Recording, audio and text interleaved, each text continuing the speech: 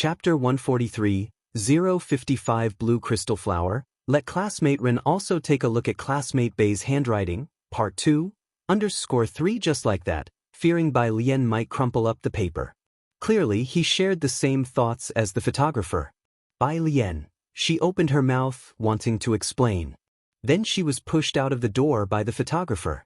Bai Lian looked at the closed door, somewhat speechless. Principal, my school uniform. The door opened a crack. The school uniform was thrown out. Bai Lian picked up her uniform and looked at the door for a long while. Fine then. She slowly walked toward the direction of the cafeteria.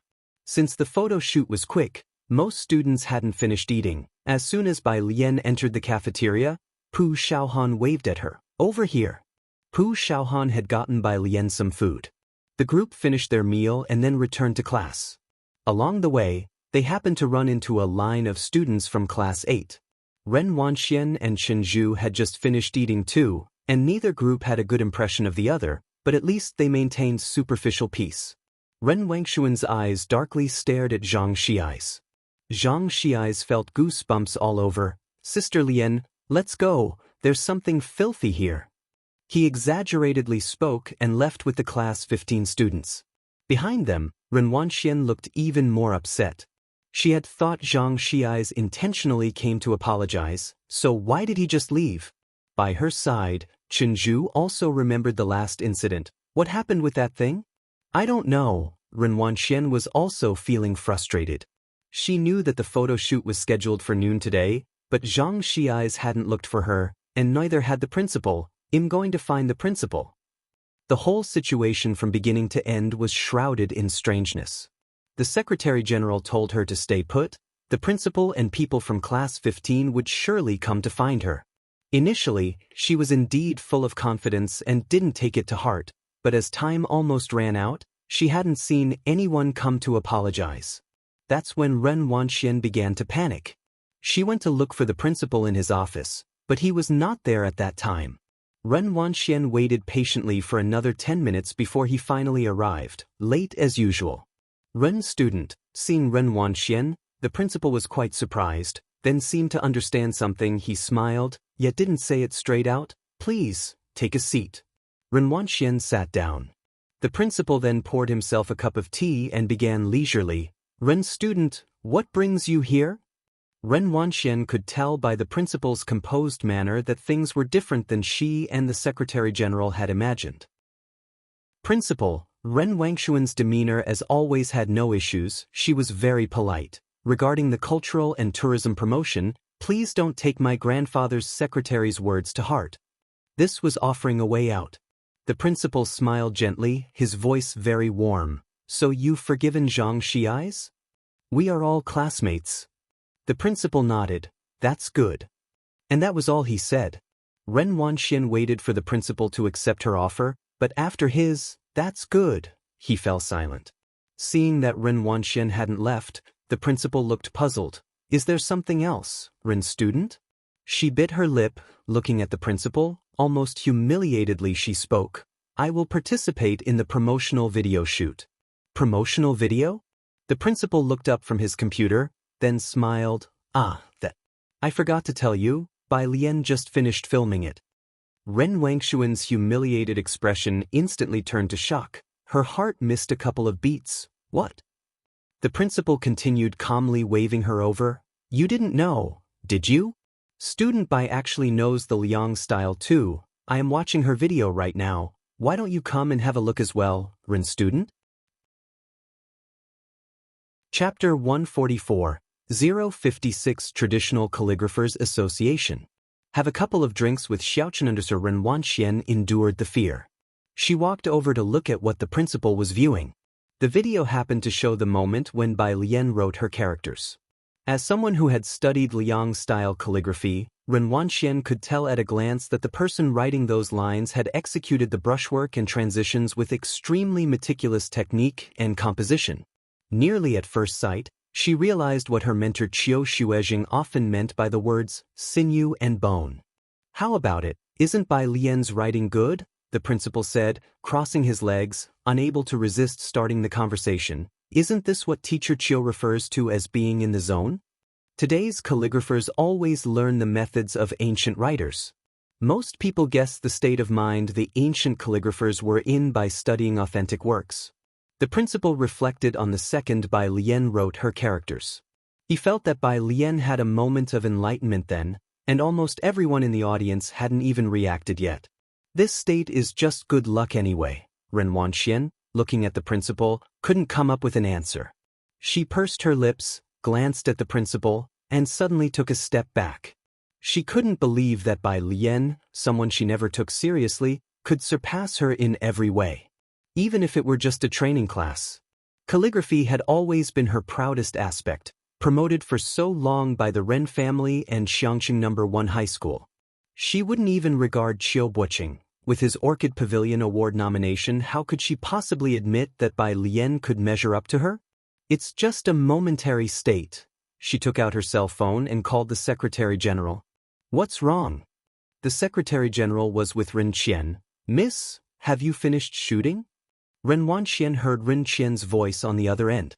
She gripped the phone tightly, her gaze lowered as she spoke. It's nothing. She abruptly ended the call. This matter? She couldn't let Ren Qian know. She held her phone, stood in place for a long while, and then sent a message to Qiu Buqing. Senior brother, did you talk to the teacher about the Orchid Pavilion Award? Meanwhile, at the Qiu family, Qiu Buqing had just received the message when he got home.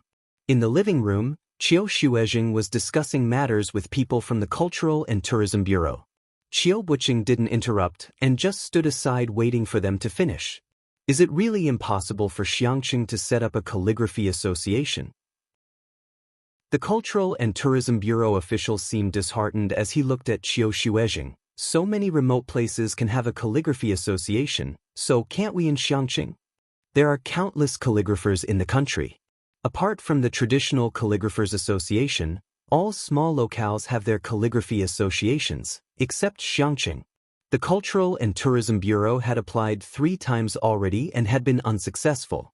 It's still lacking a bit, Qiu Shuezheng said with a sigh, unless we win the Orchid Pavilion Award, which would give Xiangqing a significant boost in reputation and might just provide an opportunity. Winning the Orchid Pavilion Award paves a clear path for the future. The traditional Calligraphers Association, and even some families in Jiangjing, would extend olive branches. Then applying for a calligraphy association for Xiangqing would be much easier. But whether Qiu Buqing could win the Orchid Pavilion Award this year was still uncertain. I believe Teacher Qiu can certainly do it, the person from the Cultural and Tourism Bureau said, looking at Qiu Buqing with a face full of hope. Qiu Buqing didn't respond. Qiu Shuezheng just smiled, then sighed again. After the Cultural and Tourism Bureau official left, Qiu Buqing looked at Qiu Shuezheng, his lips pursed, quite puzzled. Grandfather, why didn't you recommend junior sister's work for the Orchid Pavilion Award? Her mind is too restless now, not suitable. Qiu Shuezheng shook his head. But Qiu Buqing disagreed. You should know that women naturally lack strength in their wrists. She's already done very well to have trained to this level. Aren't your expectations for junior sister a bit too demanding? If you put it that way, Qiu Shuezheng looked at Qiu Buqing coolly. Have you heard of Su Yajun from Jiangjing? At 18, she was proactively invited by the Traditional Calligraphers Association to join. She's also a woman, so why is her wrist strength so formidable? Upon hearing that name, Qiu Buqing fell silent. How can you compare? Don't you know who her teacher is? Comparing Ren Wanxian with her seemed utterly unfair, and he didn't agree with Qiu Zhuzheng's rationale at all. Qiu Shuezheng shook his head. Qiu Buqing grew up with Ren Wanxian, and they were fellow disciples. Naturally, he admired the exceptionally talented Ren Wanxian. After school in the afternoon, Pu Xiaohan and Bai Lian, along with a bunch of others, were walking on the road. For Teacher Qiu's lecture tomorrow, I want to ask Sun Qian if he can get us a couple of tickets. Do you guys want to go?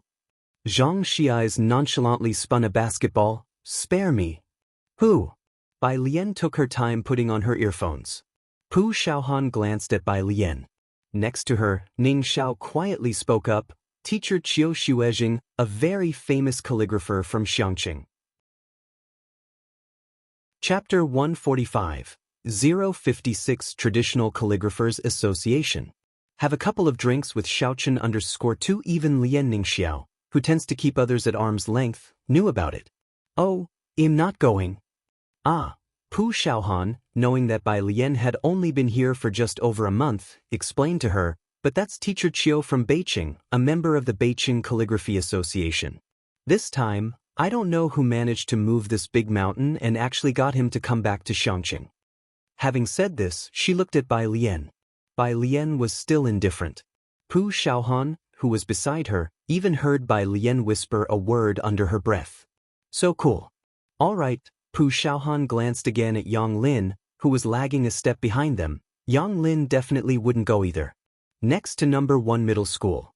A black car was parked far across the street. Jiang He was sitting in the back seat, resting his head against the window, looking far off in the direction of the school gate. In front of him, Jiang Fulai slightly squinted his eyes as he browsed on the laptop screen, the chilling aura on his stern face growing heavier by the moment. Ming Dongheng was sitting in the driver's seat, itching to get out of the car. Yet, the phone in his pocket rang again. Ming Dongheng didn't dare glance at the rearview mirror and hurriedly picked up the phone. It was Jiang Shijue. What are you doing? He asked cautiously as he got out of the car, lowering his voice. Don't you know that young Master Jiang is looking at a document sent by the Gao family? The Gao family was an untouchable line that no one dared to cross for Jiang Fulai. On the phone, Jiang Shijue didn't care about the treatment Ming Dongheng was receiving, simply saying, the invitation from the Traditional Calligraphers Association, hoping our Emperor Jiang could provide a piece of writing. I've brought the message, just remember to find time to tell him. After finishing, Jiang Shijue, ignoring Ming Dongheng's cursing, hung up the call directly. His technique of passing the buck was incredibly smooth. Ming Dongheng's face darkened. If Jiang Shijue didn't dare say it, did he dare to? He fiddled with his phone, complaining in the group chat with 4 people. Is the Traditional Calligraphers Association mad? When have they ever seen Jiang Fulai practice calligraphy, yet they dare to bother him with this request? Inside the car, with the knuckles of his pale fingers tapping lightly on the screen of his phone, Jiang Fulai glanced out the window and after considering for about 5 seconds, called Bai Lian. I'm about to come out. Bai Lian's voice sounded quite surprised. Jiang Fulai was very nonchalant. You go to the back gate. Jiang Xiniao's autism is acting up. There are too many people at the front gate. Well, wait for you at the back gate. Bai Lian was aware of Jiang He's autism. Without any doubt, she responded, okay. Sitting in the back seat, Jiang He, the black business van slowly drove into number 1 middle school's back gate. Jiang Fulai's car was allocated by Jiangjing, but the license plate was that of Xiangqing, making it inconspicuous for daily use. At the school gate, sitting in the driver's seat of a white car, Su En looked at the black car. He was slightly taken aback. Ji Mulan was trying to call Bai Lian, but no one answered. She had some doubts whether Bai Lian had blocked her. After speaking a few words to Su En, she saw him staring blankly at something. What's up? Ji Mulan followed his gaze, but saw nothing special. Su En came back to himself and shook his head. It's nothing. But he couldn't shake off the feeling, that car. He had once seen a similar one from a great distance in Jiangjing. The entire body of the car was bulletproof. However, he never saw the person inside it, and he hadn't expected to see a similar car in Xiangqing as well. At the back gate of the school, Bai Lian had already arrived. The season had turned to autumn, and she had her school uniform jacket pulled tight, with the sun already half set, casting a reddish glow. She stood by the roadside in her school uniform, cold and clear, holding her phone with fingers that were also pale and cold, her silhouette projected like a simple ink painting of early autumn. Ming Dongheng quietly parked the car beside her. The rear car door opened automatically. Bai Lian stood still, looking at Jiang He propped up against the back of the seat, smiled, as if the silent figure in the painting had come to life. Why are you so weak? She got into the car and pinched Jiang He's face. Jiang He pursed his lips and looked up. Jiang Fulai cast a warning glance at Jiang He, his long fingertips tapping the laptop as if absent-mindedly. Chapter 146, 056 Traditional Calligraphers Association. Have a couple of drinks with Xiaochen _3 today, Ming Dongheng seemed to be heading to the fighting arena to watch some new godly match. Jiang Fulai had given him the day off.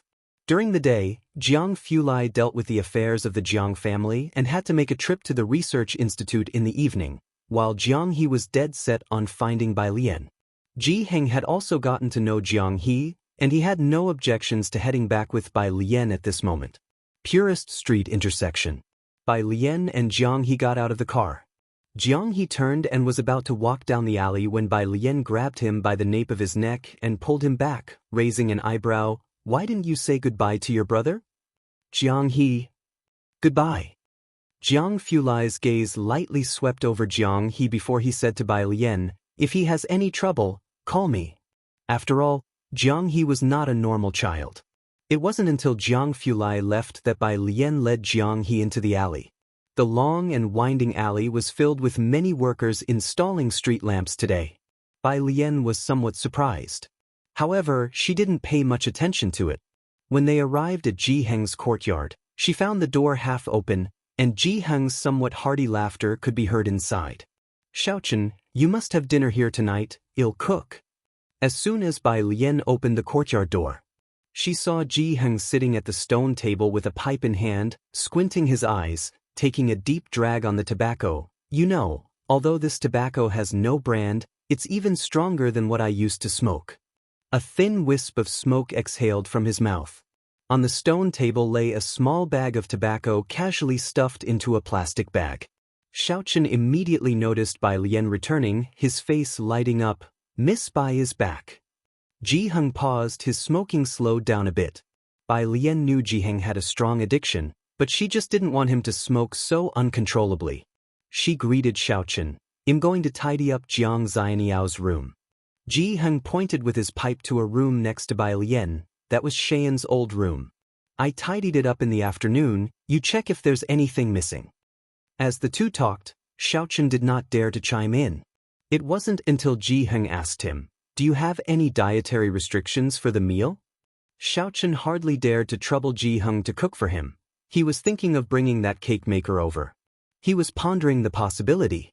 Then Ji Heng's old-style cell phone rang. It was Ji Mulan. "I've been waiting for her at the school gate until now and haven't seen her. Has she skipped class again?" Ji Mulan didn't bother with pleasantries, her voice cold as if she were angry. Of course, she was talking about Bai Lian. Ji Heng walked towards the door with the phone, holding the tobacco pipe upright and taking a puff. "She's already back. How come I didn't see her?" Ji Mulan's voice rose. She wanted to say more, but remembering that she had just made peace with Ji Heng, she said, "What I mean is, I've been waiting for her." "Never mind, Su En just acquired a hotel, and we're celebrating tonight. You two come out first, Su En and I will wait for you." "No thanks," Ji Heng said calmly. "I'll have a couple of drinks with Xiaochen tonight. If you want to come, you can join us for a few drinks." With that, he hung up the phone. On the other end of the phone, Ji Mulan's expression was very unpleasant. She really didn't understand, why was she bending over backward to create opportunities for Bai Lian to meet Su En? If Bai Lian was clueless, it was one thing, but was Ji Heng just as oblivious? "What's wrong?" Su En looked at her as she sat back in the car. Ji Mulan shook her head, not letting her displeasure show. "It's nothing, my dad said we should go back for dinner, but you're not used to the place where he lives, and he also has a friend over for drinks tonight. Let's just head back first." Ji Mulan wouldn't take Su En to a place like Purist Street. Su En nodded slightly. He wasn't in the mood to join Ji Heng and his friend for drinks. Under the watchful eyes of most of the students, Qiu Shuezheng came to the auditorium of Xiangqing No. 1 High School to give a speech. The principal personally greeted him. Even two reporters showed up. "Mr. Qiu, please have a seat." The principal escorted Qiu Shuezheng to the reception room and personally made him a cup of tea. "Thank you for caring so much about our senior students." He was a big positive example for the whole of Xiangqing. "There's no need for formalities, principal.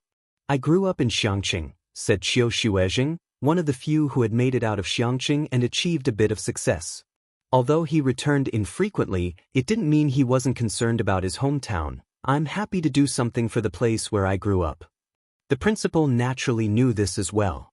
In Xiangqing, especially among the older generation, feelings for the hometown ran deep. The principal was tidying up a pile of stuff on the conference table. This year, the school has a few top students. I wonder if they have a chance to soar to great heights. As he was speaking, a piece of paper drifted gently to the floor. That's what Mr. Ren told me, said Qiu Shuezheng as he took his teacup, blowing on it lightly. He was about to sip when he noticed the paper on the floor, his eyes casually glancing at it, and he stopped in his tracks. Snap, he slammed down the teacup, reached out to pick up the paper. Who wrote this? Chapter 147. Chairman Teacher 057. Sister Lan is going to stir things up. Second update. _1 The principal was still organizing books. Upon hearing the voice, he quickly set down the book and took 2 steps forward. Seeing Qiu Shuezheng lost in thought over a piece of paper, he lowered his head to take a look and then smiled. This is written by our student Bai Lian. It's no less impressive than the work of student Ren, don't you think? The principal knew that Ren Wanxian was Qiu Zuzheng's prized disciple, so he didn't overly praise Bai Lian. Yet Qiu Shuezheng shook his head. No, this kind of brush strength, let alone Wanxian, even my grandson might not measure up to him. The principal couldn't see it, but Qiu Shuezheng was very clear. Laymen don't understand what it means to penetrate wood by 3 fin, that the brush can kill into the paper, controlling the speed and pressure at the fingertips, demonstrating the writer's skill. He subconsciously assumed that such writing must have been done by a male student. He then remembered the principal mentioned that this student was still in senior year. How old would that be? And who was their teacher? How could there be such hidden dragons and crouching tigers in Xiangqing? Qiu Shuezheng quickly spoke up. Which student is it? I'd like to meet them. The principal hadn't expected Qiu Shuezheng to hold such a high opinion of Bai Lian. You are about to give a speech, so how about I arrange a meeting after your speech is finished? With luck, he might be able to see Bai Lian in the auditorium. Okay. Qiu Shuezheng knew he was too eager. With his speech still pending, he reiterated, make sure to arrange our meeting. The principal didn't understand why Qiu Shuezheng was in such a hurry. But he still made the arrangements and went out to call Lu Lingxi. Qiu Shuezheng took out his mobile phone and sent a message to the head of the Cultural and Tourism Bureau. I believe that Xiangqing may have hoped to apply for the Calligraphy Association in the future. The bureau chief must have set Qiu Shuezheng as a priority, for they called the principal the second the message was received. Bai Lian was almost just out of class when she received a call from Xinqing. Alien, Xinqing's voice was a bit soft. Your mother suddenly asked me out to eat today and told me to call you to join us at Wanhe building. But Xinqing didn't agree outright. She felt that Bai Lian's relationship with Ji Mulan probably wasn't good, so she called Bai Lian first to confirm. The food here is quite good, Xinqing thought for a moment. Do you want to come? Ji Mulan. Upon hearing this, Bai Lian was a bit lost in thought. Alien. Xinqing had been speaking for a while when she realized no one was responding. Bai Lian, resting her arms on the balcony, looked down below. Her emotions had stabilized over the past 2 days, and her eyes were dark and deep. I'm on my way. Xinqing was sitting on the toilet. She hung up the phone. Then she came out, washed her hands, and headed for the private room. There was only Ji Mulan in the private room. Su En hadn't arrived yet. Ji Mulan was looking down at her mobile phone, not speaking with Xinqing. Xinqing sat opposite her somewhat awkwardly. Su En arrived a few minutes before Bai Lian. His presence was even stronger than Ren Jiue's, and Xinqing didn't know where to put her hands and feet. She wanted to ingratiate herself with Su En but found herself unable to articulate any flattery. Xinqing was starting to regret coming. She had just heard Ji Mulan mention dining at Wanhe building and wanted to try this delicacy that was usually beyond her reach. This is my sister-in-law. Ji Mulan introduced Xinqing with indifference, as she had always looked down on her a bit. Su En was very polite. Xinqing could only give a stiff nod, finally understanding she didn't fit in at this kind of occasion. Fortunately, the sound of the doorbell saved her. Xinqing quickly stood up. Bai Lian walked in from the outside, glanced at the people sitting inside, pulled out the chair next to Xinqing, and sat down casually, leaning back lazily. Her school jacket was left open, her long eyelashes hung down, lightly casting a shadow over her dark pupils. She greeted Shenqing lightly. As for the others, Bai Lian found it hard to extend any politeness. Ji Mulan sat opposite her, troubled by her rebellious demeanor. "Don't you know how to greet people? This is your Uncle Su." Only then did Bai Lian look up, silently observing Ji Mulan. The person had a very beautiful face, but the expression was noble and domineering. Those eyes lacked warmth. They were gradually becoming estranged from the memory she held. Bai Lian couldn't help thinking of the Klein blue Jiang Fulai had mentioned, the color of a person's pupils after death. Was that the color of her mother's eyes when she passed away?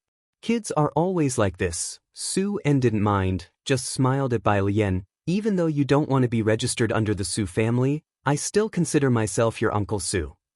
Su En was skilled in negotiations, and with just a sentence or two, he lightened the mood. Chapter 148. Chairman Teacher 057. Sister Lan is going to stir things up. Second update. _2 Shenqing instantly relaxed and signaled to Bai Lian with her eyes that this stepfather wasn't bad. But Bai Lian didn't catch her eye. Ji Mulan observed Su En's reaction and knew he had a favorable impression of Bai Lian. As long as Bai Lian didn't mess up, her face indeed possessed a deceptive charm. Although she couldn't take Bai Lian to the Su family, she would still try to make sure Bai Lian had opportunities to interact with Su En. "Your grandfather told you, didn't he?" Su En pondered for a moment. "You'll be marrying your mother at the end of the year." "Sure."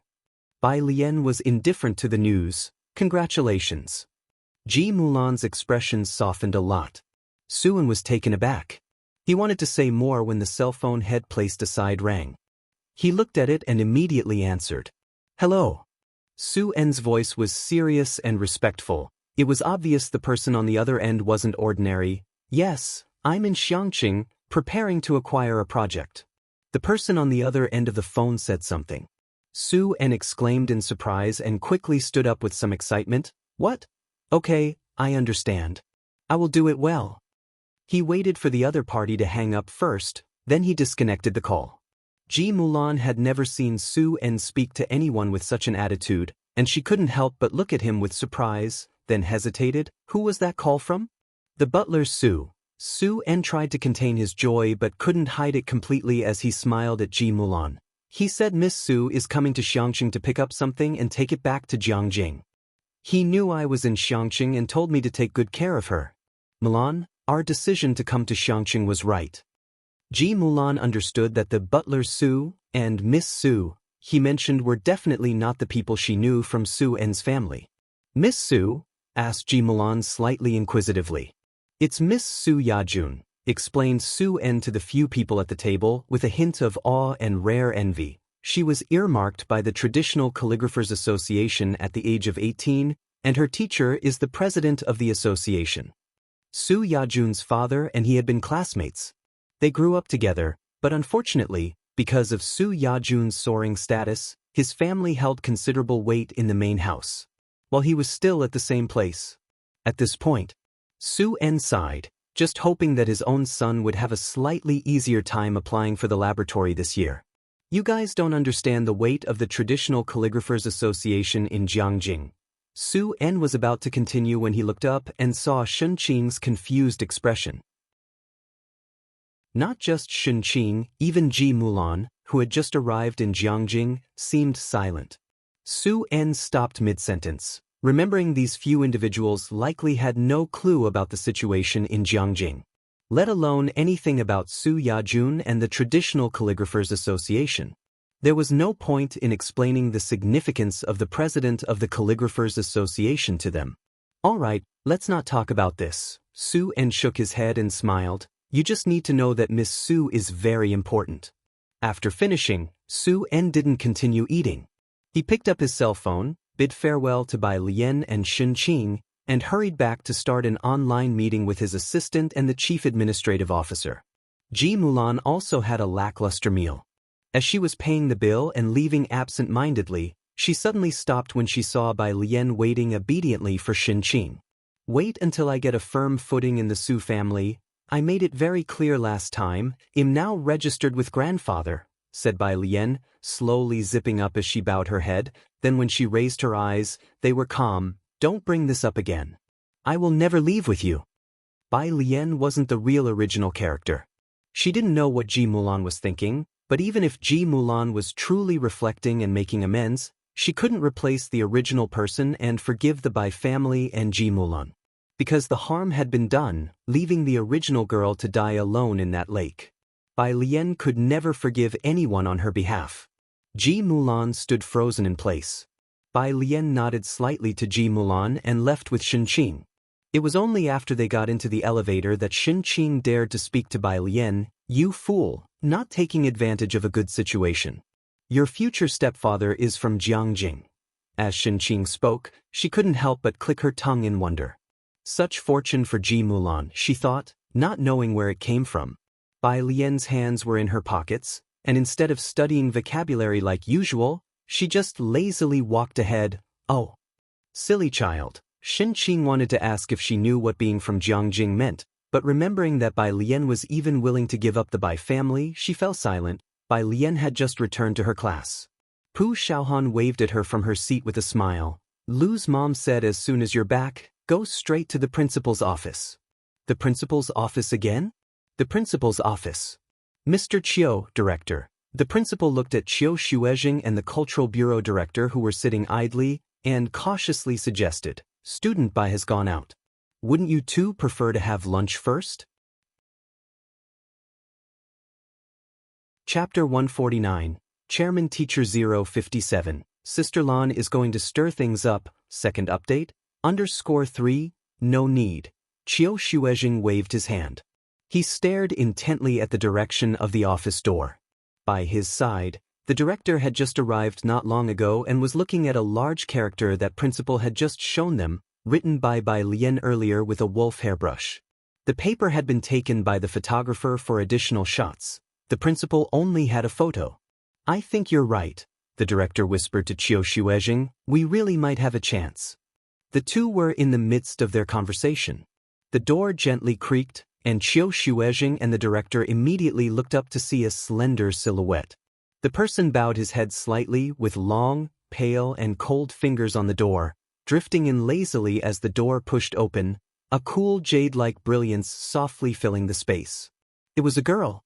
The director and Qiu Shuezhing both withdrew their gazes. Both had subconsciously assumed that such characters could only be written by a boy. Principal, Bai Lian looked towards the principal, squinting her eyes. You were looking for me for something? Not me. The principal also glanced at Qiu Shuezhing and the director, surprised at how these two could be so composed at this moment. Bai Lian, it's elder Mr. Qiu and his colleague who are looking for you. Qiu Shuezhing had thought it was some student looking for the principal.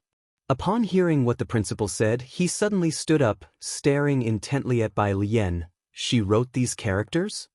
Yes. The principal was startled by his reaction. But Qiu Shuezhing exchanged a glance with the director. In the calligraphy world, men were prevalent and women scarce. Over so many years, only one woman had won first place in the 7 competitions for the Lan Ting Prize. They had thought Ren Wanxian was outstanding, but to think the one who wrote such a powerful stroke was a girl. The director was much more direct than Qiu Shuezhing. Bai Lian, you're planning to participate in the Lan Ting Prize this year, aren't you? If she missed this year, she would have to wait another 3 years. Bai Lian, not recognizing them, simply raised an eyebrow. Lan Ting Prize? She had never heard of it. Not only the director and Qiu Shuezhing but even the principal found it too outlandish. Bai Lian, you don't know about the Lan Ting Prize? Bai Lian's eyes were sincere. Could she be the disciple of a hidden master?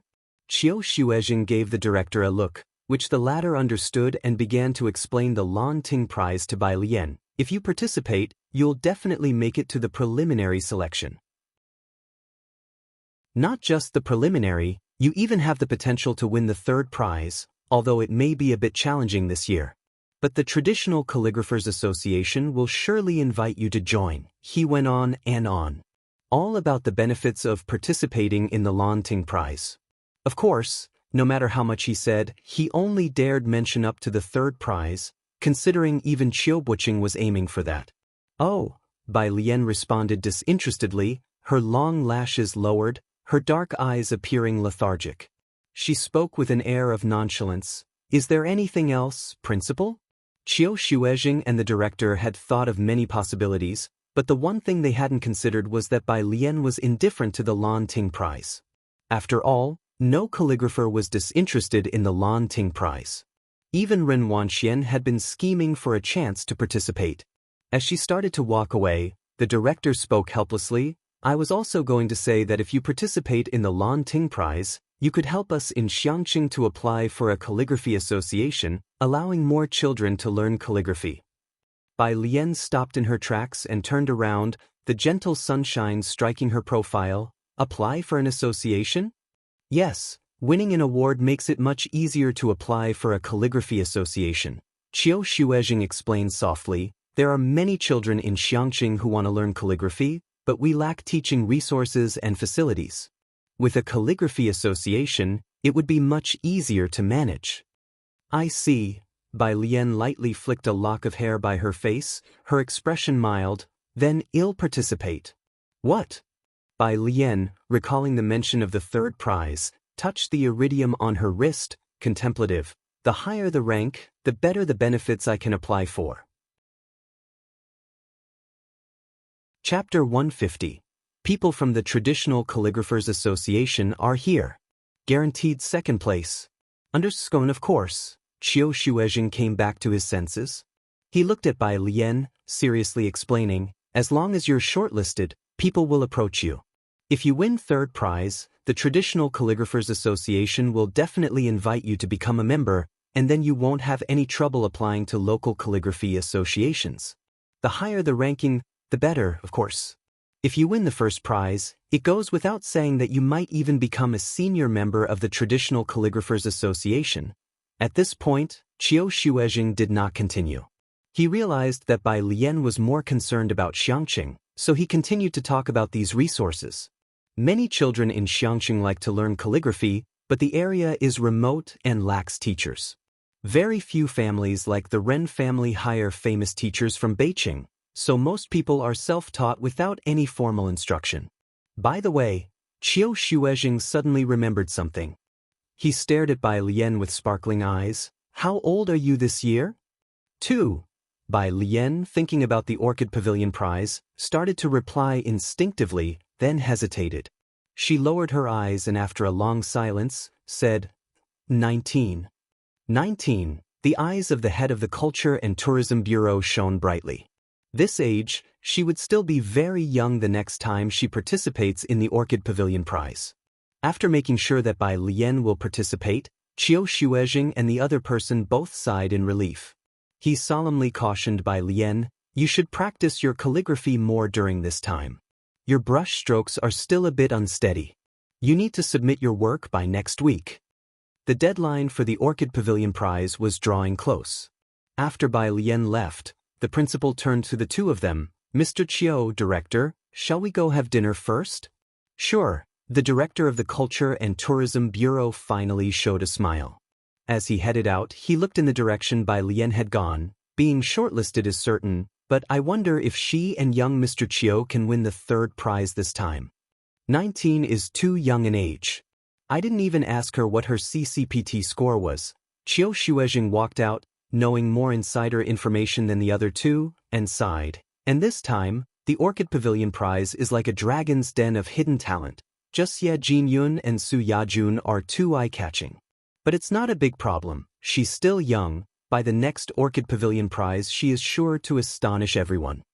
The principal did not understand these matters and listened quietly.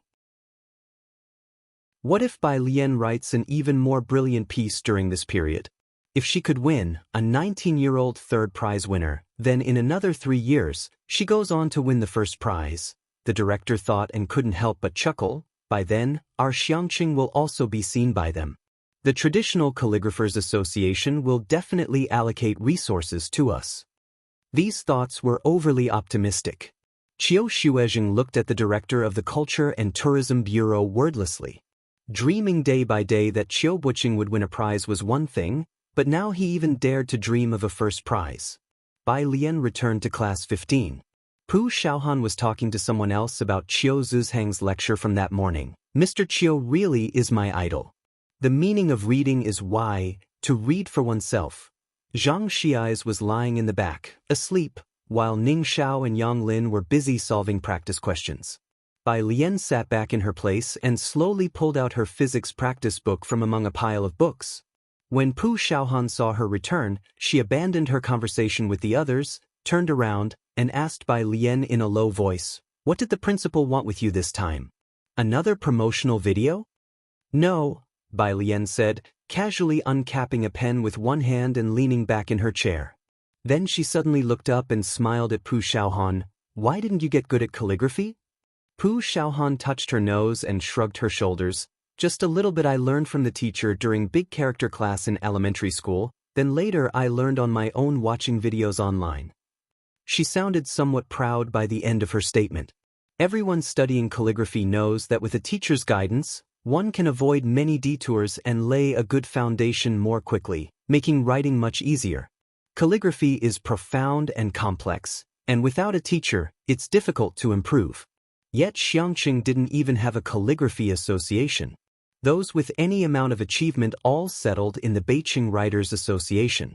Most of Xiangcheng's population is made up of ordinary laborers without the means to hire a calligraphy teacher from Beijing to instruct their children.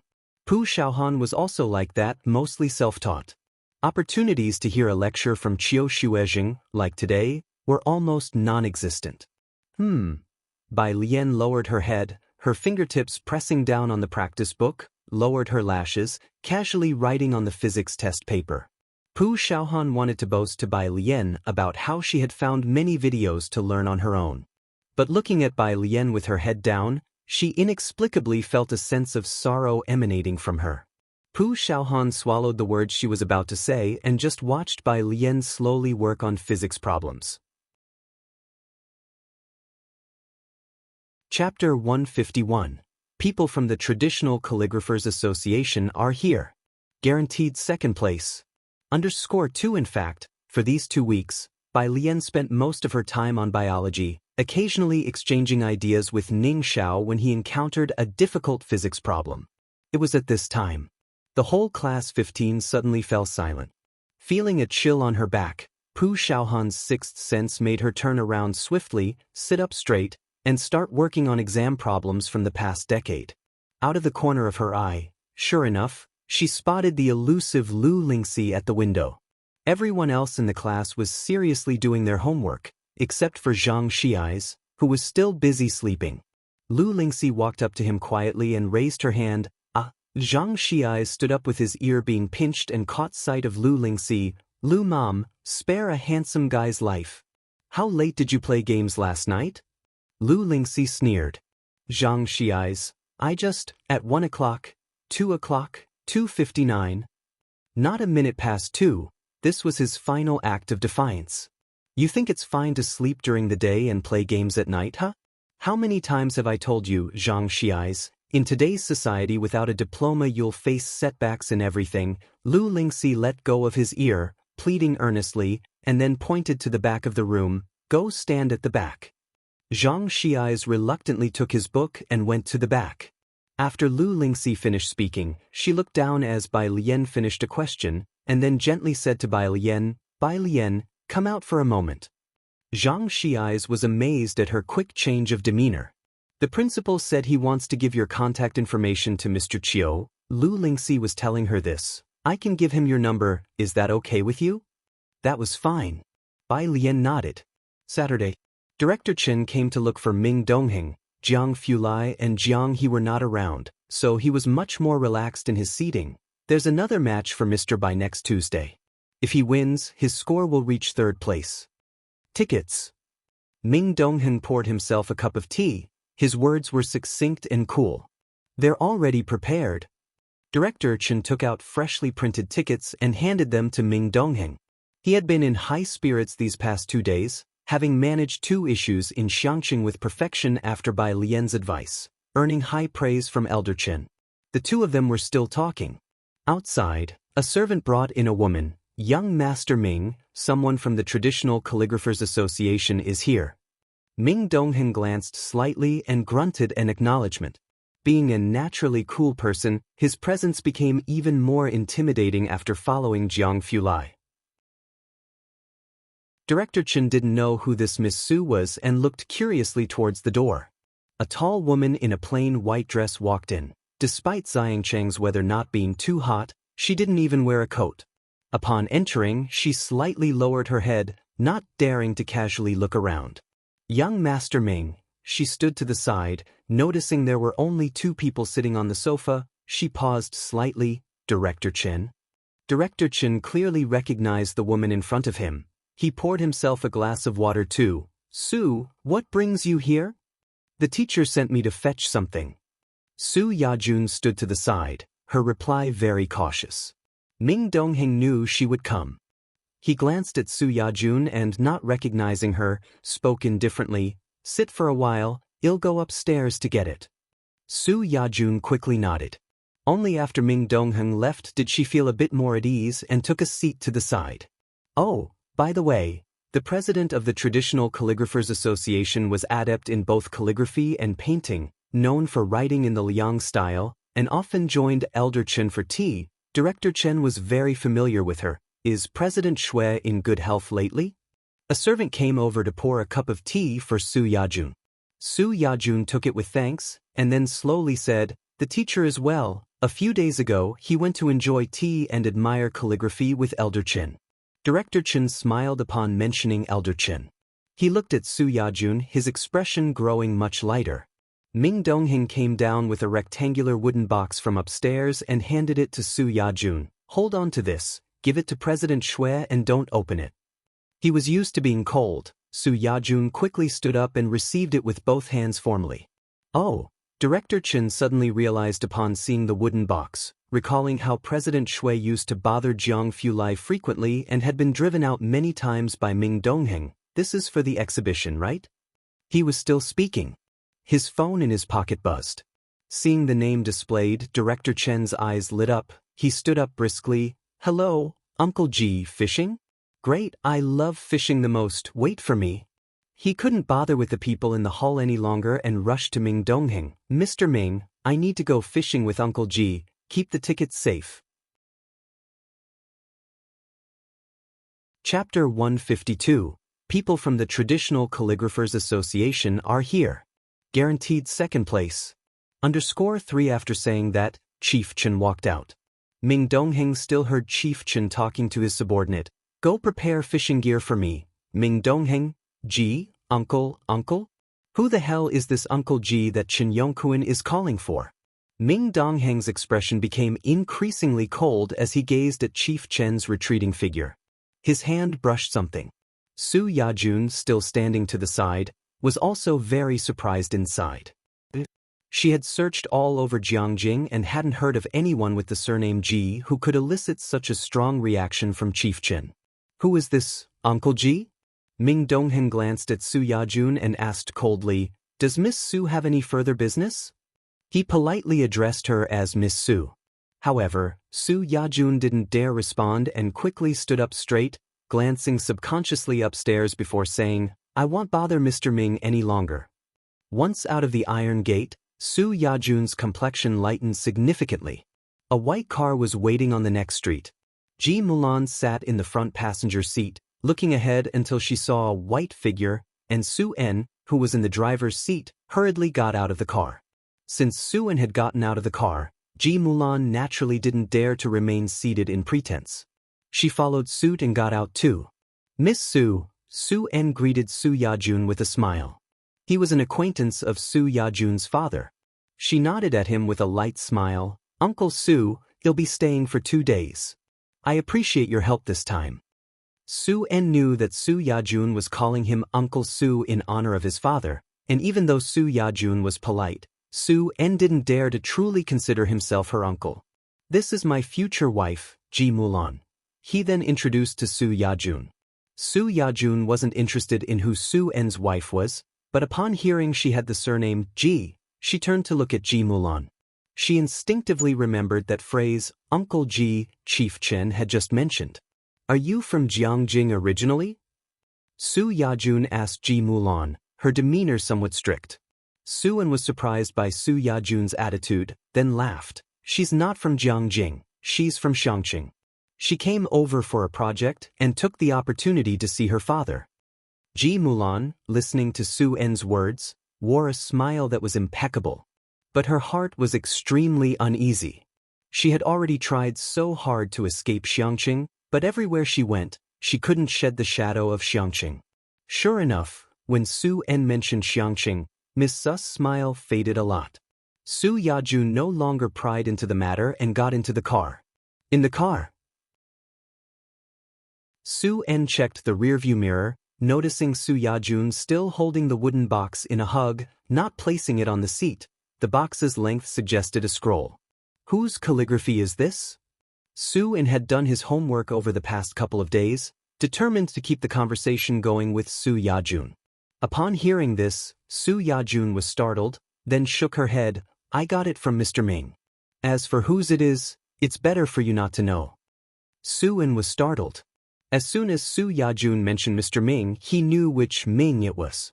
Only Ji Mulan, sitting in the front passenger seat, was silent. She didn't understand most of what the two were talking about.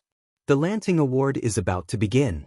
I thought Miss Su would stay at the Traditional Calligraphers Association. Su-en smoothly changed the subject. I want to congratulate you in advance for winning the first place and top prize. Su Yajun had shone brightly in the CCPT Level 9 exam at 18 and was invited to join the Traditional Calligraphers Association. At 20, she participated in her first Lanting Award and won the third prize. This year was her second participation. Everyone loves hearing sweet talk. Su Yajun was not surprised. She gave a light laugh, her gaze drifting out the window. The top prize is possible, but the first place should be Xie Jinyan's. He has more wrist strength than I do. I guess a solid second place then. Chapter 153, 059. He stared dumbfounded as Bai Lian took down the iridium. Second update, _1. There were only so many people participating in the Orchid Pavilion Award, and Su Yajun only admitted that Xie Jinyun was better than her. As for the others, as for the third place, she had never even considered it. Su-en looked into the rearview mirror, full of admiration. Even getting second place is amazing. Since the Orchid Pavilion Award has been established, only one female scholar has won the first prize. If Su Yajun were to get the second place, her popularity would be even more intense than Xie Jinyun's. This point, Su-en was also very clear. She became increasingly jealous of her old classmate. In the passenger seat, Ji Mulan was holding her mobile phone. She couldn't join in the conversation, so she just searched for information about the Orchid Pavilion Award. As for this Min Xiao, Xie Jinyun, and Chairman Shui, she had no idea. As it was Saturday, Bai Lian and Ji Heng had lunch at Ji Shaiyan's home at noon. This place might be demolished, Ji Xiaojun said with furrowed brows at the dining table, bringing up the matter. Xin Qing was also unusually silent.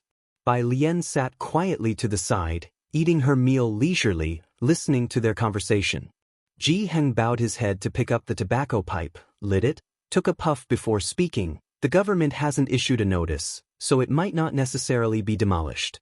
Don't worry, let's go fishing this afternoon to relax.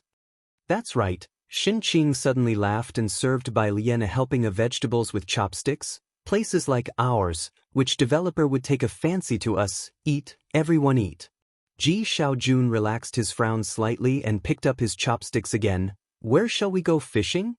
Xiang River. Ji Heng, who always had a poor appetite, didn't eat much, only urging Ji Xiaojun to eat faster. Xiaochen will also join later. Let's secure a few good spots after we finish eating. After lunch, Ji Heng took Ji Xiaojun for fishing. Bai Lian picked up her backpack and went to the library. Just as she walked out, her mobile phone lit up with a WeChat message from Lance. Lance? Hello? Bai Lian raised an eyebrow. Hello, Lance. Traditional Chinese medicine is simply magical, Lance. Image. He sent her an image. Bai Lian closed the door and casually clicked to view it. It was a diagnosis of an illness.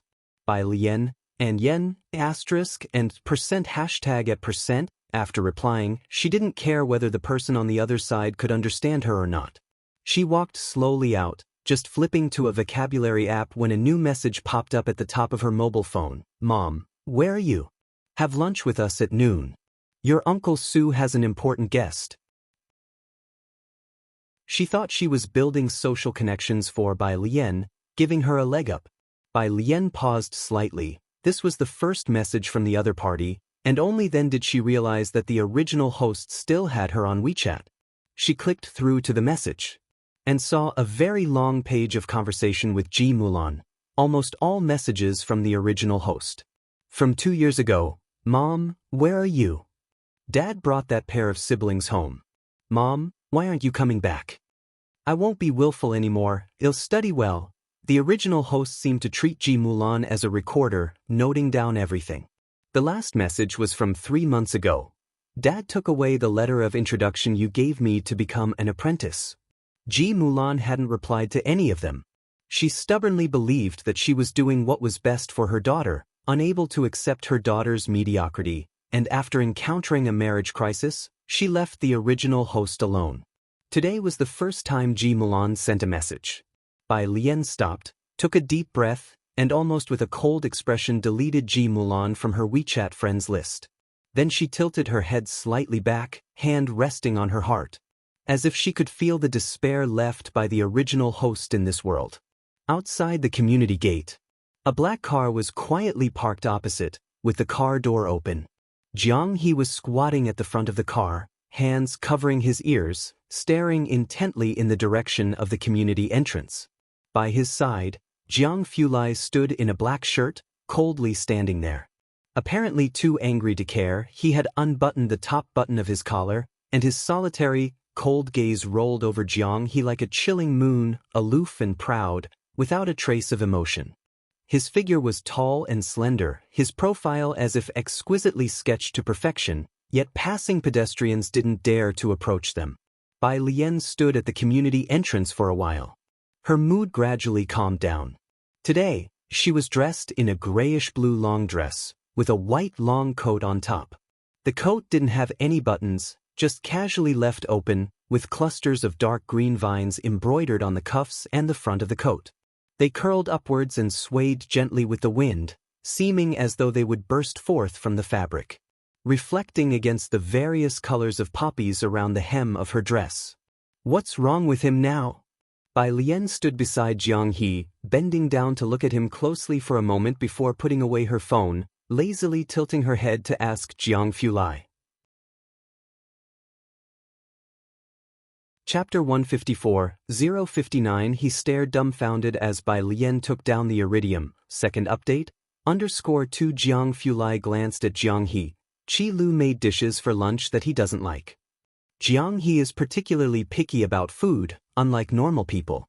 The chefs at the Jiang family know his preferences, and they always make a dish or two that Jiang He will eat.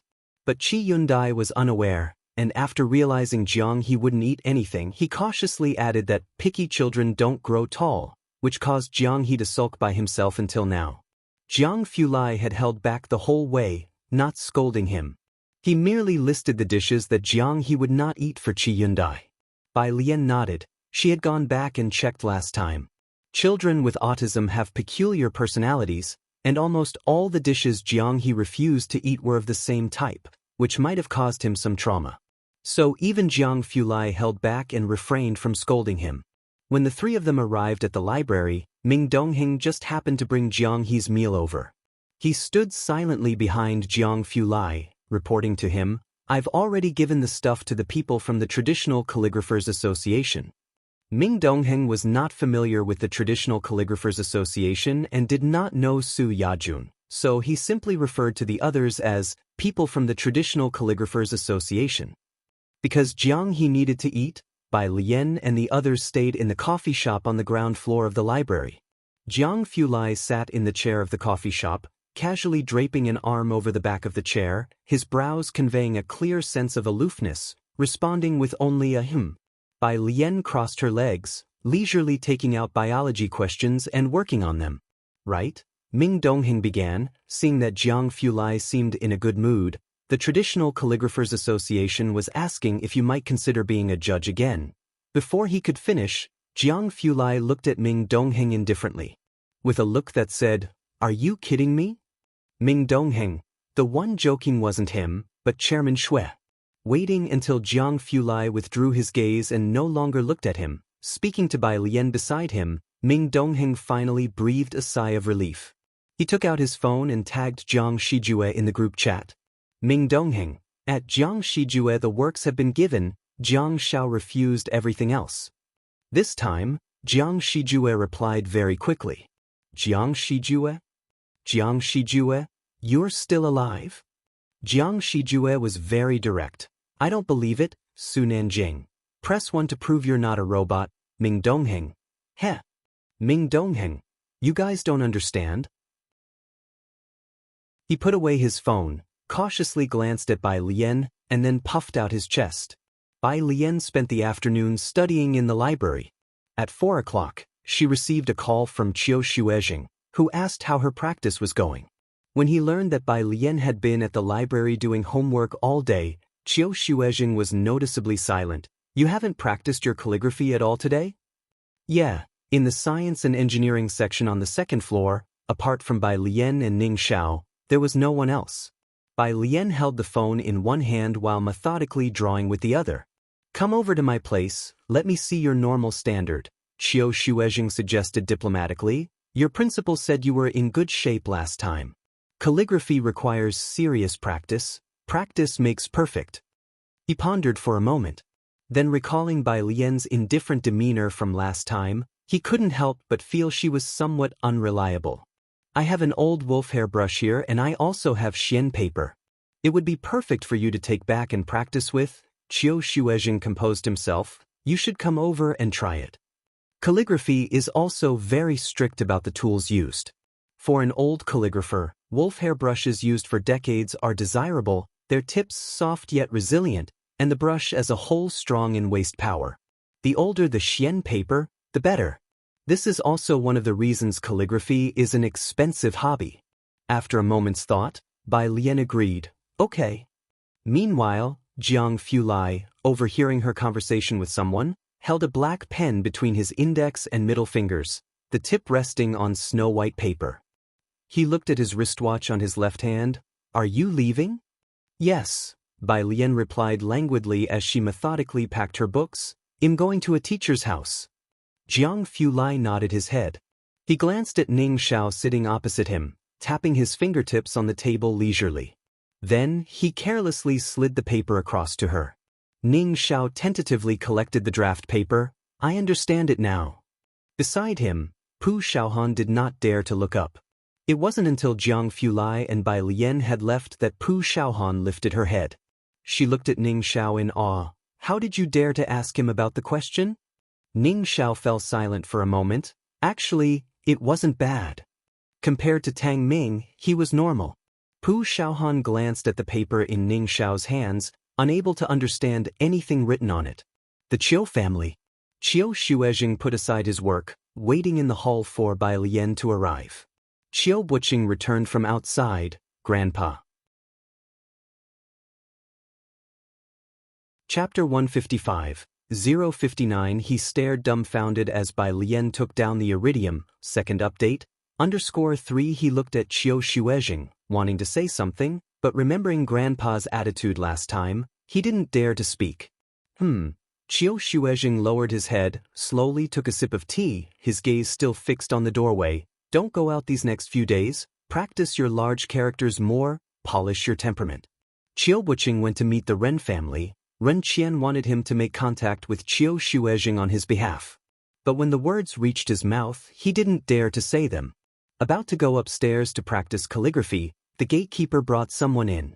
Teacher Qiu, student Bai has arrived. Not just anyone could enter Qiu Zizhang's residence. He had informed the gatekeeper in advance. Bai Lian crossed the threshold, slowly walking in. She was carrying a school bag and greeted Qiu Xuejing politely, Teacher Qiu.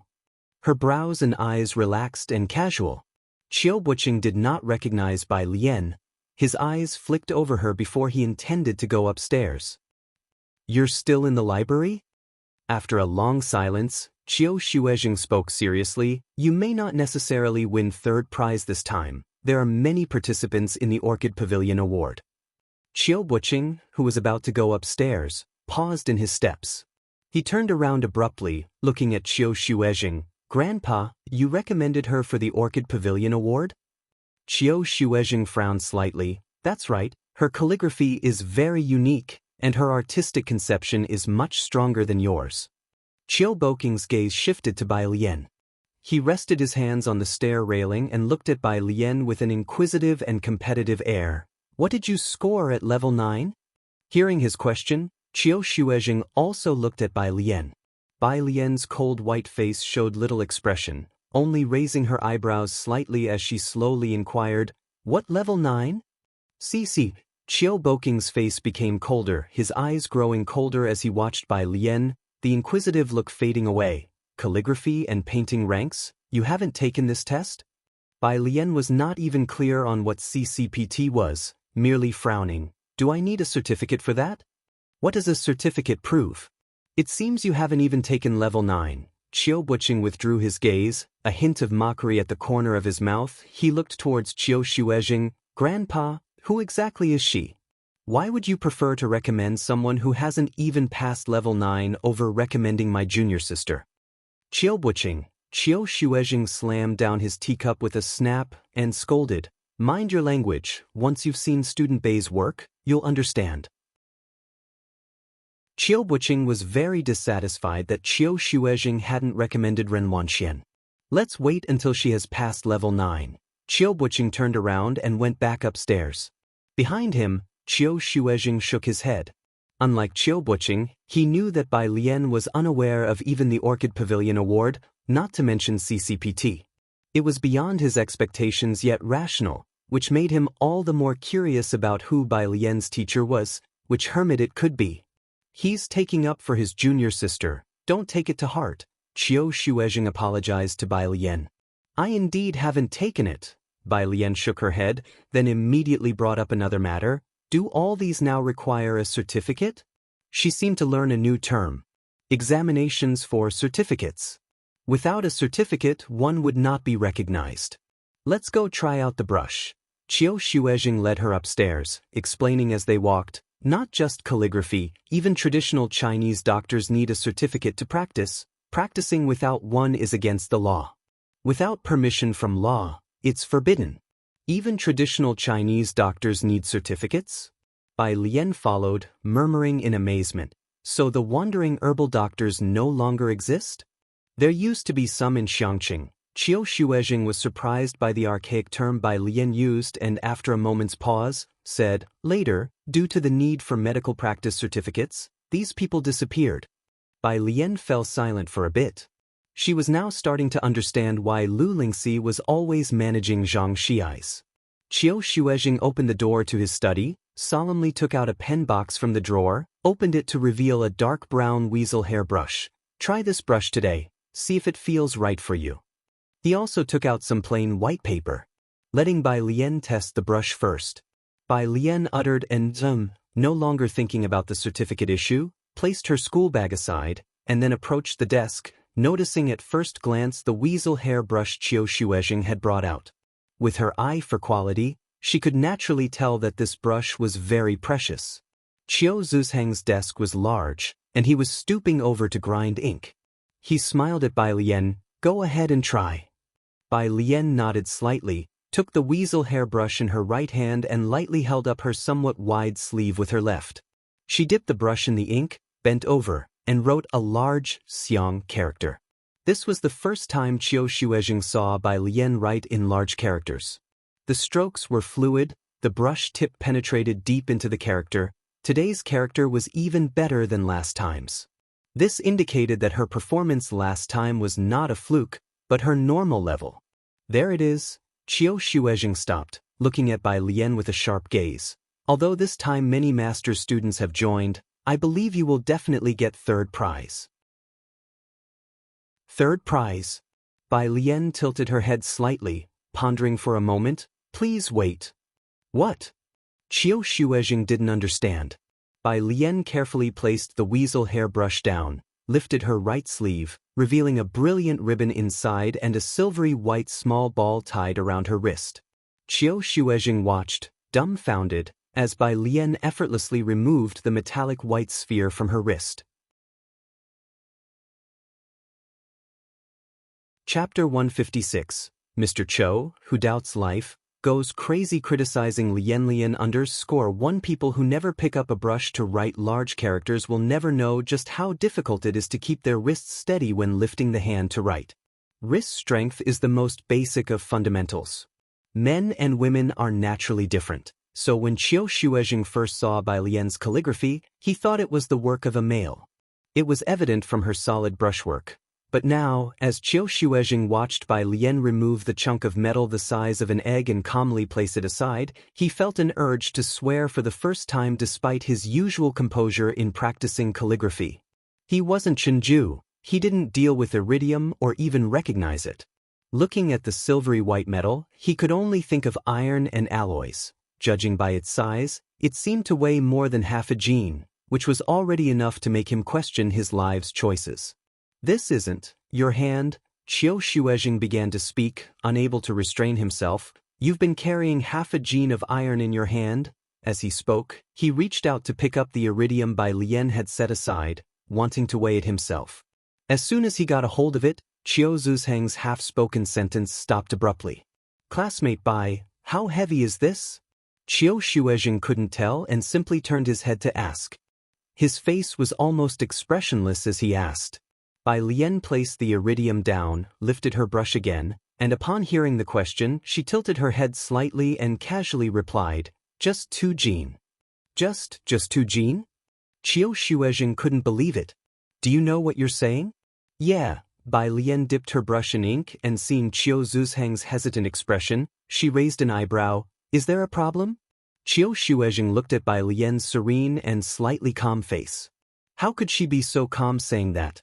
The best method to practice wrist strength is by hanging sandbags and practicing balance every day. Qiu Shuezheng looked at Bai Lian and exhaled slowly, but very few can truly do it. To my knowledge, even Xie Jinyun can only manage to practice with a 1-gene weight, and even then he is extremely outstanding. Even so, he only practices with that weight and doesn't carry it around all day like you, classmate Bai. Before meeting Bai Lian, Qiu Shuezheng had only heard of a few people in the Traditional Calligraphers Association who practiced writing this ancient way. The current president of the Traditional Calligraphers Association is one of them.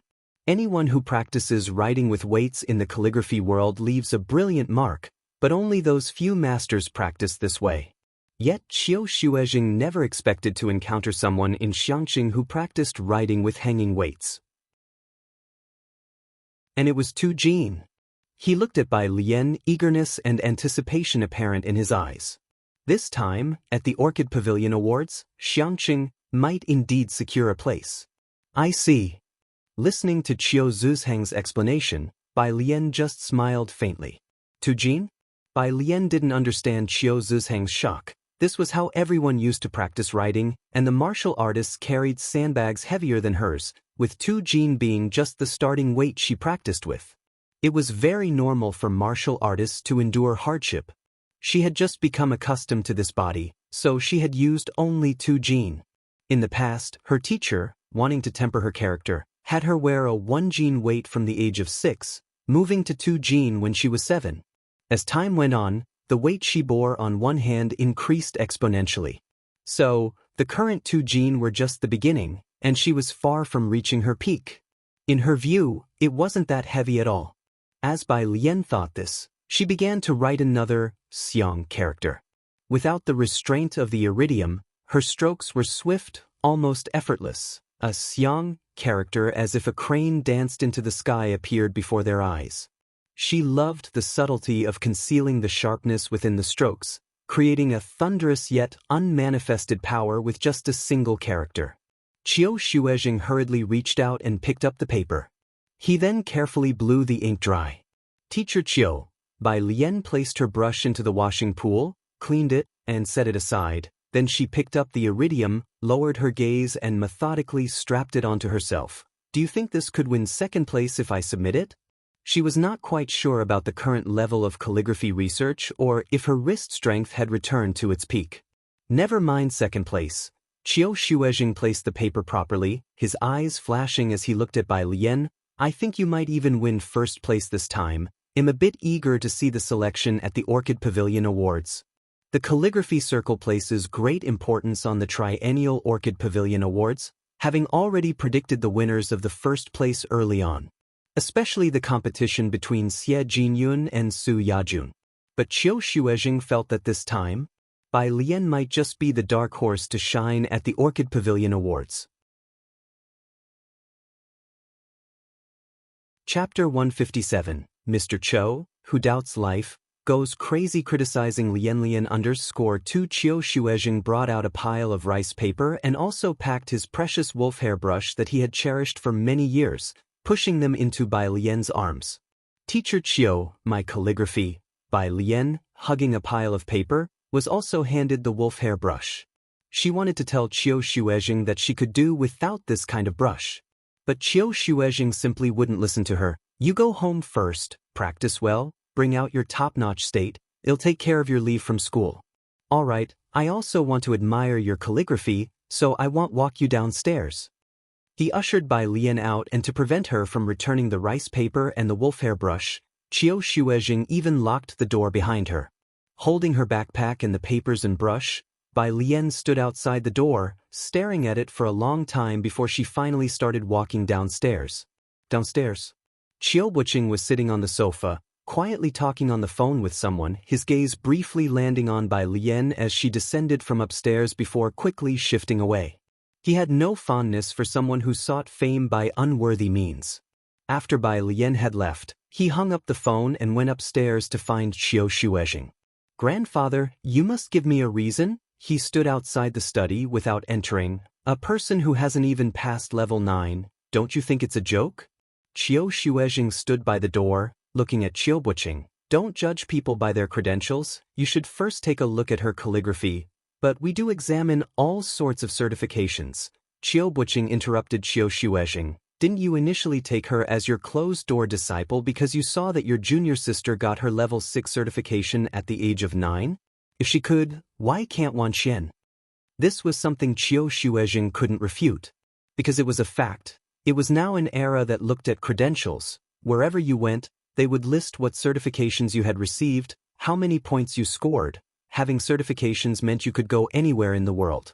Before meeting Bai Lian, Qiu Shuezheng indeed thought this way, but what set him apart from Qiu Buqing was that he had lived through times when credentials weren't necessary. You don't need to speak for Wan Xian anymore. Qiu Shuezheng shook his head slightly. I have already registered Bai Lian for the competition. In a couple of days, she will go to Jiangjing with you all to participate in the Orchid Pavilion Awards. Not far from the Qiu family's house, on the road, Jiang Fulai and Jiang He were still waiting for Bai Lian. Ming Dongheng wasn't there. Jiang Fulai was driving, sitting in the driver's seat, slightly surprised when he spotted Bai Lian carrying a bunch of papers. Why do you have so much rice paper? He recognized at a glance that it was rice paper in her hands.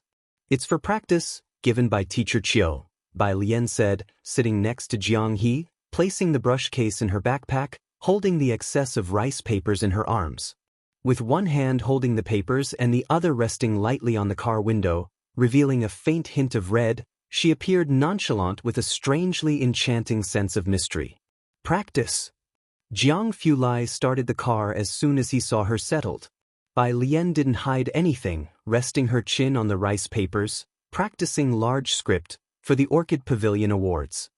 Jiang Fulai's hand on the steering wheel paused momentarily at her words. The Orchid Pavilion Awards? That's on Tuesday. Are you going to Jiangjing? I suppose. Bai Lian wasn't quite sure, speaking in a lazy drawl. Staying for 2 days? Not going to spend a few more days in Jiangjing? Jiang Fulai slowly started the car, seemingly making a suggestion. Spend a few more days? I have to come back for classes. That seemed like something she would do, thought Jiang Fulai as he quietly glanced in the rearview mirror. The car stopped at the Purist Street intersection. Approaching 6 o'clock, Jiang He was still going back with Bai Lian today. Jiang Fulai tapped him on the back of his head from behind. lightly warning him, "Don't cause trouble." He would visit the laboratory every day. Today was no exception. The day was still young. Bai Lian, carrying her black backpack and a bundle of rice paper, stood at the Purist Street intersection. Her white, lightweight jacket fluttered with the wind as the clustered embroidery at the hem swayed. "Don't worry, go ahead." Jiang Fulai stood there watching Bai Lian, her tall figure as clear as the bright moon.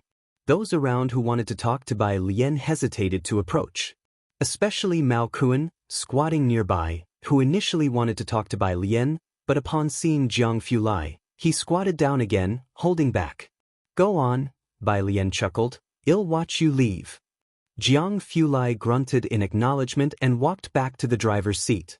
He drove off, and when he turned a corner, he looked in the rearview mirror, seeing Bai Lian still standing lazily in place, watching the car leave. Once the black car completely disappeared, Mao Kuan dared to approach Bai Lian. "Sis." Mao Kuan came over with a cigarette in his mouth, trying to help Bai Lian with the rice paper. "This is..." He looked towards Jiang He. "Jiang He, my friend." Bai Lian handed the rice paper to Mao Kuan casually, heading into the alley. Chapter 158. Mr. Cho, who doubts life, goes crazy criticizing Lian_3 Bai Lian's friend?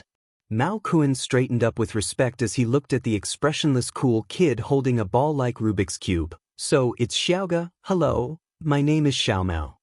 Jiang He glanced at Mao Kuan expressionlessly and didn't say anything.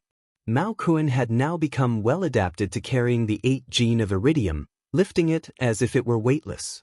Bai Lian knew at a glance that her initial judgment was right. He was very talented and had wasted many years. "You don't need to use the solid foundation paste for now," Bai Lian said as she walked down the alley, taking out flashcards to memorize words while conversing with Mao Kuan. "Next is the medicinal bath. 15 grams of poria, 50 grams of atractylodes macrocephala need to be stir-fried first, 18 grams of palinggrass, 12 grams of dried rehmannia." She listed a long string of medicinal names. Mao Kuan looked at Bai Lian with a blank expression on his face. It indicated that the list was too long and he didn't catch it all. "Bai Lian, I'll send it to you later." Mao Kuan laughed sheepishly, just about to thank her, when he saw the delicate-looking Xiaoga beside Bai Lian gave him a look, full of speechlessness. Even though his IQ wasn't very high, he could still feel the contempt from Xiaoga. Mao Kuan, the Ji Hung courtyard. He hadn't returned from fishing yet, but Ji Mulan, wearing a silk shawl, was there. Standing in the courtyard with her back to the door, upon hearing a noise, she turned around coldly, her eyes landing on Mao Kuan who was following Bai Lian. Mao Kuan didn't have an appearance of an upright citizen, the kind of person a policeman would keep a close eye on, with dyed blonde hair and an air of vagrancy about him. Seeing Bai Lian mingling with such people again, Ji Mulan couldn't help getting angry. "Didn't you say you had reformed? That you would study hard?" Slap. Bai Lian tossed her school bag onto the stone table and reached out to grab Ji Mulan's carefully maintained shawl. Ji Mulan hadn't expected Bai Lian to make such a big move, nor did she think Bai Lian would turn on her. She staggered and was caught by Bai Lian. Bai Lian held Ji Mulan's collar with one hand. She was taller than Ji Mulan with an extremely pale face, her fingers slowly tightening. Expressionless. Seeing that things were not looking good, Mao Kuan hastily set down the rice paper in his hands, passed a cigarette to Bai Lian, and lit it with a flame. "Sis, calm down." Bai Lian breathed out, her other hand loosely holding the slim cigarette, the burning end glowing crimson. Smoke softly blurred her face, she tilted her head slightly, and with an indifferent voice so soft and slow, she said, "Ji Mulan, your only task now is to play your part well in front of Grandpa or else." She heard a noise coming from outside the door. She casually tossed aside the cigarette and stamped it out with her foot. Then she lazily raised her head, hooking a smile at Ji Mulan, like a mandrake flowering from a sea of blood, dangerous and alluring. She made a silent bang shape with her mouth towards Ji Mulan. Ji Mulan, clutching her luxurious shawl, watched Bai Lian revert to an innocent facade to open the door. "Grandpa." Bai Lian took the fishing rod from Ji Hing's hands, raised her eyebrows. "Did you catch any fish?" Behind her, Director Chen's back was adorned with a fish basket, and on each side of his waist hung 2 big fish. Miss Bai, look, one is caught by me, one by your grandpa. He turned his body to show off his catch to Bai Lian. Bai Lian looked at Director Chen who, despite having a fish basket, insisted on hanging fish at his waist for display. Come inside first. As Ji Heng entered, he saw Ji Mulan. He hesitated. Why are you here? Eating here tonight? I came to ask you guys out to dinner. We're treating Miss Su to dinner tonight. Ji Mulan coughed lightly. She didn't look at Bai Lian, her complexion turning somewhat pale. And by the way, to ask why? Alien has blacklisted me. Dinner? Ji Heng did not respond to her last remark, only saying, tonight I'm going to have a drink with Xiaochen. I won't go. Ji Mulan couldn't believe Ji Heng's words. She looked at Ji Heng, then at Director Chen who was standing beside with fish awkwardly hanging from his waist, and at Xiao Mao, who was cowering in a corner. What were all these shady characters around her? What had Bai Lian learned in Xiangqing? To forsake Su En's dinner party and eat here? She put so much effort into networking for them, even persuading Su En to include Ji Heng and Bai Lian, yet these two couldn't grasp her painstaking effort. She should have known Bai Lian was just not getting it. Suit yourselves. Ji Mulan covered her neck, not looking at Bai Lian. I'm leaving. She walked straight out the front gate. She made a call for her driver to pick her up from Purist Street.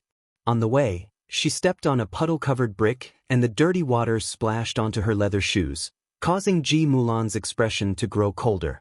Why are you so late? At the dinner, Su En looked at Ji Mulan. Didn't the two of them come? He was referring to Bai Lian and Ji Heng. Alien is doing homework. Ji Mulan's demeanor was impeccable. Su En wasn't particularly concerned about whether Bai Lian and Ji Heng showed up, and with a smile, he introduced, Miss Su, you've met. This gentleman here is Ren Qian, and this one is Qin Gang, Chen. Sorry for the wait. Ji Mulan apologized to them with a smile.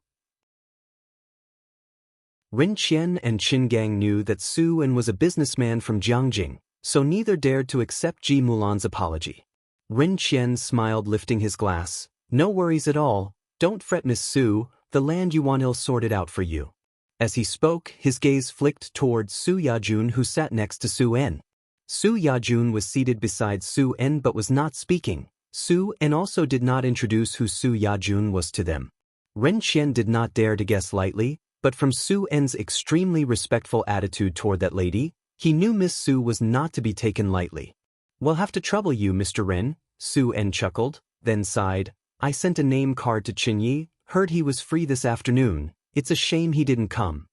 Qin Yi. Su Yajun lifted her head slightly upon hearing the name. He went fishing this afternoon. Fishing? Ji Mulan was taken aback. Chapter 159. 061 arrives in Jiangjing. Who will be the dark horse? Second update. _1 Ji Mulan instinctively recalled that Ji Heng had also gone fishing that afternoon. There was someone with a fish, it seemed. Ji Heng called him Xiaochen? It was too chaotic at the time, and Ji Mulan hadn't heard very clearly, but then she laughed at herself, wondering what she was thinking. How could she associate the Master Chen mentioned by Miss Su and the others with those shady characters? She and Su En were aware of Su Yajun. However, Ren Qian and Qin Gang didn't know and exchanged shocked glances. Could this girl actually be so familiar with Master Chen's whereabouts? You want to invite him to dinner? Su Yajun looked at Su En and pondered slightly, thinking that she would likely return after receiving the Lanting Award. I'll ask him for you later. That would be great. Su En's eyes lit up. He found it hard to even meet Master Chen, but it was not the case for Su Yajun. Across the table, Ren Qian and Qin Gang looked at each other, Su Yajun's tone suggesting she was quite familiar with Master Chen, prompting a new realization about her identity. Su Yajun, having no interest in the others, left early to rest after finishing her meal. After she left, Ren Qian raised a glass to Su En. The young lady just now is... her? Su En didn't hide anything. Being new to Xiangqing, he wanted to use this opportunity to create some buzz for himself. She's my old classmate's daughter, a student of President Shui of the Traditional Calligraphers Association. Miss Su Yajun. You might not have heard of her in Xiangqing, but she's quite famous in Jiangjing. You know about the Lanting Award, right? She's a shoo-in for the first prize. The Traditional Calligraphers Association, President Shui, Ren Qian and Chen Gang might not be familiar with these names. But Ren Qian had heard of the Lanting Award. Ren Wanxian had wanted to apply for the Lanting Award this year but was rejected by Qiu Xuezheng, yet this Miss Su was actually aiming for the first prize. Both of them had their calculations. Meanwhile, at Ji Heng's place, Director Chen and Xiaomao stayed for dinner. He cooked himself in the evening, preparing fish head with chopped chilies, sour soup fish, and handmade fish balls for the soup. The skill wasn't anything impressive, but it was very homely. Director Chen took a photo and posted it on social media. "Thanks, Uncle Ji, this is delicious." Image. Jiang He was visible just a little in the picture. He seldom posted on social media, but most people liked his photo. Director Chen was just about to put away his phone when suddenly a notification popped up on his social feed.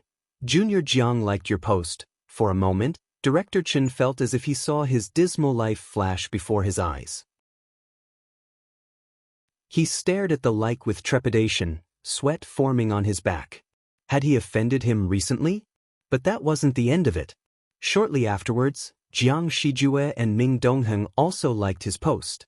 Qi Yundai commented, "This is clearly not as good as the one I made. Why not show off mine? And yet so many people like this." Ming Dongheng replied to Qi Yundai. Smile. Qi Yundai replied to Ming Dongheng. After dinner, Bai Lian went to wash the dishes, but Director Chen and Mao Kun both stood up, whoosh, and snatched the dishes from her hands.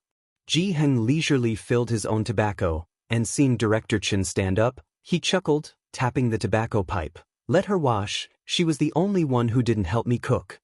At home, Ji Heng cooking and Bai Lian washing the dishes was a matter of course.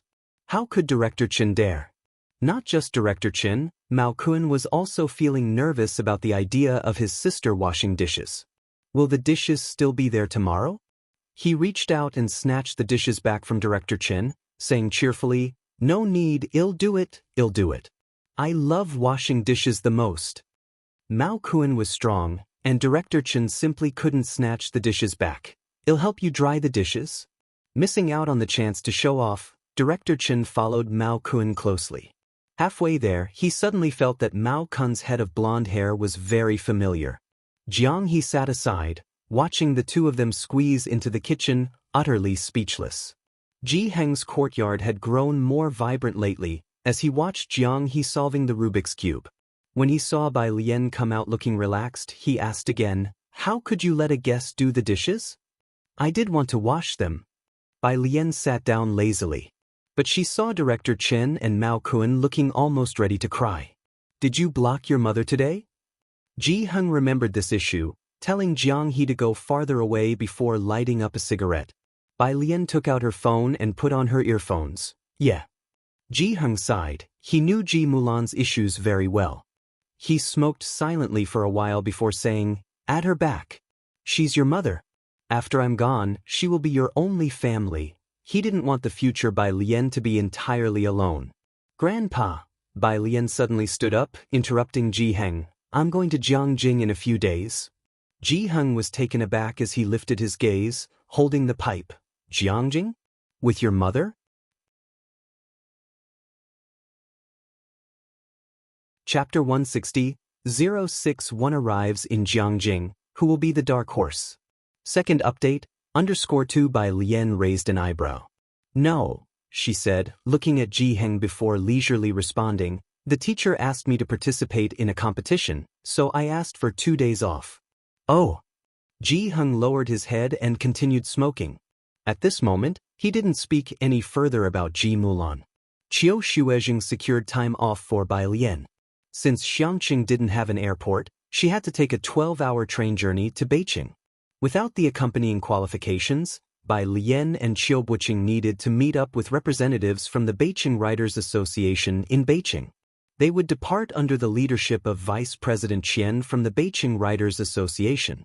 Monday morning, carrying a simple backpack, Bai Lian had just reached the bus station. When she saw Jiang He across the street, leaning against the car window and waving at her, she walked over, surprised. In the back seat, Jiang Fulai lowered the window. Dressed in a soft white loungewear, his typically haughty demeanor appeared much softened. His wrist was casually resting on his knee as he leaned back against the seat at an angle. He seemed busy on the phone with someone. Hearing Jiang He's noise, he looked outside the window and waved to Bai Lian. Bai Lian got into the car and sat in the back seat with Jiang He. We're also heading back to Jiangjing. Jiang He leaned close to her and gazed out the window, not too happy, to see a doctor. He had thought he could avoid it this year in Xiangqing. Not only had he not managed to elude it, but it had also come several days earlier. Bai Lian nodded and rubbed Jiang He's head. Don't neglect your health out of fear. Then she took out her phone, found a contact, and sent a message to the person in charge. Vice President Qian, I will go to Jiangjing by myself and meet up with you there. Vice President Qian must have been busy, as he didn't reply. Jiang Fulai's car didn't head to Beijing. Instead, it went to the neighboring Danping city, which was slightly more developed than Xiangqing with no mountains, only plains. The car arrived at a vast airport apron. Just as she got out, Bai Lian saw the legendary airplane. No security check or ticket gates were visible. Bai Lian had never flown before, but the original person whose memories she had did, and the scene differed greatly from what she had seen before. The captain, dressed in uniform, came running over from a distance and respectfully asked, Mr. Jiang, shall we depart now? Jiang Fulai took off his headphones and gave a slight nod, his eyes and brows sharp. Bai Lian followed them onto the plane and suddenly realized, right, a private plane. The plane was quite large, with an entertainment room where 4 couches surrounded a table, and a big bok choy pillow rested on the couch by the window. Jiang He silently went over and hugged the pillow. Bai Lian put down her bag and settled herself by the window on the opposite side. As the plane took off, the aircraft shook. It was Bai Lian's first time on a plane. Not burdened by studying vocabulary, she quietly watched the aircraft lift into the air, the instant feeling of increased weight causing her to feel somewhat dazed. The plane climbed higher and higher, her hand lazily propping up her chin, lips slightly pursed. This was a significant shock for someone who had never experienced flight in ancient times. Rare to see you not studying vocabulary. Having finished his business, Jiang Fulai bent over to place a cup of lemon water in front of her and sat across from her, leaning lazily against the couch. Bai Lian turned her gaze from the window. She took the lemon water and drank slowly, easing her discomfort. I'll study in a bit. There are still a few hours to go. He handed her a blanket, his pale eyes calmly observing her, his voice very light. You can sleep for a while. When they arrived in Jiangjing, it was the afternoon. Jiang Fulai asked for Bai Lian's hotel information and directed the driver to head straight there. The hotel was arranged by the Beijing Writers Association, located next to the Traditional Calligraphers Association. After checking into her room, Jiang He didn't want to leave but was expressionlessly dragged away by Jiang Fulai. That was all the flights from Beijing to Jiangjing. By the time Vice President Qian and a group of students wearily arrived in Jiangjing, it was already 11 at night. Vice President Qian was checking off names at the airport one by one. The last black pen rested on the name, Bai Lian, while other people's names had a long list of awards following them. Only Bai Lian's space was blank. Only the most basic information was filled. With a pen and the roll call list in hand, Vice President Qian called Qiu Shuezhing. This is the last flight today, and she hasn't arrived. Even if she catches the earliest flight tomorrow, she'll arrive in the afternoon and miss the competition. Bai Lian was a late addition to the roster of recommended individuals by Qiu Zuzhang's insistence. Otherwise, Qiu Shuezhing didn't say much. Her file lacked details and was sparse on credentials. She was young, and on top of that, a girl. Vice President Qian didn't pay much attention to her. On the phone, Qiu Shuezhing sounded surprised. She should have arrived, right? She sent me a message in the afternoon. Check the hotel later. Chapter 161. 061 arrives in Jiangjing. Who will be the dark horse? Second update, under ski. Okay, I'll go ask at the hotel, Vice President Qian casually replied. Bai Lian just needed to be safe. Whether she had arrived or not didn't make much of a difference to him. After getting to the hotel, he arranged the accommodation for the competitors and then confirmed Bai Lian's whereabouts with the hotel staff. He learned that Bai Lian had arrived in the afternoon. Vice President Qian was somewhat surprised. Bai Lian had only set out in the morning. It took some time to get from Xiangqing to Beijing, and from Beijing, it was a 5-hour flight to Jiangjing. How had she arrived so quickly? Could it be that she set off yesterday? However, Vice President Qian didn't spend much time thinking about Bai Lian. After sending a message to Qiu Shuezheng, he went back to rest. There was a tough battle ahead tomorrow. The next day, 8 in the morning, Vice President Qian sent a group message, asking all the contestants to meet downstairs. The hotel was close to the Traditional Calligraphers Association, and most competitors chose to stay there. When Bai Lian came downstairs, there was already a large gathering of people. She sent a message to Jiang Fulai and then looked up, searching through the crowd, eventually spotting Vice President Qian to the right of the hotel's entrance. She wore a white blouse that day, paired with a horsehair skirt embroidered with golden patterns. Elegant yet bold. Her complexion was pale, her figure slender and tall, her jet black hair casually swept up. Lowering her head slightly as she passed by, most of the people gradually fell silent, quietly watching her. Bai Lian went over to Vice President Qian to check in. Vice President Qian, with a stern look, made no small talk. He checked off her name and cautioned, "Don't wander off during the event, wait for me at the door when you're done." "All right," Bai Lian nodded slightly. She seemed quite obedient. Vice President Qian's face softened a bit. "Don't think Vice President Qian treats everyone like this," a boy in a black hoodie whispered to Bai Lian. "He's much nicer to Jian Rong." Bai Lian glanced at him. The boy scratched his head, his face turning a bit red. "You're the only girl here this time, right? I heard about you yesterday." While he was speaking, someone suddenly exclaimed from within a group from Beijing, "Jian Rong is here. Finally, we get to see him." "That's him." Not far away, Vice President Qian also looked over, his stern face immediately softening. "Jian Rong, come here." His voice could be described as gentle. Bai Lian also looked over to see 2 tall guys walking side by side not far away. One was Qiu Buqing.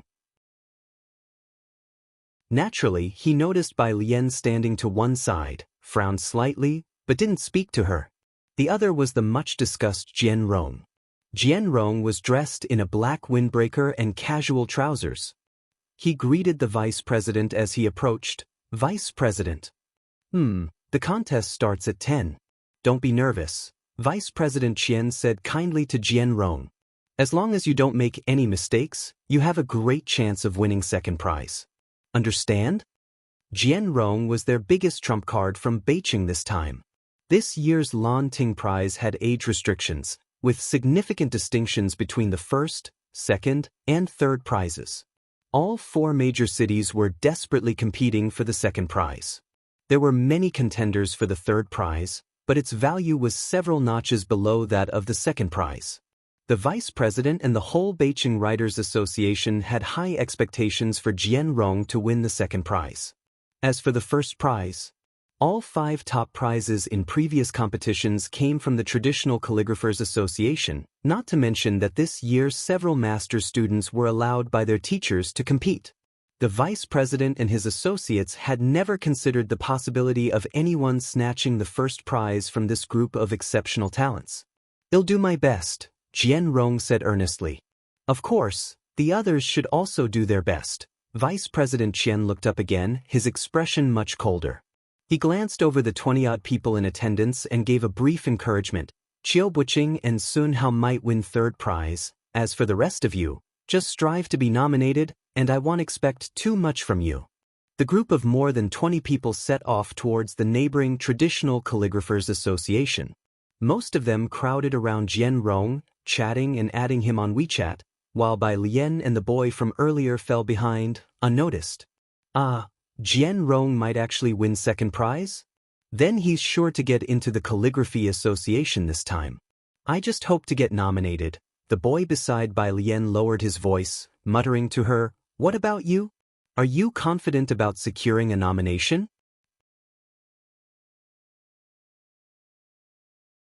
Chapter 162, 062 Lan Jie's slick moves. Approachable nuclear Mr. Jiang _1 by Lien was at the end of the line and slowly replied, "I'll do my best." The young man scratched his head. Up ahead, Jian Rong, who had been joined by many others, also noticed a girl in the group.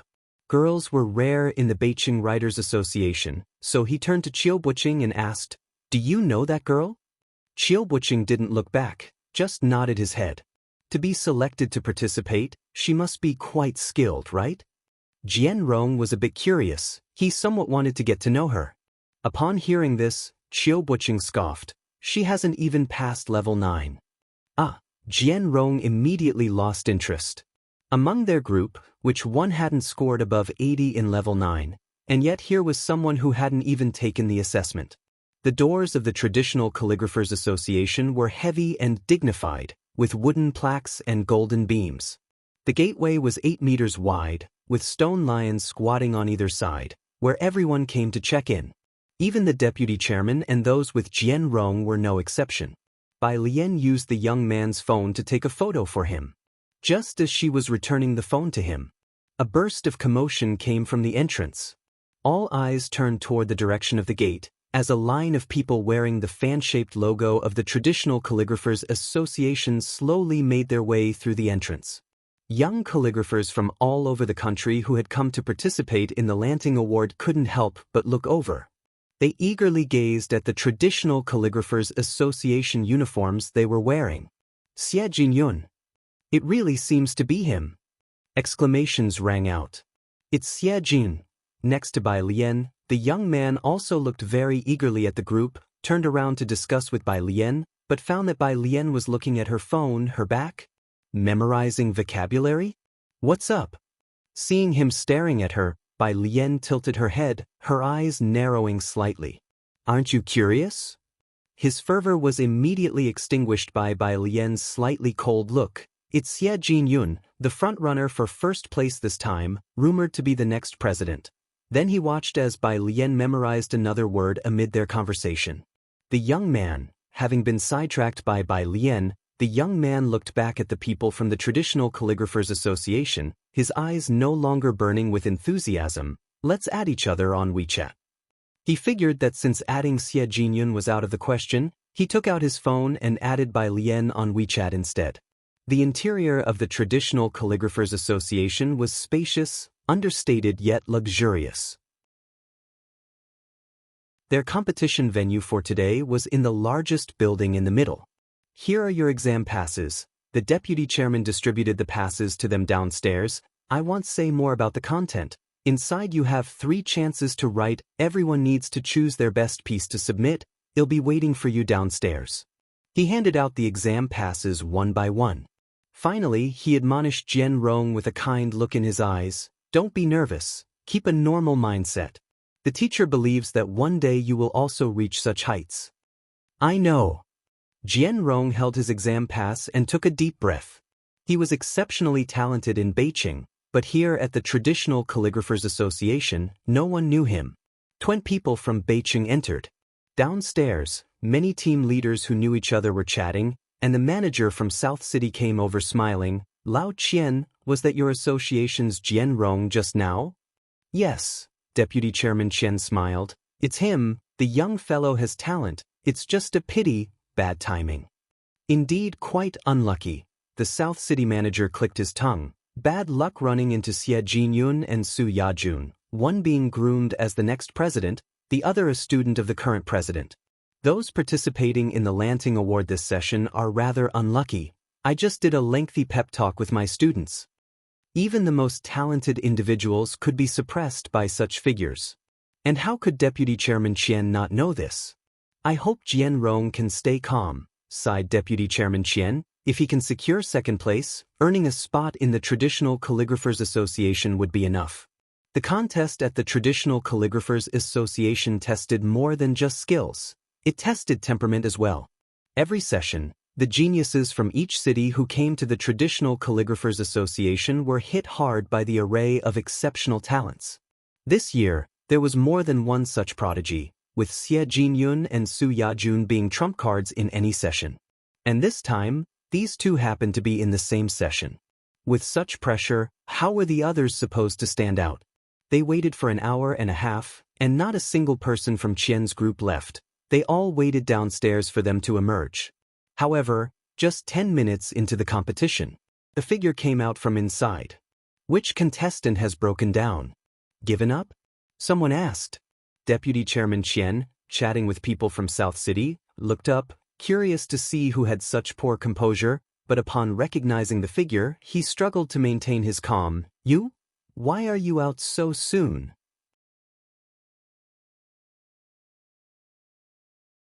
Chapter 163, 062 Lan Jie's slick moves. Approachable nuclear Mr. Jiang underscored. He watched Bai Lian in disbelief. Bai Lian had just pulled out her phone when she leisurely began to fetch her earphones, ready to listen to an English audio lesson. Can't come out. Bai Lian looked up, the black earphones still in her hand.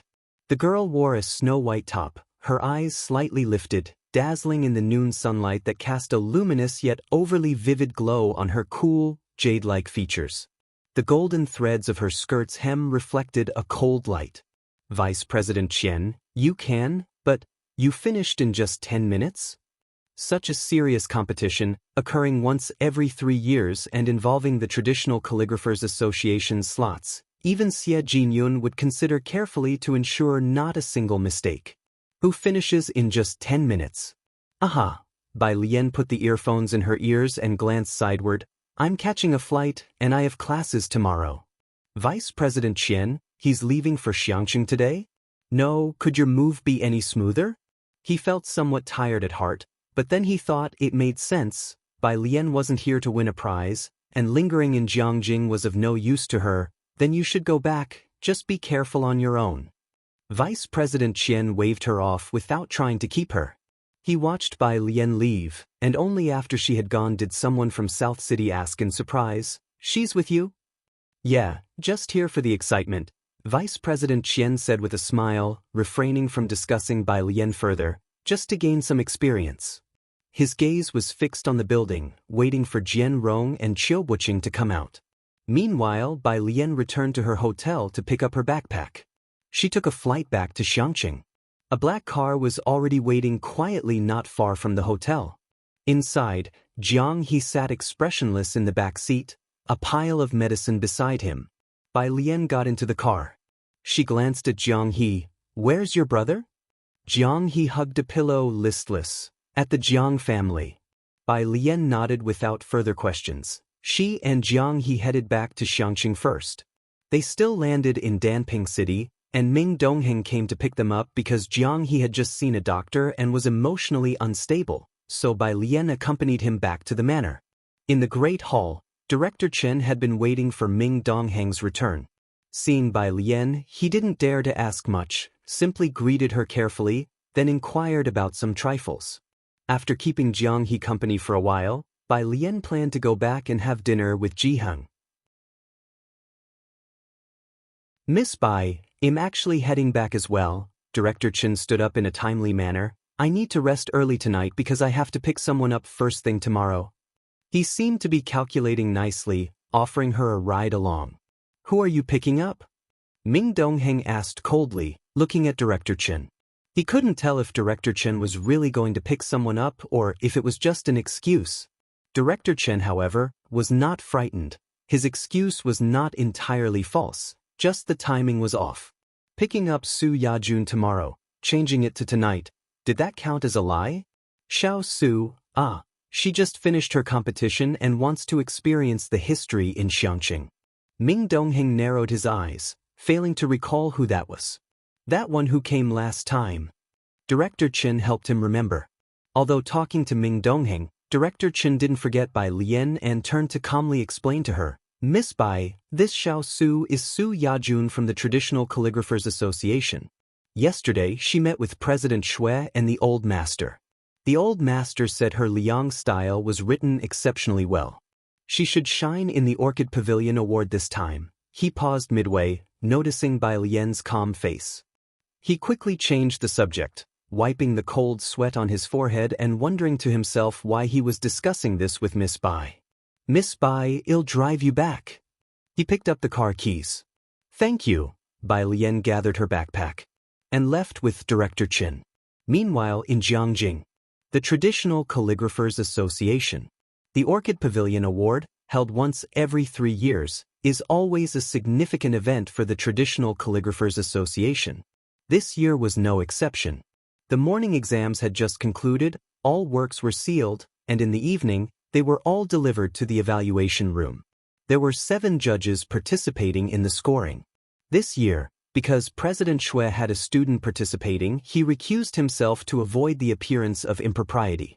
At this moment, he was at home drinking tea. Then he got a phone call and suddenly stood up. What? Teacher. Su Yajun got startled by her teacher's reaction and also stood up. What happened?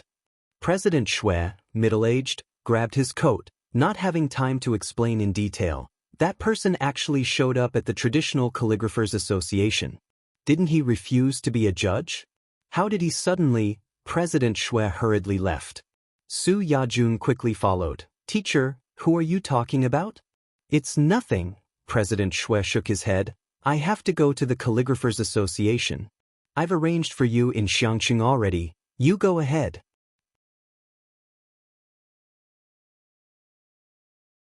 Chapter 164, 062 Lan Jie's Slick Moves. Approachable nuclear Mr. Jiang _3, he didn't have time to explain to Su Yajun. He drove directly to the Traditional Calligraphers Association. The Traditional Calligraphers Association's judging area. In the middle of the conference table, a man in a snow-white shirt sat, his eyes lowered. His pale fingers tapped on the computer's surface, fine black hair falling over his eyebrows, the corners of his eyes and brows carrying an air of coldness. Even without speaking, one could feel the chill of his lofty demeanor soaking his whole being. With a single movement of his finger, it seemed as though a cold gust had swept through the entire judging room. Next to him, a refined elderly man stood smiling gently. Everyone, don't be restrained. Our young master is just here to have a look. All the teachers need to do is score properly, just relax a bit. 7 judges clutched the artworks tremblingly, and upon hearing this, were almost in tears. Your words sound good. But with this gentleman seated here, who dares to relax? Also, don't you know that even when young Master Jiang is silent, he's not very approachable? As soon as Chairman Xue arrived, he saw the 7 judges huddled in their seats like quails. Butler Jiang, what brings you and the young master here? Chairman Xue was very, very polite. He didn't dare speak to Jiang Fulai directly, only to the old butler at his side. Butler Jiang chuckled. Young Master Jiang just came to take a look. He intends to donate a sum digitally to the Lanting Award.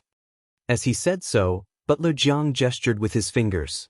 Chairman Xue rejuvenated. I thank young Master Jiang on behalf of the participants. Butler Jiang looked at the 7 judges. I heard that this year has hidden dragons and crouching tigers. Chairman Xue's student is also among them. Yajun. Chairman Xue proudly mentioned his outstanding disciple. For her, a young lady, to have come this far, it's truly not easy. The arrival of Chairman Xue greatly improved the atmosphere of the office. Finally, the 7 judges could give the artworks their scores. The grading was on an average point system.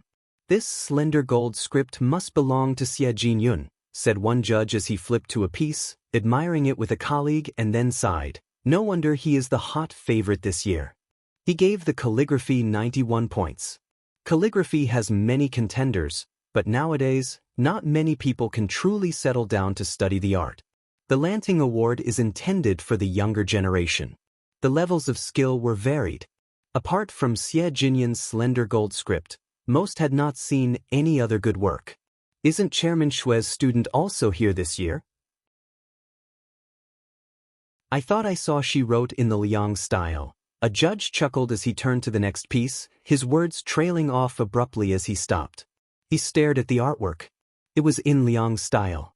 It was Record of Xiangqing. The person who wrote this poem, each stroke was like a bayonet, the curved strokes resembled vines, and overall it flowed like water, the brushwork splashing ink onto the paper unrestrainedly, as if the vast waters of the Milky Way were tumbling down from the heavens, the style and spirit striking one in the face. He looked at the piece for a long time before he could bring himself to put it down. The person next to him noticed the unusual reaction and looked over. What piece have you found that has left you so? After a long look, he suddenly turned to Chairman Shui, who was chatting with Butler Jiang. Chairman, you are really keeping a low profile. Your student is remarkable. This vigor in the strokes, it leaves me somewhat ashamed.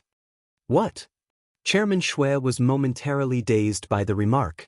This one, the judge showed him the piece. Look at this boldness, this sharpness, it's quite a bit higher than Xie Jinyun. Those present were intimately familiar with the capable competitors for the first prize in this contest. The one who excelled in the Liang style was Su Yajun.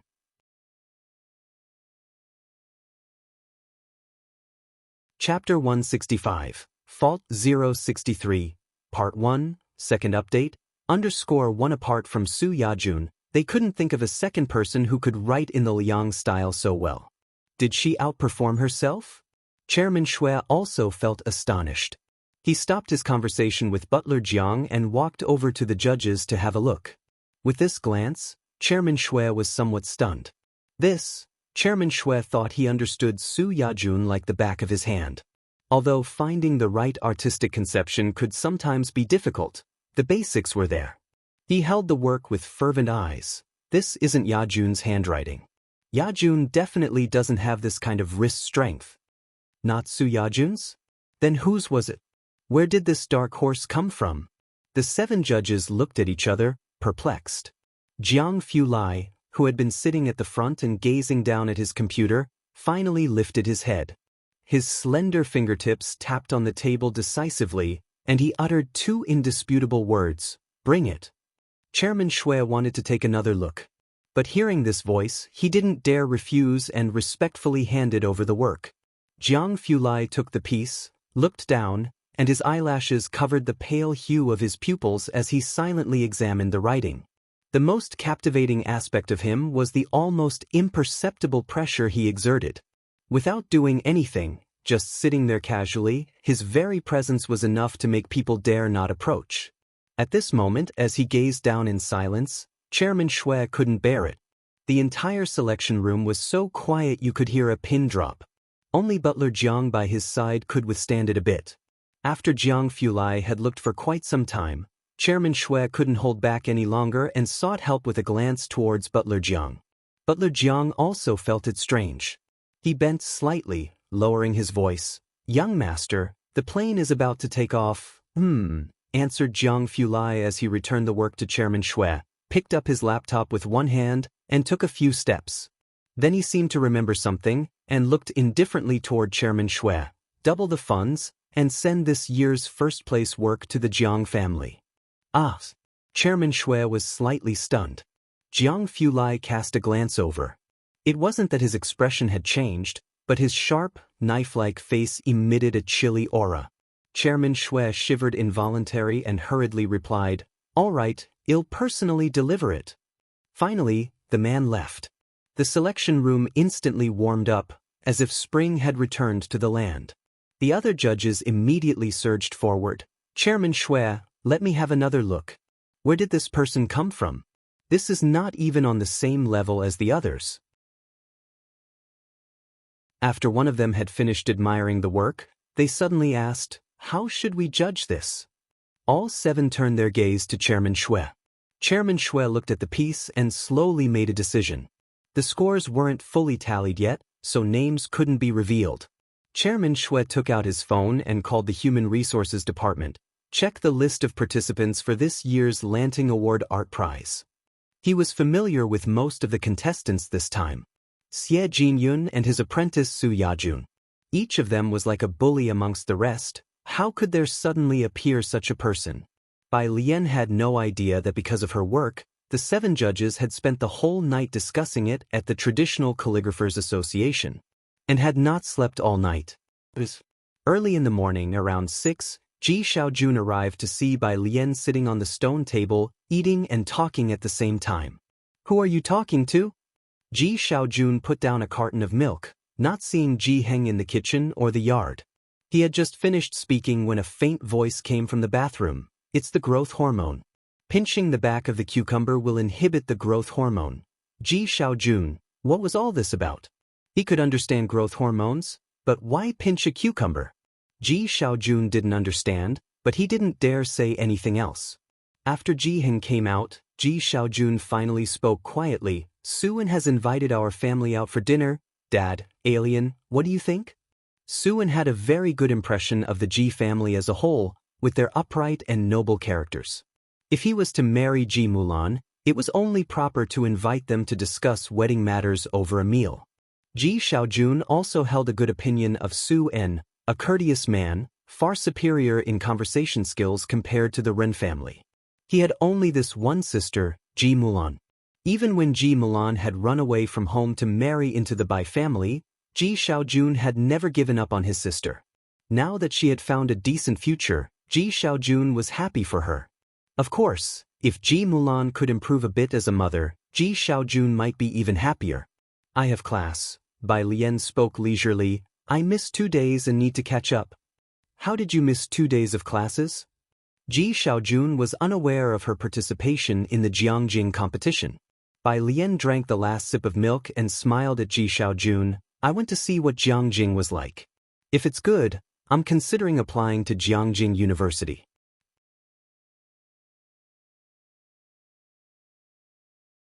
Chapter 166, Fault 063, Part 1, Second Update, _2 Ji Xiaojun. As long as you're happy. Alien isn't going. Ji Heng, holding a rag, asked Ji Xiaojun to carry out the embroidery frame and pondered for a while. I'll go with you. He needed to clarify things with Ji Mulan. Ji Xiaojun nodded as he moved to carry the embroidery frame. Then, Il replied to Mr. Su. Grandpa, uncle, I'm off to school. Bai Lian was now extremely sensitive to the name Ji Mulan. She and Ji Mulan were like two parallel lines. As long as the other party didn't bother her, it was fine. Go ahead, Ji Heng, while instructing Ji Xiaojun to be careful with moving things, waved to Bai Lian. Watch out for cars on the road. It wasn't until Bai Lian had left that he looked at Ji Xiaojun, who had moved the embroidery frame out. Really going to demolish? Ji Xiaojun set the embroidery frame down properly and uncommonly took out a cigarette, responded vaguely, I want sign the contract. He squatted to one side, looking very silent. Ji Heng, holding the rag, slowly wiped the embroidery frame. Should I go talk to the Ren family?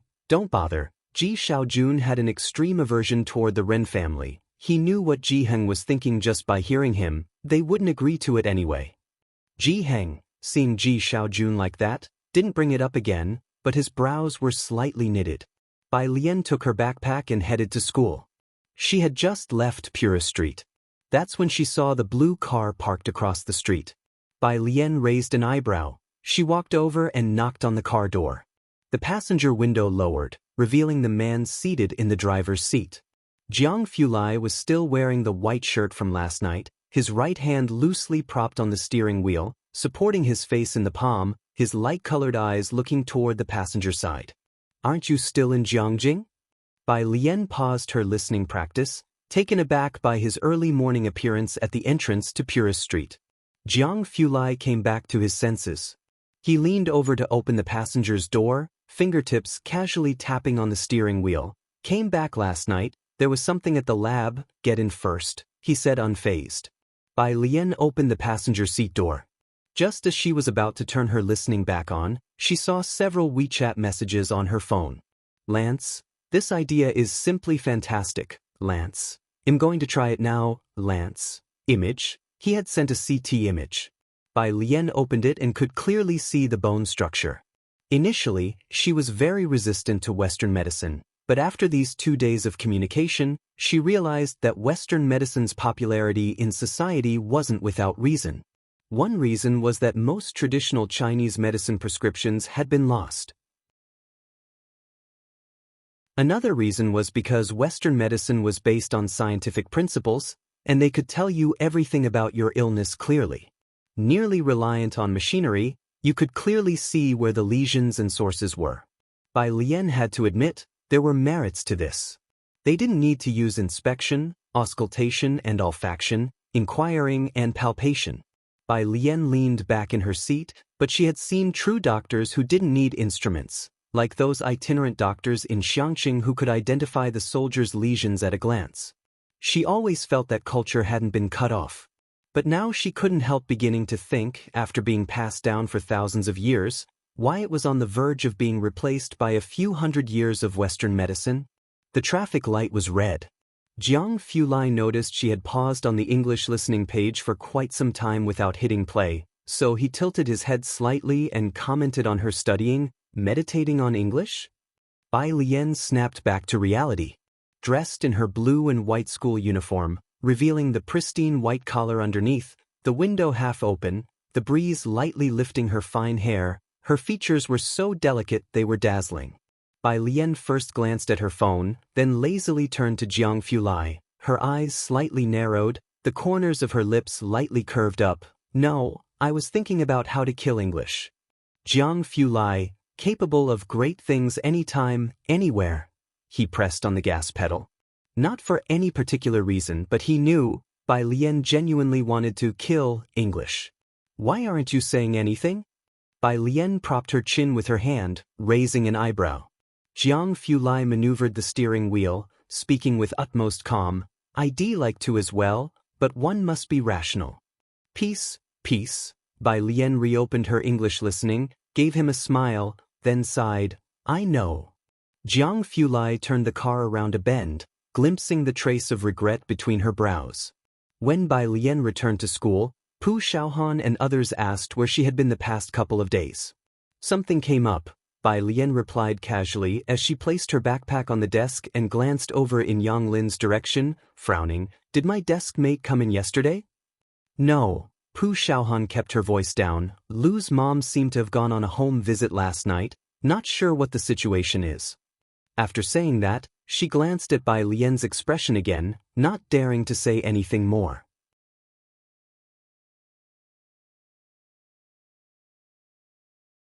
Chapter 167, Fault 063, Part 1, Second Update, _3 Yang Lin had always been a loner, and it wasn't until Bai Lian had come that she became familiar with Yang Lin. Bai Lian sat down, slowly took out the books from her bag, and considered going to ask Lu Lingxi for the address later. The cell phone lit up again. This time, it was a message from Qiu Shuezheng. Qiu teacher, the slots will be announced at 10 today. Remember to tell me immediately. Bai Lian took out her biology book, glanced at it. Can't watch, have to attend class, she replied with a calmness. Qiu teacher, did you return to Xiangqing? You just went back like that? Did you really go back? Qiu Shuezheng asked 3 questions in a row. Bai Lian, I still have to attend class. Qiu teacher had no doubt she could win the award. But after the announcement, you still need to accept the award. You have to attend the award ceremony. There's always time for class. Bai Lian's response was cold and merciless. Then they can mail it back. At the other end of the phone, Qiu teacher found it hard to comprehend. The Orchid Pavilion Award, which is held every 3 years. 3 years ago, even if Qiu Buqing was only nominated, he stayed until the last moment. Bai Lian says, mail it back? You don't even accept the award in person, and it should be mailed back? Seeing that Bai Lian didn't reply to him, he reckoned that she was probably tackling practice questions again. Qiu Shuezheng took out his phone to call Vice President Qian. Vice President, Qiu Shuezheng spoke politely, pausing slightly before saying, as soon as the results are out, please inform me immediately. The roster for the Traditional Calligraphers Association's Orchid Pavilion Award is announced publicly. Immediately after the assessment, it is posted on the board of the Calligraphy Association, and 2 days later, it is uploaded to the official website of the association. Today at 10 o'clock, the list will be posted on time. I know, said Vice President Qian, even more anxious than Qiu Shuezheng. It wasn't even 8 o'clock yet, and he was already waiting in front of the board with a crowd of people. Don't worry too much.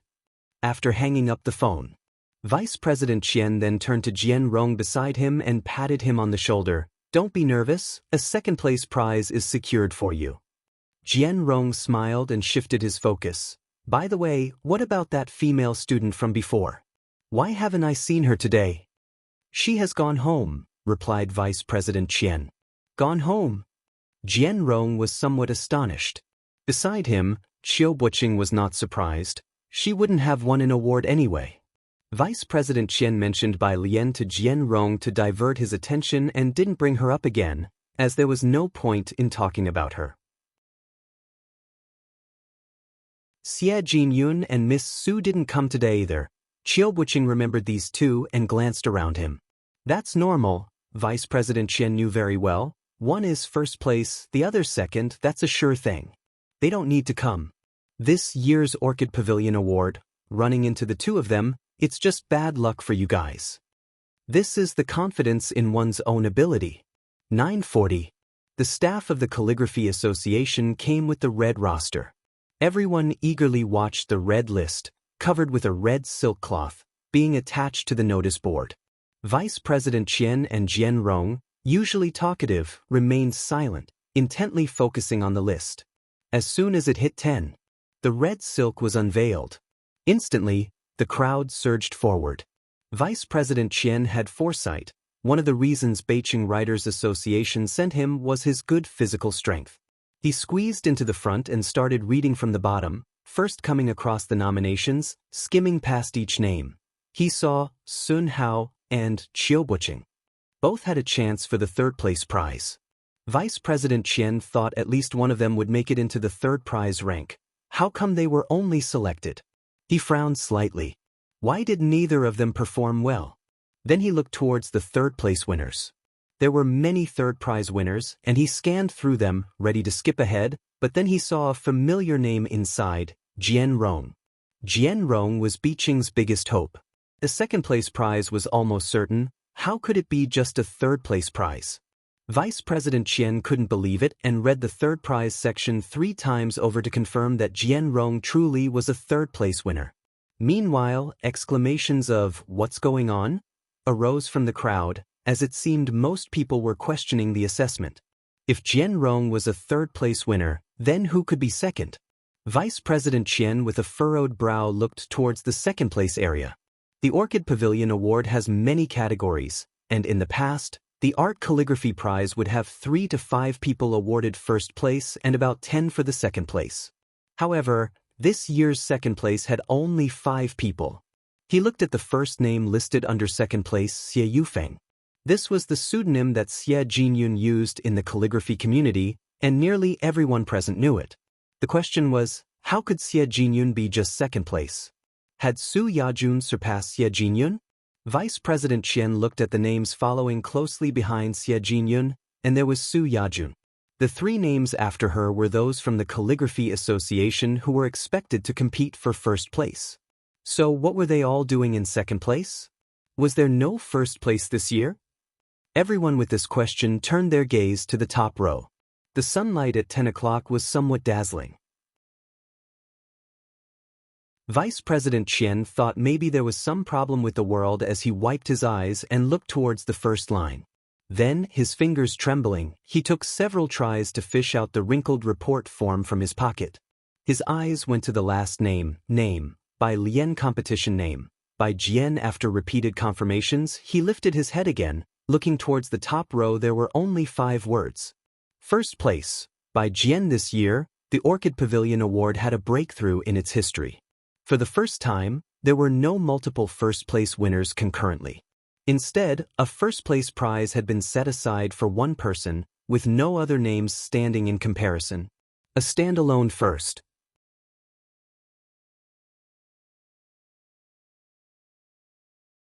Chapter 168, 064 Calligraphy History Book. Remove her _1 before this list came out. Even if these people doubted whether they could be selected, they never doubted this year's seed contestants. However, it turned out strangely. First place wasn't Xie Jinyun, nor Su Yajun. Even these two didn't make it into the first-class awards. Those who squeezed to the front to see the list were stunned for a moment. Then the scene exploded like a drop of water in a hot oil pan. Who the hell is Bai Jian? Has anyone heard of him? Dropped out of nowhere to first place?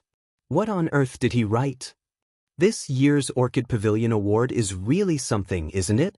It should go down in the history of calligraphy, right? Can we fast forward to 3 days later? At such a time, nobody doubted the level of this first-place winner. After all, among the second-class awards were Xie Jinyun, who is being groomed as the next president, and Su Yajun, who is a student of the current president. Who would dare to tamper with the results at the Traditional Calligraphers Association's venue? This year, to outshine these two and secure first place decisively. What else could the rest say about such strength? Deputy Qian, because he was too startled, got pushed out of the crowd again. Deputy, the members of the Beijing Writers Association quickly gathered around. What's going on? I heard the list is really weird this year? Qiu Buqing, also anxious to know if Head won third place, asked, Deputy, have you seen the list? The list this year is going to explode, the manager from South City said, getting squeezed out too. He noticed Jian Rong only got third place. Who the heck is this first place winner? Old Qian, have you heard of them? Ah. After Deputy Qian blinked his eyes, he looked back at the sign-in sheet and said distractedly, that, Sun Hao, Qiu Buqing, you two were shortlisted, while Jian Rong got third place. Hearing this news, Qiu Buqing and Jian Rong exchanged looks, their heads drooping. Their eyes suddenly lost all sparkle. Don't lose heart, the South City manager shook his head. His students only received shortlisted awards. This time the awards are really bizarre. There's been a change. Not just Yu Jian Rong, even Xie Jinyun and Su Yajun only got second place. Jian Rong's heart, which had been steeped in disappointment, suddenly revived. They only got second place too? He voiced what everyone was thinking. The boy kneeling beside him quickly took out his phone to message Bai Lian. Damn, bro, it's such a pity you left. Did you know? This year's Orchid Pavilion Award welcomed a freak. Even Xie Jinyun was pushed down to second place. Bai Lian, his sister, was ice cold and didn't reply. The most explosive news of this year's Orchid Pavilion Award wasn't that Xie Jinyun and Su Yajun didn't get first place, but that they were both relegated to second place. Deputy Qian watched the manager from South City and waved his hand over the sign-in sheet. That, the only first-place award seems to belong to ours from Beijing, that girl who left after just 10 minutes that day. His voice was not loud. Yet, as if radiating from Deputy Qian at the center, the people within 2 meters gradually fell silent. The boy who was still busily messaging Bai Lian on his phone suddenly froze. Qiu Buqing also instinctively looked up. Deputy, who did you say? Bai Lian. Qiu Buqing's mind buzzed, as if it was about to explode. The members of the Beijing Writers Association were in a half-crazed state, first place, and having eclipsed the twin stars Xie Jinyun and Su Yajun, it was an unprecedentedly glorious moment for the association in many years. Deputy Qian promptly took out his phone, his mouth stuck in an irretrievable smile, as he reported the news back to the Calligraphy Association's group. Deputy Qian, usually stern and aloof, was now smiling as if smiles cost nothing. He then called Qiu Shuezheng. Where the hell did this come from? Bai Lian was oblivious to the storm caused by the Orchid Pavilion Award. When Qiu Shuezheng called her, she was in the middle of biology class. Only after class did she notice the 19 calls from Qiu Shuezheng, which he had made 20 minutes earlier. She took her phone to the restroom and called him back. Having calmed down for 20 minutes, Qiu Zuzheng's emotions had stabilized. Why didn't you answer the phone? Bai Lian casually closed the door of the stall, lifting her eyebrows. Am I not supposed to attend class? After a long pause, Qiu Shuezheng spoke airily. You got first place, the only first-class award. Oh, Bai Lian responded nonchalantly, then remembered, standing up straight. Does that mean I can apply to the Calligraphy Association now? How do I apply? Where do I apply?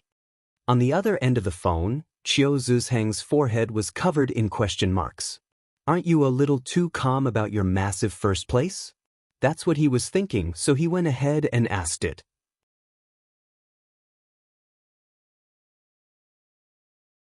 Chapter 171, 065 Alien, Idiots, just play by yourselves, second update, _12. Minister Su leaned over to take a look. He only saw the name Bai Lian. He had just been transferred today and was informed that he would be in charge of the Calligraphy Association matter. This slot had been directly assigned to him by the director, and Minister Su hardly knew anyone involved. Apart from Ren Wanxian, he had only heard of Qiu Buqing. Not to mention the name Bai Lian, he hadn't even heard of anyone with the surname Bai in Xiangqing, but with caution he still asked a question, "Do you know her?" Ren Wanxian spoke indifferently, "My father's niece." Ren Wangshuan's father? Minister Su had not heard of her father's name. He only knew that the Ren family had taken in a son-in-law. "I see," Minister Su suddenly felt enlightened. "Miss Ren, shall we exchange contact information?" "Of course." Seeing that Minister Su was on board, Ren Wanxian was not stingy either. The two amicably added each other on WeChat. Minister Su smiled. This was not his first time doing such a thing. As a new official, he was using an insignificant person to ingratiate himself with Ren Wanxian and the Ren family. This deal was indeed extremely worthwhile. Meanwhile, Su-en was having a meal with Ji Heng and others. The place was Su-en's rented cottage, where he was always able to lighten the mood. He started the conversation, "Why isn't Alien here today?" Alien had something to attend to the day before yesterday. Shin Qing felt a bit uneasy about the situation, but Ji Heng and Ji Xiaojun were never ones to talk much. She has to make up classes today and is quite busy. Naturally, she would not say that Bai Lian didn't want to come here. The implication was clear: Bai Lian hadn't been attending school the past few days. Across from Shin Qing, Ji Milan was holding her chopsticks and glanced at Su-en subconsciously. Su-en didn't mind. He knew about Bai Lian's grades and lightly moved past the subject. The date has been tentatively set for the 20th day of the 12th lunar month, close to the new year. Alien will be on holiday by then, so you all will have time to attend. After the wedding, you can still enjoy a few days in Jiangjing. At the mention of the wedding date, Ji Mulan's expression softened. This was the date they had all agreed upon. Ji Heng put down his chopsticks, took out his pipe but didn't smoke it. His calloused hands caressed the pipe as he looked at Su-en. "Does your family know about this?" He was referring to Su-en's mother. "I've moved out and I've mentioned it to them in advance." Su-en smiled, unconcerned. "It's our life after all. If Alien comes over, she can live with us too." Su-en had everything arranged properly. As he spoke, suddenly there was a noise from upstairs. Upon hearing it, Su-en recognized it as Su Yajun's voice. He didn't wait to excuse himself from Ji Heng as he stood up. "Miss Su?" At the dining table, as soon as Su-en left, Shin Qing felt less oppressed. After about a few minutes, Su-en came down the stairs holding his phone. Behind him followed a woman in a white dress. She had a delicate face, but she didn't look very well. "Sorry, I have to drive someone." Su-en apologized and explained to Ji Heng. "Miss Su said there's been a change at the Traditional Calligraphers Association and she's anxious to return to Jiangjing. I'm going to see her out." Traditional Calligraphers Association? Shin Qing had never heard the term and asked instinctively. At most, she had heard of calligraphy and paintings. Although Ji Mulan didn't introduce her, Shin Qing also knew that the woman following Su-en wasn't an ordinary person, especially given Su-en's respectful attitude. Su-en had no intention of introducing Su Yajun to them. For the first time, Su-en was surprised to find someone unaware of the Calligraphy Association. He paused, unsure how to explain. Ji Mulan couldn't help but purse her lips and glanced at Shin Qing. Su Yajun looked at Shin Qing indifferently. While her gaze bore no particular meaning, to Shin Qing, it felt somewhat piercing. "Uncle Su, I'm in a hurry to return to Jiangjing." "All right." Su-en picked up his car keys and nodded to Ji Heng. He also signaled for Ji Mulan to take good care of the Ji family's guests. After Su-en and Su Yajun left, Shin Qing turned to Ji Xiaojun. "Should I have not spoken just now?" She was just an ordinary and common market woman. Ji Xiaojun was quite used to it over the years and shook his head, indicating it was all right. However, Ji Mulan's face turned cold, looking back and forth between Shin Qing and Ji Xiaojun. She was amused with annoyance. Since he's not here, Ji Heng finally lit his pipe, the smoke rising thinly, blurring his vision. "Let me remind you not to push Alien too hard." Ji Mulan watched Ji Heng smoke his pipe. The image of Bai Lian flashed through her mind in an instant, and she made the connection in a heartbeat. Isn't what I'm doing for her own good? Me pushing her? She used to listen to me so much, but look what she's learned since coming to Xiangqing.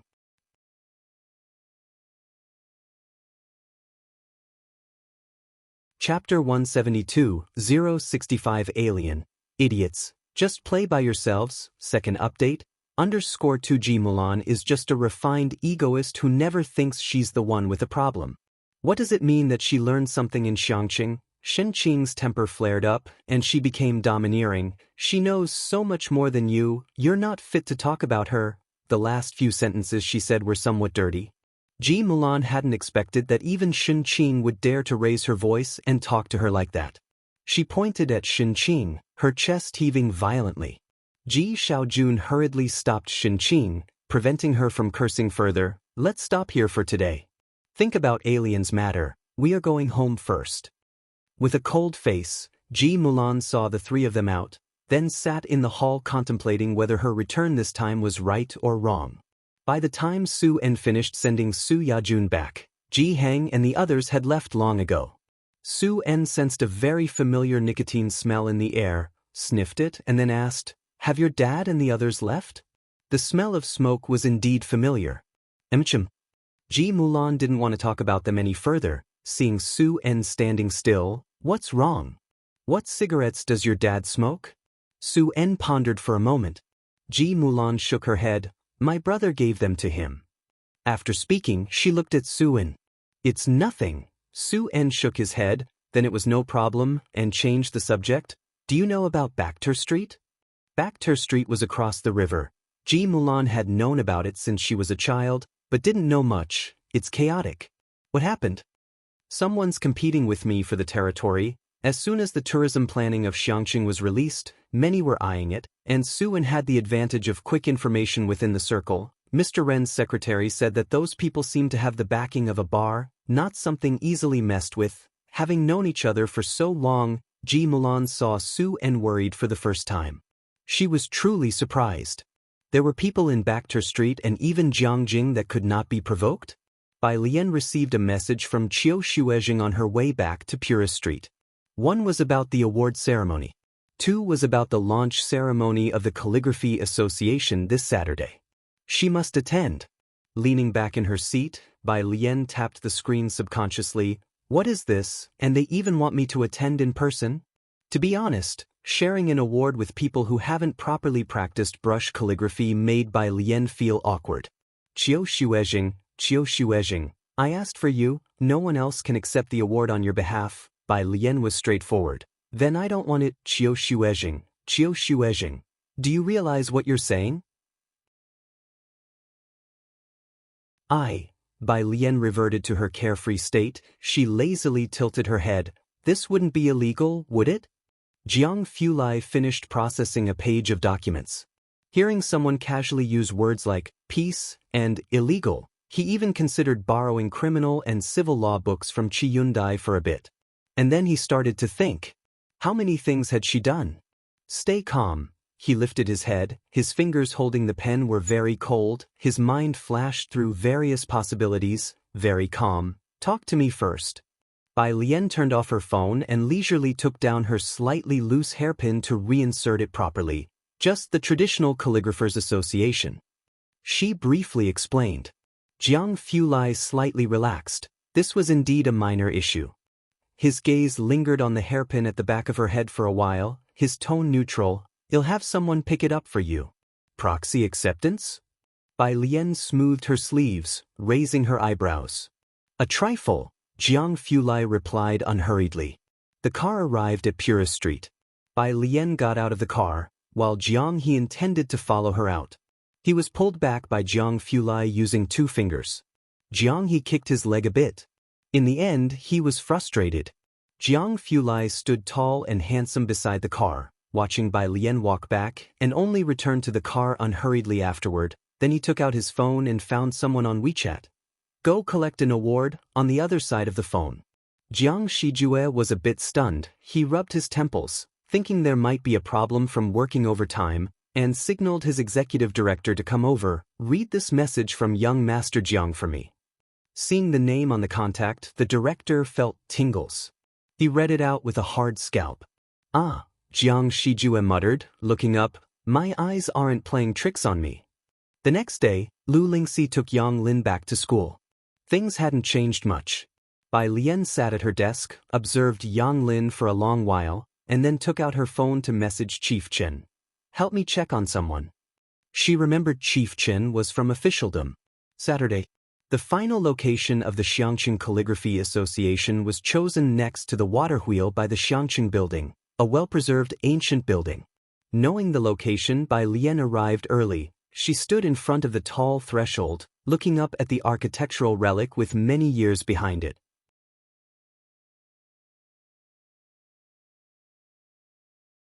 Chapter 173, 065 Alien. Idiots, just play by yourselves. Second update, _3. Her gaze was dark and cold. The entrance must have been renovated many times, but one could still tell that the gate was in the shape of a spire, overlooking the rockery inside and the surrounding corridors. She knew that just beyond the corridors lay the conference hall. She wondered if the sand table was still there. Now, the entrance and the corridors were adorned with bright red silk. Firecrackers and fireworks were lined up at the grand entrance, while the staff bustled about cheerfully. Her hem was gently tugged. Bai Lian looked down to see Jiang He looking up at her. Bai Lian stretched out her hand and ruffled his hair. Miss Bai, Ming Dongheng said respectfully, holding the car keys, I'll wait for you outside. Please take care of the young master. Bai Lian, holding Jiang He's hand, stepped inside, crossed the corridor, and saw the sign-in desk on the left at a glance. A long row of tables was set up, covered with tea-colored tablecloths. The hostess greeted them with a gentle smile and perfect demeanor. Hello, guest, please sign in here. She gracefully reached for the sign-in sheet and handed Bai Lian a pen, asking Bai Lian to sign her name. Bai Lian had arrived early and saw the lengthy sign-in sheet untouched. No guests had arrived yet. Her eyes scanned from top to bottom, but her name was nowhere to be found. Hello, the hostess said in surprise, quickly taking the sign-in sheet. May I know which guest you are? Let me help you find it. No need, my name's not on there, Bai Lian said, instantly knowing her name was absent. I'll ask around. She took out her phone, intending to ask Qiu Shuezhing. What's the matter? At the entrance, Ren Qian's secretary-general and a middle-aged man were laughing as they entered. They noticed the scene from afar. Minister Su, the hostess said, this guest can't find her name, and am checking for any omissions. Minister Su, upon seeing Bai Lian, instantaneously realized who she was. He involuntarily turned to the Secretary-General. The Secretary-General's gaze met Bai Lian's, and his smile vanished in an instant. He stood at the threshold and addressed Bai Lian. Miss Bai, I know you're proficient in Liang style, and joining the Xiangqing Calligraphy Association must be important to you, right? Ordinary people in Xiangqing could not easily secure notable masters like Ren Wanxian had. Minister Su stood beside the Secretary-General, looking up at the sky. The hostess from before seemed to have understood something as well. She looked down and quickly stepped back. Bai Lian calmly ended the call, looked up, the sky-blue dress complementing her serene face. Go on. You're quite sensible now. The Secretary-General looked at Bai Lian, silent for a moment. He now had complicated feelings about her. Jingjing said, the promotional video was recorded by you as a stand-in for Miss, right? If you agree to let our Miss re-record the video, I'll ask Minister Su to add you back to the list. He no longer dwelled on their past issues. Bai Lian's mastery of Liang style would eventually come to Ren Qian's attention. Give it to her? Bai Lian narrowed her eyes. The Secretary-General was about to praise Bai Lian for being understanding when her unhurried 3 words struck him like a thunderbolt the next second. Is she worthy? You, the Secretary-General glared at Bai Lian, his eyes fierce. You're nothing but dogs that grovel behind the Ren family, begging for scraps. Old Master Ren might respect you, but you've certainly started to take yourself too seriously. Minister Su at his side was taken aback by the Secretary-General's tone. The Ren family indeed had the final say in this part of Xiangqing. He just didn't know how this girl had managed to offend the Secretary-General. Fortunately, he hadn't rejected Ren Wanxian yesterday. Minister Su wiped off a bead of sweat, otherwise this Secretary General would have inevitably spoken ill of him in front of Ren Qian. Bai Lian stood in the arcade beneath, her almond eyes clear and deep, reflecting the inverse of the rockery before her. She scoffed at the Secretary General. "Do you think giving me a spot is such a great favor to me? You can't possibly believe I'm keen on joining the Calligraphy Association, do you?" The Secretary General frowned, not comprehending her meaning. Tired, Bai Lian glanced at the Secretary General. "Idiot, go play by yourself." Leaving with Jiang He, she turned and walked out the door.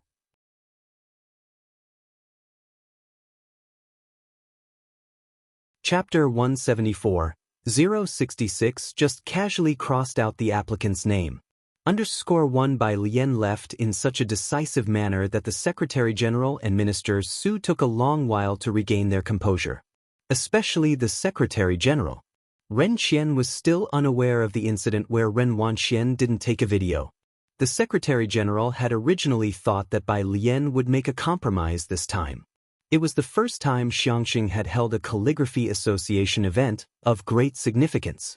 Anyone who understood the underlying importance would not give up this opportunity. Unexpectedly, Bai Lian was tough and left as soon as she said she would. The Secretary General watched Bai Lian's retreating back, his eyes unfathomable. Having obtained the video recording from Ren Wangshuan's hands and being able to join the first batch at the startup ceremony of the Xiangqing Calligraphy Association, Bai Lian was now far from being one of the Ji family's unimportant people in the Secretary General's mind.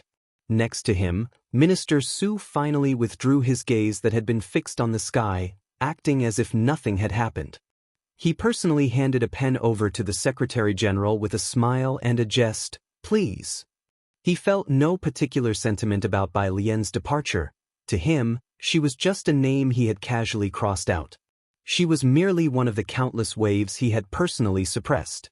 For Minister Su, it was the Ren family and this Secretary General who were the most important at the moment. He had climbed to this position with great difficulty. Naturally, he had to grasp the thoughts of those above him. As for fairness? There's no such thing in this world. Ming Dongheng's car was parked not far away.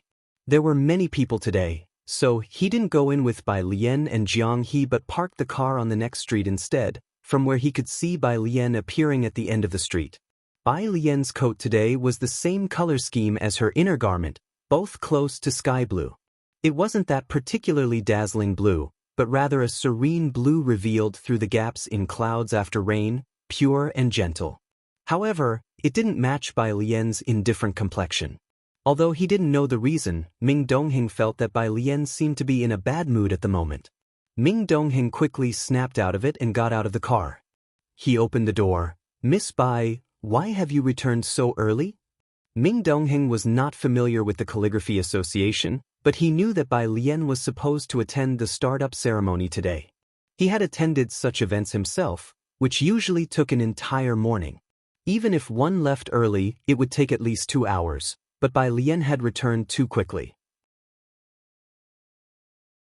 "It's nothing." Bai Lian stood at the car door with a languid yet sharp air about her and gestured for Jiang He to get into the back seat first. "Let's go to the library." Her backpack was already in the car, so there was no need to return to Purist Street just to pick it up. There was some distance from the city wall to the library. Taking bus route 12 would require a detour along the Ring City Road past Purist Street to get to the library. Ming Dongheng took a shortcut through the middle ring to drop off Bai Lian and Jiang He at the library. Ming Dongheng sat in the car, watching the backs of Bai Lian and Jiang He. After some thought, he reported to Jiang Fulai, "Miss Bai has come out."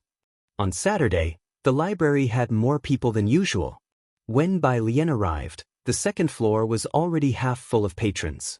She and Jiang He found an empty spot and sat down. As soon as she turned on her phone, she saw a message from Jiang Fulai. "Jiang teacher, back already?" Bai student, tired, nothing more was said. Bai Lian scrolled down further, seeing that Lance had also messaged her. "Lance, myopia can really be, Lance. Goodness, this is unbelievable." Bai Lian. Lance never minded Bai Lian's reticence. "I am coordinating with my assistant to find time." Bai Lian. The two had intermittently exchanged medical knowledge over time. Bai Lian's mind was filled with thousands of years of uninterrupted traditional Chinese medicine, discussing many pharmacological aspects that amazed Lance.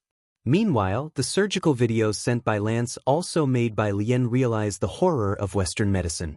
In their respective fields, both held a kind of proud solitude that overshadowed all others. Initially resistant, Bai Lian's attitude had turned into one of reverence. She even somewhat admired those who had developed Western medicine to its current glory. She wished she could too. Lance was referring today to Bai Lian's suggestion from a few days ago that acupuncture could cure his myopia. Due to his profession, Lance couldn't use laser treatment and was planning to arrange some time for her to treat his myopia. Bai Lian was very straightforward. I don't have a medical license. Lance seemed to take a moment to check what a medical license was, as his response was a bit slow. Lance, Bai Lian didn't look any further and kept scrolling until she saw the Jiangjing brother who had competed with her. Bai Lian, spamming? With just a question mark, the Jiangjing brother at the award ceremony was startled by her message and dared not post another word afterwards. She replied one by one until she reached the back and saw the documents sent by Director Chen. Bai Lian slowly sat up straight. It was a document.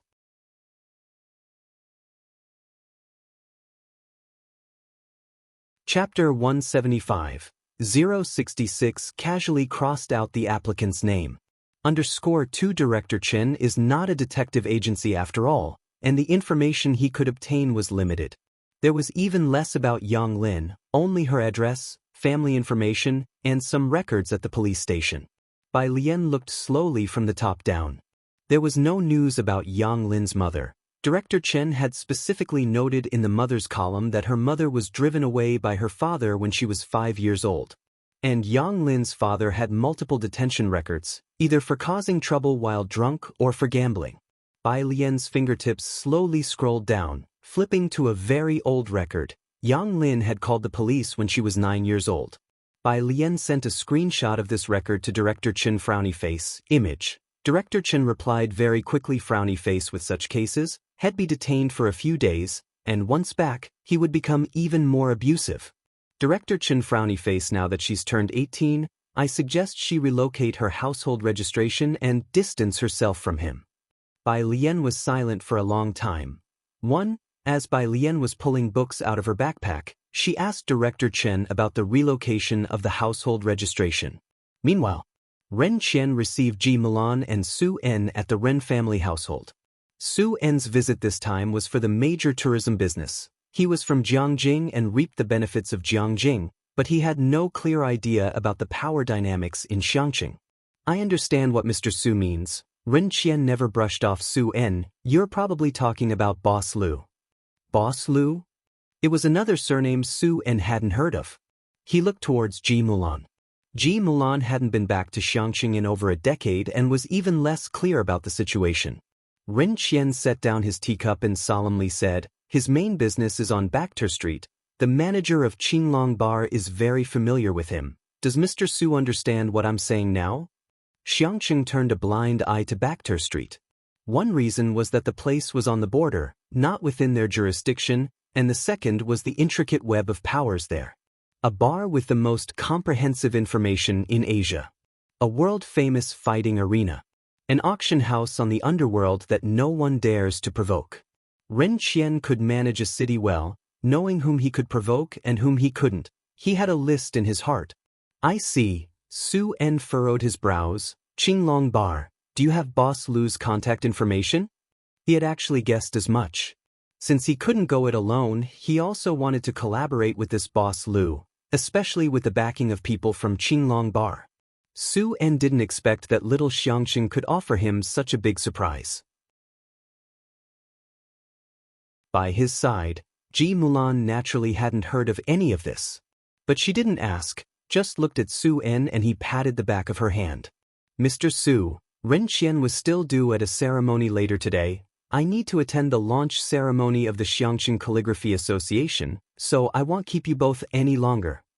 Su En stood up, surprised that Xiangqing even lacked a calligraphy association. But then he thought about it. considering Xiangqing didn't even have a high-speed rail yet, and he felt he could understand. He politely took his leave from Ren Qian. Only once they were outside did Ji Mulan ask Su En about Qinglong Bar. Back to Street, Su En took out his car keys, opened the door, and turned his head to explain to Ji Mulan, it's a complex border area. For Qinglong Bar to be established there, the forces behind it are no less significant than the several big families in Jiangjing. It's normal that you don't know. The several big families in Jiangjing? Ji Mulan settled into the passenger seat, looking rather silent. The launch ceremony of the Xiangqing Calligraphy Association was an important event. Ren Qian wore a dark-colored formal suit and called the Secretary General to confirm, "Did you inform Mr. Chen?" Mr. Chen said he is working on a case. The Secretary General was very respectful and doesn't have time. Ren Qian wasn't surprised but felt a sense of regret. Ren Wanxian had also dressed meticulously in a designed gown, accompanying Ren Qian to the vicinity of Xiangqing Building. When the two arrived, it was already 9 o'clock. The director of the Culture and Tourism Bureau and Qiu Xuezheng were standing at the entrance. The Secretary General and Director Su dared not be negligent, standing at the entrance accompanying the two of them. Ren Qian was startled, wondering why these two elders were outside to receive him. "Teacher Qiu, why are you two outside?" Qiu Xuezheng was in high spirits, having especially worn a gown with dark red helical patterns for the day, smiled at Ren Qian, waiting for someone. Waiting for someone? Ren Qian and Ren Wanxian looked at each other in confusion. He thought Qiu Xuezheng was waiting for him but didn't expect they were waiting for someone else. Qiu Xuezheng, however, didn't say much, only occasionally glancing down at the time. Then, his gaze turned towards the street corner. The launch ceremony was to start promptly at 9:30.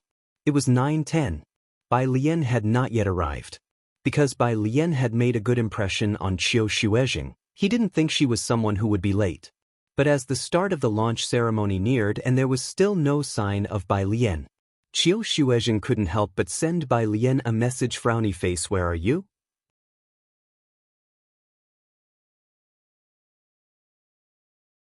Chapter 176, 066 casually crossed out the applicant's name.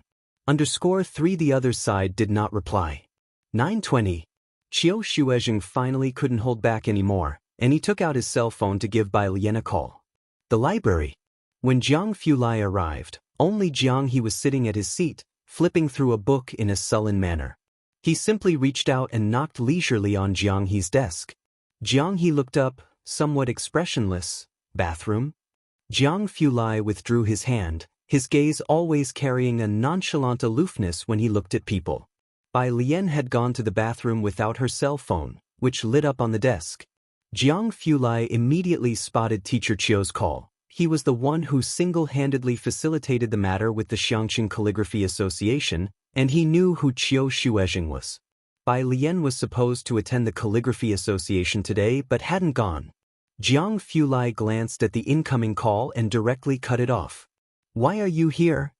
Bai Lian, who had just finished washing her hands, came out, wiping her fingers with a paper towel in a leisurely manner, and spoke in a lowered voice. Jiang Fulai didn't speak, he just coolly glanced at Jiang He. Jiang He angrily made room for him. Jiang Fulai sat down, his hand lightly resting on the desk, and spoke indifferently, "I was driven out by the people at the Institute. Deep in the mountains of Xiangqing. CRFS Dark Matter Research Institute. Hewan was observing particle collisions, using machinery to search for the decay products of strange atoms when he suddenly sneezed and muttered, 'I hope it's not someone thinking of me.' No reply to WeChat messages, and no answer to phone calls. Qiu Zuzheng's brow furrowed. 9:25. Director Su didn't dare to urge Qiu Xuezheng and couldn't help but look towards Ren Qian for help. Ren Qian took 2 steps forward and said with a smile, "Teacher Qiu, let's go in and wait. It's almost the auspicious time." "All right," said Qiu Xuezheng, holding his cell phone, but his frown did not relax. As he stepped over the threshold, the receptionist came forward with the sign-in book and handed it to Qiu Xuezheng and the director of the Culture and Tourism Bureau. "Director Su, we'll still need your help with the Calligraphy Association in the future," Ren Qian said smilingly to Director Su. The Xiangqing Calligraphy Association was the bridge for communication with Beijing and Jiangjing. Director Su wanted to ingratiate himself with the Ren family, and Ren Qian also wanted to get on good terms with Director Su, a mutually beneficial relationship. His name was further down the list. Qiu Shuezheng scanned it and saw that everyone on the first page had arrived, and almost everyone on the second page had too, except for one unchecked box. Suddenly realizing something, Qiu Shuezheng flipped back to the first page and looked down the list of names. Bai Lian's name was missing. Why is there one person missing? Where's Bai Lian? Qiu Shuezheng asked the receptionist coldly. The director of the Culture Bureau, who was looking out the door, was startled by the question, what happened? He hadn't examined it closely before and now took the sign-in sheet from Qiu Zuzheng's hand. Indeed, Bai Lian's name wasn't there. Director Su was taking care of people involved in the opening ceremony. Being Xiangqing's chief planner for this event, he hurried out from the commotion and quietly told Qiu Shuezheng to lower his voice. Ren Qian also faintly heard the name Bai Lian. Ren Wanxian lowered her head, sipping at her tea, masking the contempt in her eyes. The Secretary-General calmly glossed over the incident. Ren Qian looked at Ren Wanxian for a while, holding his teacup, and ultimately chose not to meddle too much. The media journalists are all here. Director Su glanced at the lobby, gesturing for Qiu Shuezheng to speak more quietly, then explained, I didn't know Bai Lian was one of yours. I was the one who crossed out the name by mistake. Let's talk about this later. Qiu Shuezheng suddenly knew why Bai Lian wasn't answering the phone or responding to messages. She was someone who had never intended to compete, who went to Jiangjing for the Xiangqing Calligraphy Association slot only to return and have her name crossed off by some inexplicable people. Did she come by this morning? Qiu Shuezheng asked just one question. Director Su hesitated, glanced at the Secretary-General, and then nodded. Qiu Shuezheng took a deep breath, restraining his composure, resisting the urge to smash the sign-in sheet into Director Zu's face. He pulled out his phone and turned to leave the place. Teacher Qiu, Teacher Qiu. Director Su was panic-stricken. Qiu Shuezheng was the second most important figure for this opening ceremony, next only to Ren Qian. The Calligraphy Association's future talent acquisition would largely depend on Qiu Zuzheng's reputation. How could he leave? Both Ren Qian and Ren Wanxian saw Qiu Shuezheng leave, and at this point, they could no longer pretend not to notice. Ren Qian stepped out. Why is Teacher Qiu leaving? Director Su was also frustrated. Director, isn't Teacher Qiu being too frivolous? I said I accidentally crossed out a name, and if he still wants someone to come in, I could in a few days. Frivolous? The director of the Culture and Tourism Bureau interrupted, glaring at Director Su, then verbally lashed out. Cross out just like that? With just one stroke, you crossed off an applicant's name, and you think you have such insight.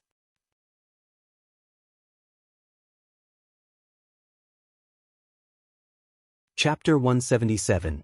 Young Master Jiang shows his power. Since when did Xiangqing take the Ren surname? Part 2. When Qiu Shuezheng left, Minister Su had a vague sense of unease in his heart. Just as the director finished speaking, darkness seemed to fall before his eyes. A layer of cold sweat broke out on his back. The applicant? Minister Su turned to the Secretary-General and Ren Wanxian a few steps away. Miss Ren, didn't you say that Bai Lian was just a relative of your family? How did she become the applicant? Minister Zu's face was darker than the bottom of a pot. He had finally gotten this opportunity, only to offend the most important person here because of a single remark from Ren Wanxian. Ren Qian, who had been observing with a cold eye, moved the corners of his lips slightly, finding it fantastical. She is the applicant? In his eyes, Bai Lian was someone completely unrelated to the Calligraphy Association, so how did she suddenly become the applicant? Why hadn't the Ji family let slip a word? Mr. Ren, said the director, his face cooling, probably understanding the situation, let's postpone today's commencement ceremony until Miss Bai arrives. He didn't exchange further words with the Ren family. He left promptly, following in Qiu Zuzheng's footsteps. Miss Ren, you really have caused me a disaster this time. Minister Su gave Ren Wanxian a look. The stir-causing commencement ceremony was thus put on hold. Ren Qian held his forehead, glanced at Ren Wanxian, who was looking down, sighed, and said to the Secretary General, "Look into this." Before lunchtime, Bai Lian finally answered Qiu Zhuzheng's call. They agreed to meet at the coffee shop on the first floor of the library. Qiu Shuezheng hadn't been to such a place in many years, and upon entering the coffee shop, he saw Bai Lian sitting by the window. Next to her sat a stranger, whose face he couldn't see, but whose silhouette was somehow disturbingly alarming. Bai classmate, Qiu Shuezheng sat across from Bai Lian, not daring to look at the person next to her, and apologized. "I just found out about today's incident, and it's related to me as well." He and the director had already investigated the matter thoroughly. Jiang Fulai sat next to Bai Lian, a quantum mechanics book in hand, and upon hearing this, his long, narrow phoenix eyes lifted slightly. Russell, his pale, slender fingers turned a page. Even without saying another word, the nearly 70-year-old Qiu Shuezheng felt an inexplicable pressure. "Old Mr. Ren also said he wants to personally apologize to you." Bai Lian sat leisurely inside, one hand lazily propping up her chin, quietly listening to Qiu Shuezheng finish, her long eyelashes casting a subtle shadow. "It's her?" Qiu Shuezheng looked at Bai Lian, clearly tense. "No need to apologize. I could continue, but then remove those two names from the list," Bai Lian said, turning her head to look outside the window, her voice neutral. "Ah." Qiu Shuezheng didn't know about the conflict between Bai Lian and Ren Wanxian, but Ren Wanxian was, after all, his prized disciple. Hearing Bai Lian's words gave him pause. This was beyond his expectations. Minister Su is already making arrangements, but Wanxian, after all, she is Ren Qian's granddaughter. Qiu Shuezheng considered both sides. Bai Lian, although a student with decent calligraphy skills, also needed a stroke of luck. Bai Lian's phone vibrated, a message from Ji Xiaojun, inviting her to have a meal together. Bai Lian didn't want to talk more with Qiu Shuezheng and stood up, nodding slightly to Qiu Shuezheng. "Teacher Qiu, I only have one request. If met, it'll continue." Qiu Shuezheng stood up, wanting to follow. At the seat, Jiang Fulai closed his book and looked up, glancing over at Qiu Shuezheng. Those pale, shallow phoenix eyes, with just a fleeting glance, made Qiu Shuezheng stop dead in his tracks. At Ji Shayan's home, an old 6-story building, the elder on the first floor brought a basket of eggs for Shen Qing, holding her hand. "Little Shen, you and Xiaojun need to look out for us. We've lived here all our lives, we really don't want to leave." "I know, Auntie." Shen Qing took the eggs, her tone calm. "Don't worry, we don't want to demolish either." "That's good to hear."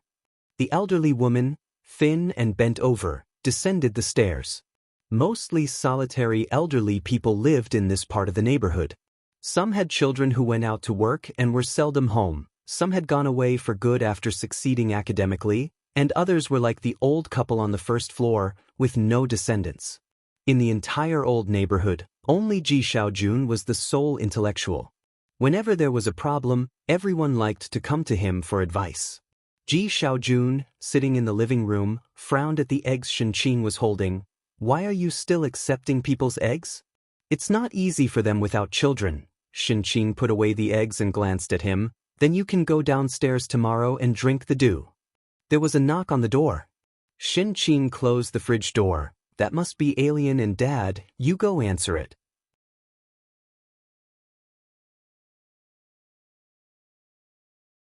Chapter 178. Young Master Jiang shows his power. Since when did Xiangqing take the Ren surname? Part 2. _2 Ji Xiaojun quickly rose from the sofa and opened the door. It was indeed Bai Lian and Ji Heng. There was also a child with Bai Lian. "Hey!" Ji Xiaojun recognized him. It was Jiang He whom he had seen that night, and he made way. "Kid, you're here too?" Jiang He nodded. He didn't talk much. Shen Qing had never seen Jiang He before, so when she encountered such a delicate-looking child for the first time, she didn't know how to interact with him and washed a plate of grapes for Bai Lian and Jiang He to eat. "Going fishing this afternoon?" Ji Xiaojun noticed that Ji Heng had brought a fishing rod. Ji Heng set the fishing rod down. "Xiaochen found a good spot for fishing, we'll try it out this afternoon." Okay, I will come too, and I'll let Yongkuin eat here tonight. Ji Xiaojun didn't have many classes these days and was annoyed with the headache brought by the demolition issue, and he also enjoyed fishing with Ji Heng. Having said this, he went to the kitchen to join Shen Qing and help out. Ji Heng originally wanted to take a smoke break, but, catching sight of Jiang he resisted the urge.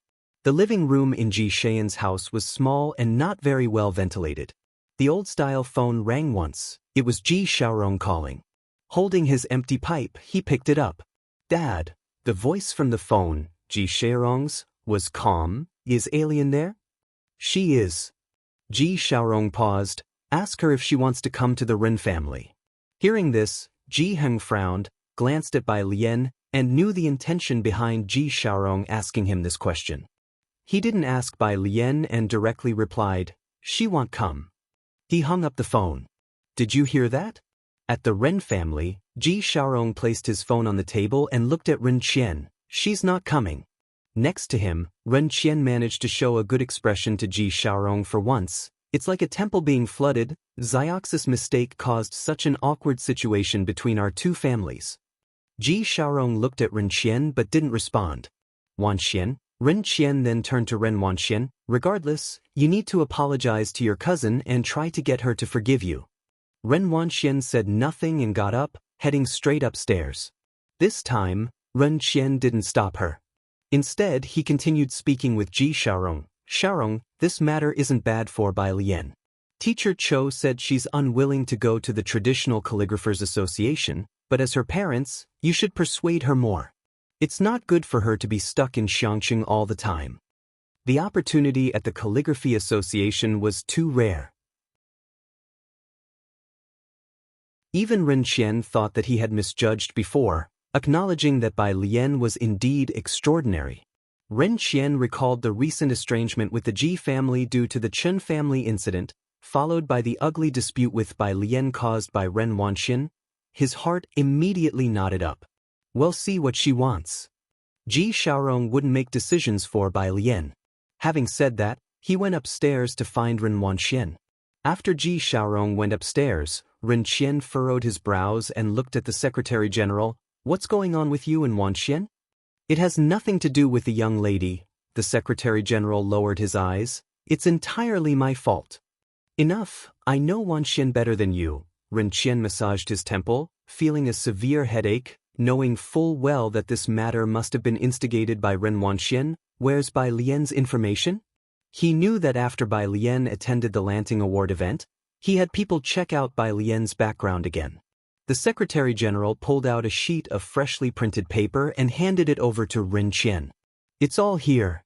Ren Qian finished scanning the information. Bai Lian was registered under Ji Heng's household, with information clear and detailed, nothing more. As ordinary as it gets. Ren Qian glanced through the straightforward information and put it away after he was done. Bai Lian is at her uncle's place? Yes, her uncle lives in Yongfu Residential Area, Building 7, Apartment 601. The Secretary General had anticipated what Ren Qian was about to do and recited an address. Ren Qian was quite satisfied with the Secretary General's efficiency, pressing the bridge of his nose. Prepare yourself, you and Minister Su should have a good talk with Bai Lian. At Ji Xian's home. The door was left ajar. When the Secretary General and Minister Su arrived, Ji Heng had already taken Ji Xiaojun out for fishing. Bai Lian was watching Jiang He play with a puzzle. Mr. Secretary, Shen Qing brought out new teacups and brewed tea for them. She then glanced at the cramped living room, unsure where to put her hands and feet. Please, have a seat. She patted the sofa again and again. The Secretary General looked indifferently at the somewhat yellowed sofa cushion, didn't speak, and did not sit down.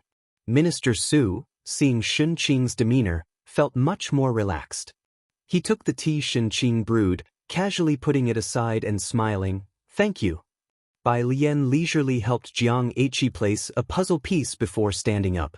Without looking at them, she pressed Shen Qing down to sit on the sofa. "Auntie, please sit."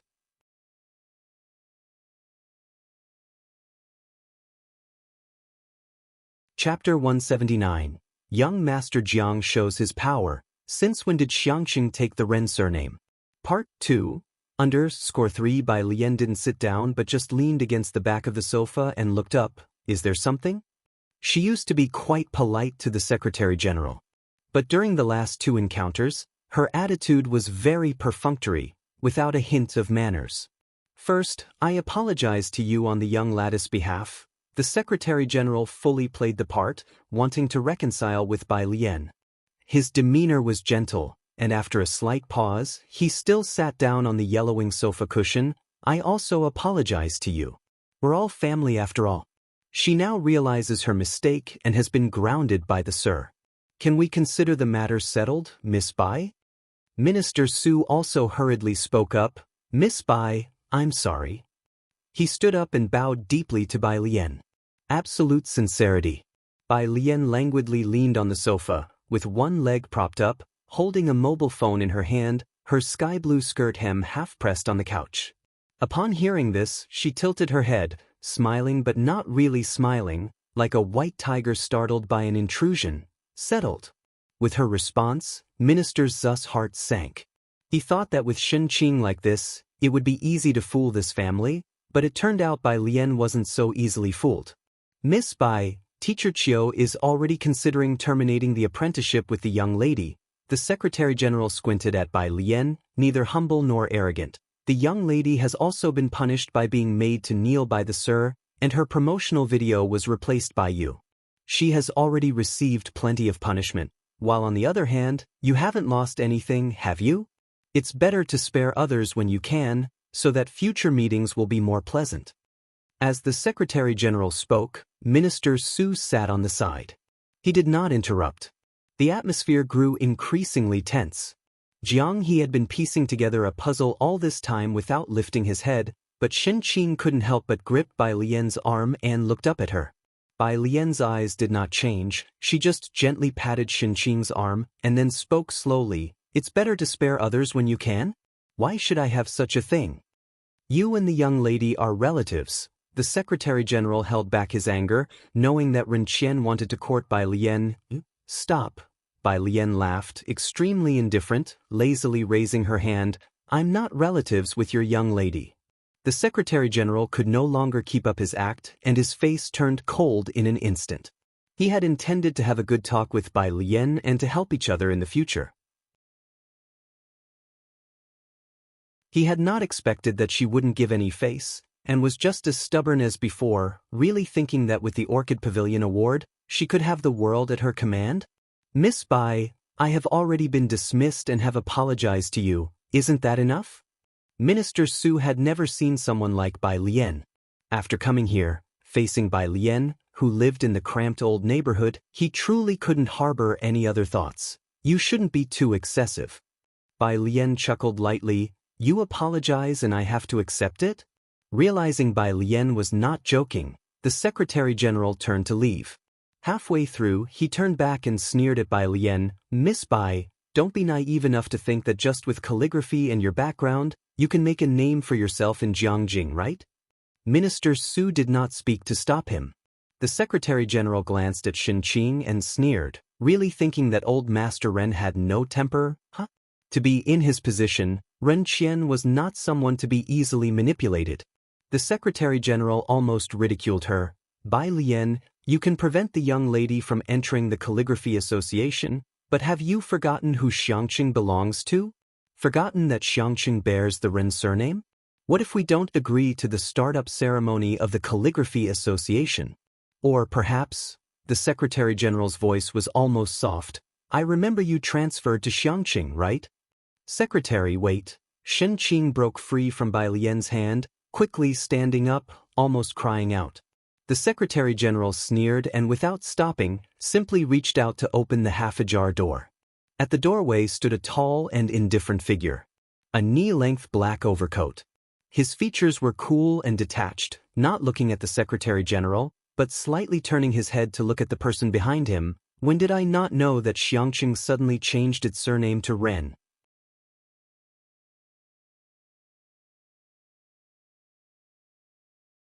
Chapter 180, 068 Ren Qian suspended, VIP member. _1 The Secretary General and Minister Su did not know Jiang Fulai, but even without recognition, they felt a tremendous pressure upon opening the door. It weighed down on them so heavily that they didn't dare lift their heads. Following behind Jiang Fulai, Ming Dongheng, who had lived for so many years, had never felt such a strong sense of oppression, not even when Jiang Fulai once told him, "You might as well not bother going to university." Xiangqing is surnamed Ren? Ming Dongheng had no idea how they dared to make such a claim. He reached out and with one hand each, he lifted the Secretary General and Minister Su and threw them out. "You go in first, I'll handle this." Having Jiang Fulai handle this matter would likely strip a layer of skin off the entire Ren family. After Jiang Fulai entered, Ming Dongheng glanced down at the Secretary General and Minister Su. Chen Yangkun's men? Only after Jiang Fulai had left did the two men feel relieved. However, before the Secretary General could catch his breath, Ming Dongheng's next words made his blood run cold. As Rin Qian's right-hand man, the Secretary General naturally had received information about Director Qin. Even though Rin Qian and his people always called him Lord Qin, it didn't mean he didn't know Lord Qin's real name. Seeing the Secretary General's reaction, Ming Dongheng knew he was correct and couldn't be bothered with him.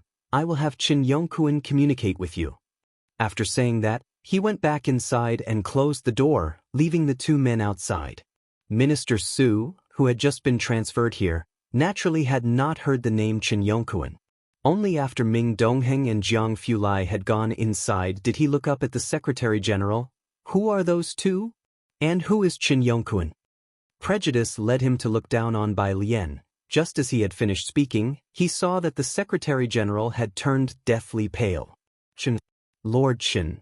The Secretary General's finger trembled slightly, and he suddenly realized they had acted arrogantly in the wrong place today. "We must hurry back and find the master." With the demeanor of those two individuals, the Secretary General had no doubt that the Qin Yongkuan mentioned by Ming Dongheng was the one of the same name. Considering the Ji family's people, he initially thought today's matter would be easy to resolve, but now how could it be related to Lord Qin? He almost sprinted downstairs. Behind him, Minister Su belatedly realized that something seemed amiss. Following down the stairs, once he reached the bottom, he turned back and looked at the nearly dilapidated building in a daze. Who exactly is Qin Yongkuan? The Ji family. Shen Qing was being tugged at her sleeve by Alien. "Alien, please let me go to the secretary and talk again. Don't hold on to me." She looked urgent. The Ren family's status in Xiangqing was well established in people's hearts, and being located in a remote area, they might as well have been the emperor. Shen Qing couldn't comprehend everything, but the mention of the school had thrown her into panic. She was aware of Bai Lian's seriousness about her studies. Ji Heng often said Bai Lian would study until 1 in the morning, determined to work hard for a place at university. "What's the rush, Auntie?" Alien was strong and forcibly made Shen Qing sit down, comforting her. "If worst comes to worst, I can switch to another school."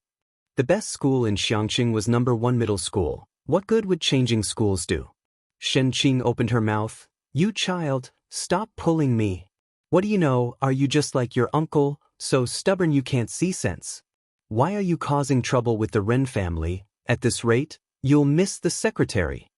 She had spoken only halfway when she suddenly felt a chill throughout the hall and shivered. Looking up, she caught sight of the tall figure entering leisurely. With his head slightly lowered, fine black hair slightly droopy, his skin pale and cold, and his light-colored eyes devoid of any superfluous emotions, his black coat was casually open, emanating a frosty demeanor, making even this old hall seem to take on a different elegance. Almost instantly Shen Qing recognized him, the young man she had seen at the police station last time. Alien was contemplating how to stop Shen Qing from leaving when, without a word from anyone, Shen Qing quieted down on her own. She touched her chin thoughtfully. "He was quite useful." "Don't worry," said Jiang Fulai, glancing at Jiang He playing with a jigsaw puzzle on the floor. To Shen Qing, "It will be all right." "Really?" Shen Qing was somewhat hesitant. Her eyes, those of an ordinary citizen, always saw the Ren family as an insurmountable mountain. Jiang Fulai replied with ease, "How could Xiangqing possibly be surnamed Ren? Xiangqing belongs to the people." Bai Lian nodded in agreement. "That's right." "Ah," Shin Qing felt something was amiss, but also thought it made sense. You're right. Alien, let go of me, you're hurting me. She rubbed the hand that Bai Lian had been squeezing painfully and went in to make tea for Jiang Fulai. She also got a new cup for him.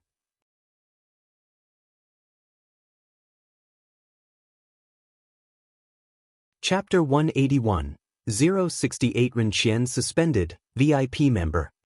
Screw. You didn't lie to me, did you? Shin Qing handed the teacup to Jiang Fulai.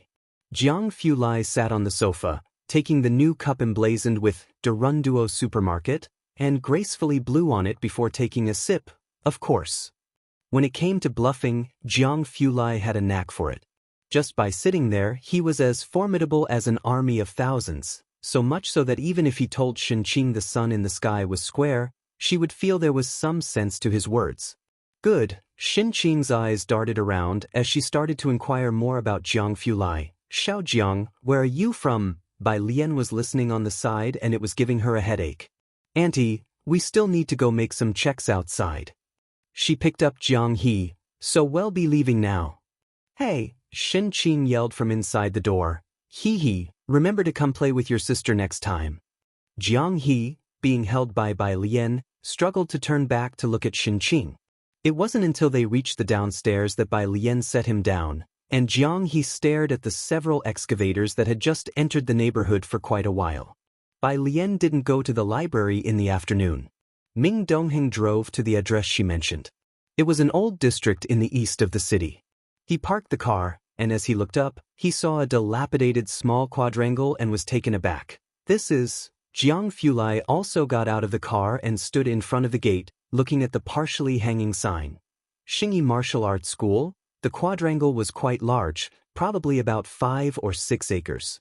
But it was almost suburban, with hardly any passers-by. The gate was made of thick red elm, and the 4 door studs had nearly faded, but one could still make out the peonies. The bronze door rings had revealed their true color. Bai Lian stepped onto the stairs and gently tapped the door ring 3 times. No one came to open the door. Are you looking for Master Jean? A man passing by on an electric scooter wiped his sweat with a towel and grinned. He should have gone to work on the construction site by now, probably won't be back until 10 tonight. Bai Lian already knew from Mao Kun that this martial arts school had closed down. But she had never expected that the owner of the martial arts school would be on a construction site. Thank you. She lowered her hand and thanked the man. I want to start the calligraphy association next door. Bai Lian descended the steps, step by step, sharing her idea with Jiang Fulai. This martial arts school is quite extensive, I've looked it up online. The calligraphy association wouldn't need much space. Jiang Fulai looked up, glancing at the tightly closed door next to the martial arts school. Almost from the moment Ming Dongheng had driven here, he had guessed what Bai Lian had in mind. He led Bai Lian around the area, pointing across the spacious front of the martial arts school. We can apply for a bus stop here. Transportation is always the most important thing, no matter what. Bai Lian had initially handed the Calligraphy Association entirely over to the Ministry of Culture and Tourism, but today she changed her mind. Leaving it to them, the people of Xiangqing might not have equal opportunity to learn calligraphy. She decided to do it herself. And there was the martial arts school. Bai Lian looked up, her gaze falling upon the hanging sign. She remembered Mao Kun saying that most children these days learn taekwondo or judo, and Ning Xiao mentioned that Muay Thai was also popular. She withdrew her gaze. A martial arts school? Bai Lian was not used to typing on a computer, so Jiang Fulai sat in the car, pulled out his laptop, opened a document, and began typing on the keyboard one-handed to help her draft the business plan. What else? The laptop rested casually on his knees, his pale fingers against the black keyboard. Occasionally he would turn his head and listen attentively to Bai Lian's ideas.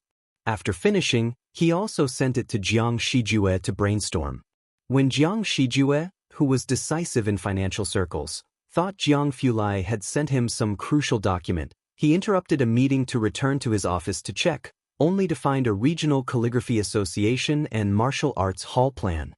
And in a situation where Qiu Shuezhing, the adversary, was at his wits' end, he soon received a business plan that could be described as perfect. At the Ren family home, Ji Xiaorong looked at the gift thrown outside by Ren Wanxian and couldn't help pressing his forehead. He was used to it by now. Whenever Ren Wanxian lost her temper, she liked to throw things around, regardless of whether they were gifts from him or from Ren Qian. She had tossed them all into the trash can. But Ren Qian's way of raising a daughter was to pamper her with wealth. He saw no problem with it. Ren Wanxian was raised by Ren Qian, and it was not Ji Xiaorong's place to intervene. Sometimes when he said too much, the Secretary General would accuse him of trying to take advantage of the Ren family. Not even Ren Jiawei could intervene. Ji Xiaorong picked up the gift with a heavy heart. On his way downstairs, he saw the Secretary General coming in from outside. They never got along, and their antipathy had become even more evident in the recent years. But today, the Secretary General did not have the time to mock him. He went upstairs with a pale face to find Ren Qian. As soon as he entered the study, a teacup came smashing his way.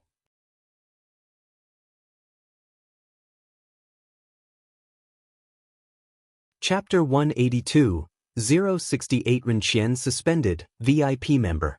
Underscore, Xiangqing belongs to the Ren family, and you dare to say that? Ren Qian couldn't believe what he was hearing from the Secretary General, that Mr. Su is a fool, but you've been in this position for so many years and still can't see clearly? The Secretary General had never made such a big blunder before.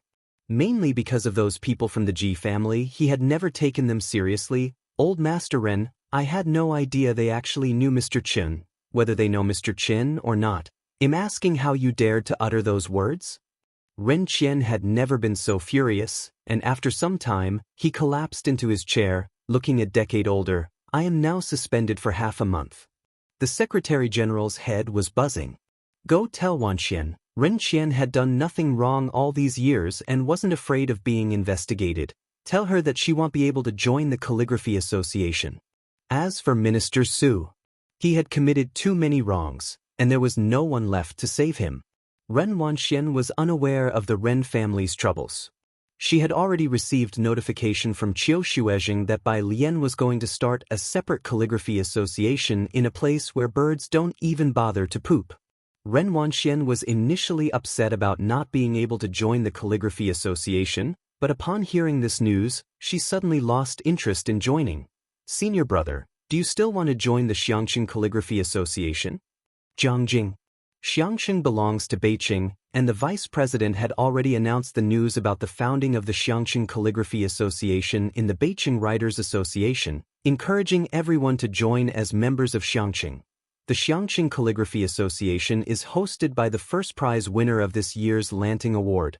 This news shook many people in the Beijing Writers Association, and lots were tempted. I recall that you are also from Xiangqing, right? Jian Rong had ideas of his own. Looking at Qiubuqing, Xiangqing was ordinary, but this by Jian was truly attractive to Calligraphy Association members. The team leader helped me sign up. Jian Rong was holding a registration form. I advise you not to go. I'm already trying to find a way out. Qiubuqing pursed his lips, addressing Jian Rong and others around him, giving you all a heads up, you know what kind of place Xiangqing is. Although she ranked first, she joined only the Xiangqing Calligraphy Association, not the Jiangjing Calligraphy Association, and the Xiangqing Calligraphy Association is situated in a suburb. The vice president will surely have to send a few people down there. I suggest those of you with connections start looking now so you don't find yourselves being dispatched there. Joining a newly established junior association, especially one not part of the traditional Calligraphers Association, will make it difficult to leave once you're in. As he spoke, Qiubuqing also sent an application report to Qiu Shuezheng. Everyone looked at each other, knowing the reputation of Xiangqing. Those who wanted to go were mostly tempted by Bai Jian's fame, but what use would that fame be if Bai Jian didn't join the Jiangjing Calligraphy Association? Without joining the Calligraphy Association, it's impossible to find top-tier teachers. How can they progress without that? One's career would surely stagnate at that point, with no further development possible. Who isn't striving for the Jiangjing Calligraphy Association? Who wants to be sent to the hopeless Xiangqing? Poor and nameless.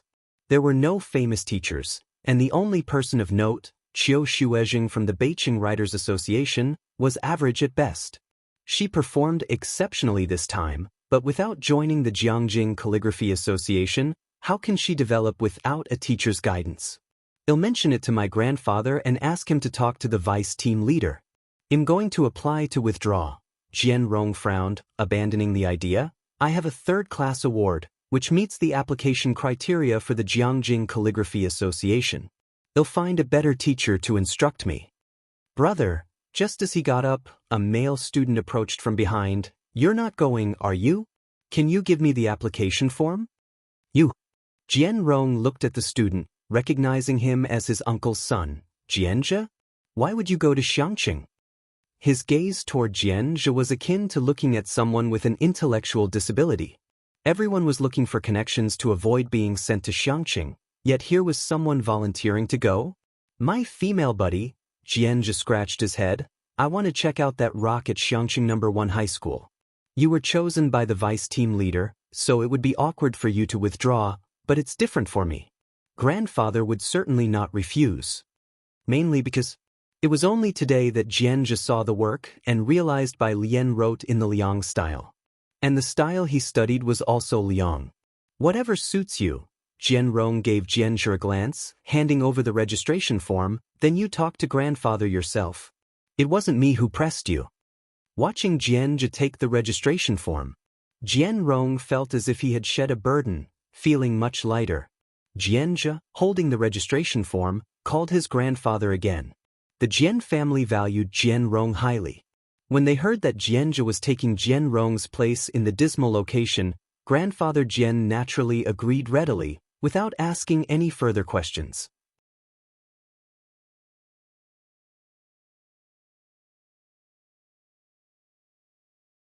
Chapter 183, 068 Renqian suspended, VIP member.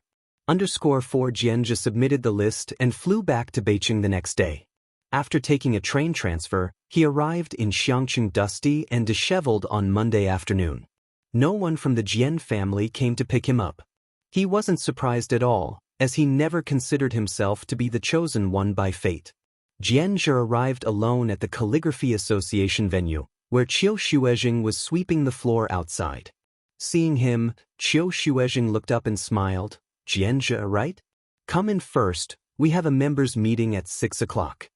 Bai Lian quietly set up a calligraphy association without any opening ceremony or press conference. She personally invited local calligraphers who hadn't taken any exams to join. She wrote the signboard, Xiangqing Calligraphy Association, with her own hand. Beforehand, Jianzhe had heard from Qiubuqing that the Xiangqing Calligraphy Association was desolate and rundown, but upon arrival he found that while the items here were old, they were very quaint. He held up a teacup and took a sip. Where did this tea come from? Jianzhe looked up at Chiu Shuezheng, feeling quite strange. Why does it taste so much like Old Patch's tea? Why do I know it so well? Because his grandfather sent a tea cake to Jian Rong when she was shortlisted for the Lan Ting Award, and she had boasted about it for a year, even letting Jianzhe try it, and he remembered it distinctly. He even felt that the color of this tea was much better than the one Jian Rong had. Here, Chiu Shuezheng pointed to a big jar behind him, brought by student Bai. Do you like it? Take some back with you later. We have limited funds here, only these things, he sighed.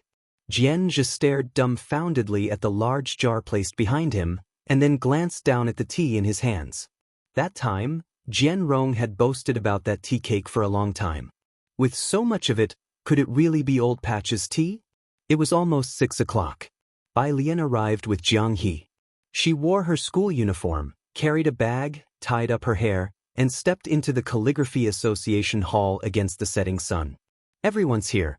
Chiu Shuezheng led a few old teachers out and then said to Bai Lian, today is the first general meeting of all members. Although there are not many people, starting the association will be difficult. Jianzhe sat next to Bai Lian, looking at the few scattered people sitting around the octagonal table. He was beginning to understand what Qiubuqing meant. Teacher Chiu, wait. Bai Lian was looking down at her English reading when she heard Chiu Zuzheng's words. She lifted her head slightly, her arm lightly resting on the table, legs crossed, the other hand propping her chin as she looked outside. There's one more person. Who? Qiu Shuezheng was startled. He hadn't received any other applications. Just as he was saying that, a tall figure slowly appeared at the doorway in the twilight, holding a cell phone and casually walking along the stone path. Qiu Shuezheng immediately recognized him as the man who had sat next to Bai Lian at the coffee shop. Jian Zhi, who was leaning on the table and talking to Bai Lian, straightened up abruptly as he felt the gaze. There were others sitting around the octagonal table who were previously chatting merrily, but they all became tense for some reason upon seeing Jiang Fulai. Jian Zhi moved halfway off his seat, thinking to make room for this big shot. However, before he could stand up, Jiang He, sitting on the other side of Bai Lian, got up in a familiar way and sat down expressionlessly on a stool set to the side. Jiang Fulai casually pulled out the chair next to Bai Lian and sat down nonchalantly, greeting everyone at the octagonal table. Just carry on, I'm just here to listen. He acted as if he was just casually listening. But facing him, how could Qiu Shuezheng be casual? It's like this, we have a total of 8 initial members. Qiu Shuezheng read from the notebook one by one, and when he got to the end, he hesitated as he looked towards Jiang Fulai. May I ask? Jiang Fulai, the Fulai from Turkic language. Jiang Fulai lightly tapped the tabletop with his fingertips, leaning back lazily in his chair as he announced his full name. Qiu Shuezheng nodded, added the name, and asked, "Is this your first time joining a calligraphy association, or a second time?" "Second time joining." Qiu Shuezheng looked surprised again, as he had thought Jiang Fulai, like Bai Lian, was joining for the first time. After all, Jiang Fulai had an aura of elite about him, more like someone in finance or politics, and didn't quite fit the artistic image. Second time joining, he took a sip of tea to ease himself before continuing to write on the paper. Which calligraphy association were you previously in, and do you have a rank? Traditional Calligraphers Association, ranked? Jiang Fulai started lazily, then thought for a moment. Special grade member, I guess. Qiu Shuezheng, about to take note of Jiang Fulai's information, paused with his pen in shock and looked up.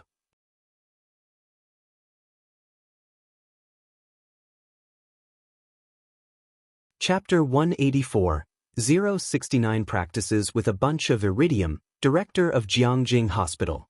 Second update, _1 at the 8 Immortals table, except for Bai Lian, everyone's gaze subconsciously converged onto Jiang Fulai's face.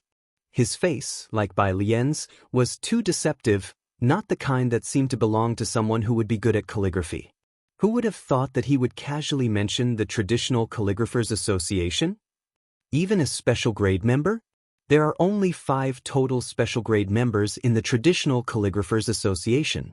Besides the president, each of the rest lives a reclusive life. Often only their works are seen, not the person, and even members of the Calligraphy Association hardly see these high-level members. They were now looking at one of them? Next to him, Jian Zhi felt like he had been struck by lightning. He couldn't help but lean in to look at Jiang Fulai, and when he encountered Jiang's light, indifferent eyes, Jian Zhi immediately averted his gaze. Is there a problem? After a long silence, Jiang Fulai raised an eyebrow. Ah, no. Qiu Shuezheng was shocked as well. Having weathered many storms, he slowly recovered from his amazement. No problem. His trembling pen tip inscribed the words, Special Grade, behind Jiang Fulai's name. You want to take the exam? Bai Lian turned her head, not understanding the rules here. She slightly tilted her head, quietly asking Jiang Fulai. She was dressed in the simplest school uniform, her profile clean and shallow, her eyebrows and eyes as delicate as a snow-topped floral arbor, the overhead lighting casting a hazy, gentle aura around her. Not only do members need to be ranked, but the associations do as well. Jiang Fulai held a purple clay teapot, leisurely pouring tea into her cup as well as his own. We only have 8 people now, just a junior association. Every year in June, rankings are conducted for major calligraphy associations. Associations are categorized top-down into Special Grade Association, Senior Association, Intermediate Association, and Junior Association. The entire country has just one Special Grade Association, which is the Traditional Calligraphers Association, And this is one of the reasons that everyone wants to join it. Senior associations are distributed across the 4 major cities. Bai Lian, never having participated in a grading, is currently just a junior member, despite having won the Orchid Pavilion Award. This is the membership fee, there's no password. Before leaving, Jiang Fulai handed a card to Qiu Shuezheng. She wants to set up a good calligraphy school. This is the startup funding. Additionally, I've already had someone prepare a plan. Someone will contact you. Sitting at the 8 Immortals table, Qiu Shuezheng looked at the International Bank Vermilion Bird Bank's black card placed in front of him. He questioned his life. Teacher Qiu, Jianjia said, looking at the departing figures of Jiang Fulai and Bai Lian, then back at the black card, we shouldn't have difficulty becoming a senior association in the future, right? Qiu Shuezheng was also in a daze. Should be able to, I guess. He felt certain that Bai Lian would be able to make it to special grade member. With 2 special grade members to support them, they should be able to achieve senior association status, right? As for a special grade association, that would only appear in Jiangjing, something they hadn't really considered. Of course, Jianzhe and Qiu Shuezheng at the moment didn't know that these 2 were not only extraordinary themselves, but they were most remarkable when teaching. Especially Bai Lian, who could even replicate Liang Zuan's teaching methods perfectly in calligraphy. Qiu Shuezheng took a deep breath and took out his phone to send a message to Vice President Qian. If they don't want to come, then don't force them. On the other side, when Vice President Qian said that he would not send anyone to Xiangqing, both Jian Rong and Qiu Buqing breathed a sigh of relief. Especially Qiu Buqing, who originally thought that Qiu Shuezheng would pressure him. He didn't expect not to receive a single word from Qiu Shuezheng. Meanwhile, Yongfu residential area. A man in a shirt, with a cigarette clamped in his hand, tattoos peeking through his tank top up to his neck, followed by 4 large excavators. No one here is signing? Boss Lu, mainly because of a painter, his subordinate carefully lit his cigarette for him. The household at 7 Building, 601, Ji Shaojun. He's educated and highly respected here. He seems to have noticed the loopholes in the contract and has prevented people here from signing.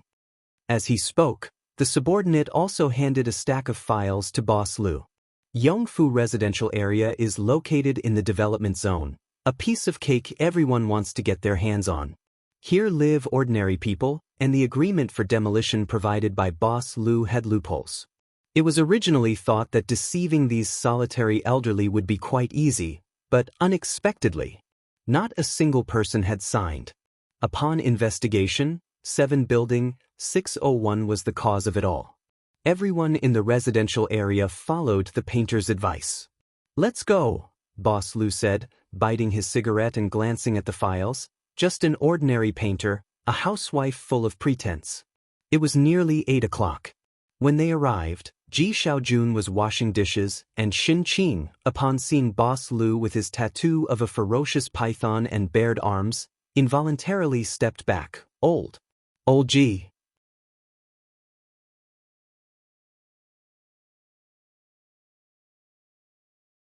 Chapter 185. 069 Practices with a bunch of iridium, Director of Jiangjing Hospital. Second update, Xin Qing, Ji Shaojun, right? Mr. Lu sat down in the chair his subordinate had moved over, tilting his head slightly. The subordinate immediately handed Xin Qing a card.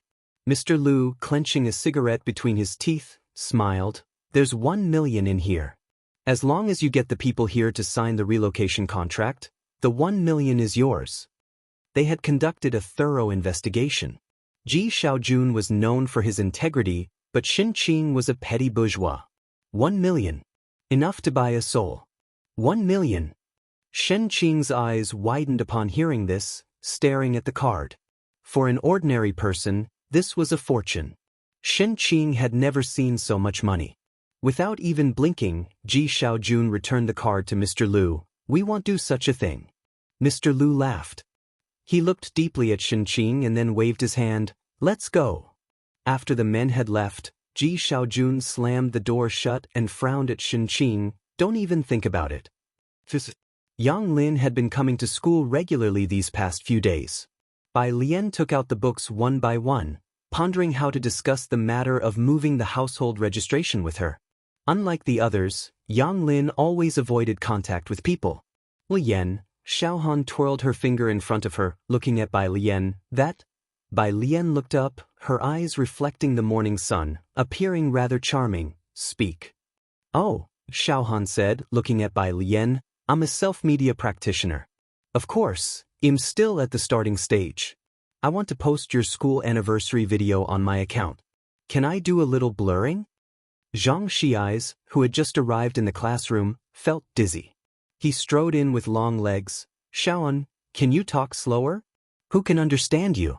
I didn't even catch a breath. He had barely finished speaking. Bai Lian leaned back. Go ahead, post it. She had no objections to this matter. She wasn't very clear on self-media, but it was hard for her to refuse Xiaohan's request. Zhang Xi's? You're so nice. Xiaohan exclaimed, about to hug Bai Lian. But she was stopped by Bai Lian with a finger, which lightly touched Xiaohan's forehead while her other hand casually pulled out a book, tilting her head slightly, and giving Xiaohan a lazy smile. Speak properly, no touching. Oh! Xiaohan's ears turned a tad red. Then, as if remembering something, she rolled her eyes at Zhang Xi's. Idiot. Zhang Xi's. The day's classes ended. Bai Lian didn't head to the milk tea shop after school in the evening. Instead, she went to the Calligraphy Association with Jiang He. The application for the bus stop sign had already been approved, and now they were planning the route. Sis, Jianzhe was moving chairs in the courtyard. Seeing Bai Lian come over, his eyes lit up. Come check out our classroom. The Calligraphy Association was right next to the gym. Though smaller than the gym, it covered a good acre, and the surrounding rooms had been planned by Qiu Shuezheng as classrooms, offices, reception rooms. Jianzhe showed Bai Lian a 30-square-meter classroom. In a couple of days, when the equipment arrives, kids from nearby can come and learn. Not bad. Bai Lian put down her backpack, then unzipped it and handed Jianzhe a bag of things inside without much effort. Seeing how easily Bai Lian handled it, Jianzhe caught it with one hand. But as he took it, he nearly fell to the ground, swiftly bracing himself against the wall. Jiang He sat on a nearby stool, swinging his legs, expressionless as he watched Jianzhe. What is this? Jianzhe looked down in shock at the dozens of silver metal pieces inside, each the size of a quail egg. Just these few pieces, dozens of pounds? For practicing calligraphy, Bai Lian raised her hand, revealing a crimson ribbon on her wrist and a piece of iridium the size of an egg. You should hang one on yourself daily. She had requested these from Mao Kun a few days ago, and Mao Kun was quick. Of course, Miss Bai was still unaware of the price tag attached to her quail egg-sized item. Jianzhe nodded absent-mindedly. On the outskirts of the city, an abandoned warehouse. Mr. Liu, holding 2 cards in his hand, slowly crouched next to Shenqing, narrowing his eyes. You like money, don't you? 2 million and you're still not willing?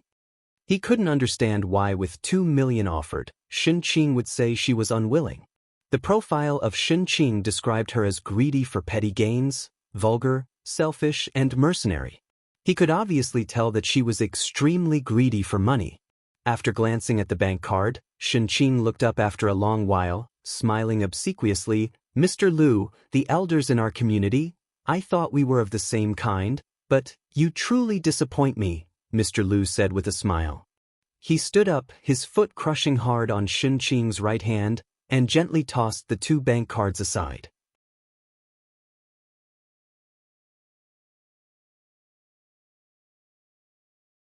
Chapter 186, 069 Practices with a Bunch of Iridium, Director of Jiangjing Hospital. Second update, _3 Shenqing felt the pain at her fingertips, her features twisted together in an instant. President Liu took pleasure in Shenqing's painful expression before he stepped back and with a turn of his head said, You guys, come here. 5 minutes later, I didn't expect you to be so tough, he said as he watched Shenqing collapse to the floor, lighting another cigarette. And now? Shenqing lifted her head again and spat at President Liu with blood in her saliva. You even cheat the elderly out of their money, and you call yourself a human being, huh?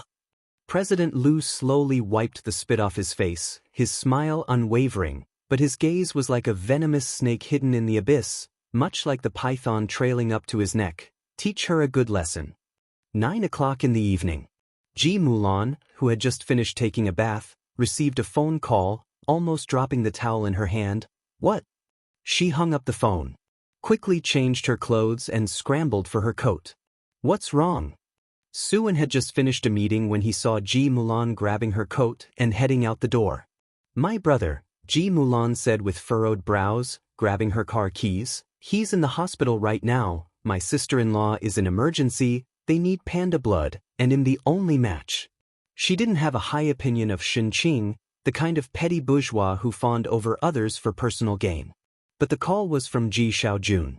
Emergency? Su En quickly followed her, taking her car keys and handing them to his assistant since he couldn't drive after drinking that evening. Don't panic, I'll go with you. Ji Mulan felt much calmer following behind Suan. They arrived at Xiangqing Central Hospital.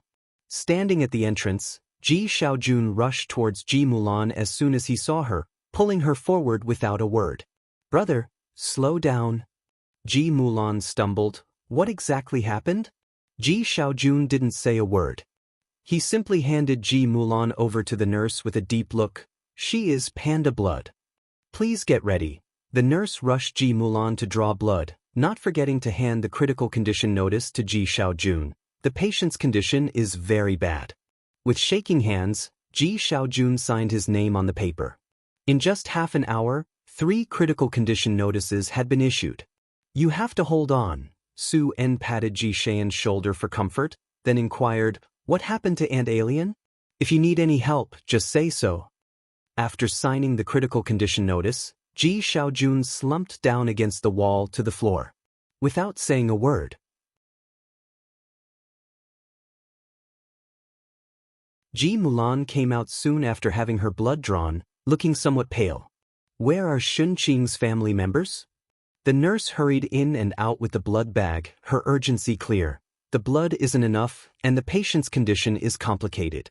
She has panda blood. We can't perform the craniotomy. It's best to transfer to an affiliated hospital of Beijing University or somewhere bigger. We've already helped to apply for a consultation with higher-level hospitals, awaiting their feedback. I suggest you also try to contact hospitals yourselves and quickly. Transferring hospitals isn't simple. It requires advanced applications and connections. Xiangqing Hospital had already responded to Beijing, but Shen Qing's condition was indeed complicated, plus she had panda blood. There was no word from the hospital in Beijing.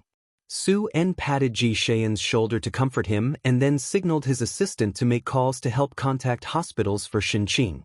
Su En was from Jiangjing. Usually he only knew the chief physicians in Jiangjing. The assistant sent the medical information Ji Xiaojun provided to a doctor, who after reading it said directly, "Tell President Su, it's too far. The patient can't endure the journey, and this operation. I'm afraid only the director could do it. I wouldn't dare to operate." Everyone clearly heard the conversation via the assistant's speakerphone. Ji Mulan involuntarily tightened her grip on her coat, a little dazed. Although she didn't like Shen Qing, she didn't want to watch her die on the operating table. Is it really that serious? You can't contact that director either? Ji Mulan looked towards Ji Xiaojun and then softly inquired of Su En. Su En's assistant, adjusting his glasses, looked towards Ji Mulan. He knew Ji Mulan. The old lady never recognized her, rumored to have been married and had a problematic daughter. Su En wanted to bring the daughter back home, but the old lady had sarcastically dismissed the idea as wishful thinking. Nevertheless, the assistant treated Ji Mulan straightforwardly and told her the truth. "Madam, that's the director of Jiangjing Hospital, and appointments with him are scheduled until next year." President Su? Even Miss Su would have a hard time seeing him. Ji Mulan didn't know about the situations in Jiangjing. But upon hearing that even Yajun couldn't meet that director, she could roughly understand the gravity. After a long silence, Su En looked at his assistant. "Call the young master. He's at Jiangjing University. He might know some people." The assistant hesitated, knowing that disturbing the young master would trigger criticism from the old lady, but in the end, he went to make contact anyway. "Thank you." Ji Xiaojun sat on the ground, his eyes hollow as he looked at the emergency room. It's all my fault. It's all my fault. Where Shen Qing's family members were short of blood for the patient, Ji Mulan quickly stepped forward. The nurse glanced at her and shook her head. You can't draw any more. Ji Mulan had already been drained of quite a bit of blood, her head buzzing. She remembered that Bai Lian had blocked her number, and asked Su En to make the call. Hurry, alien. Alien also has Rh-negative blood.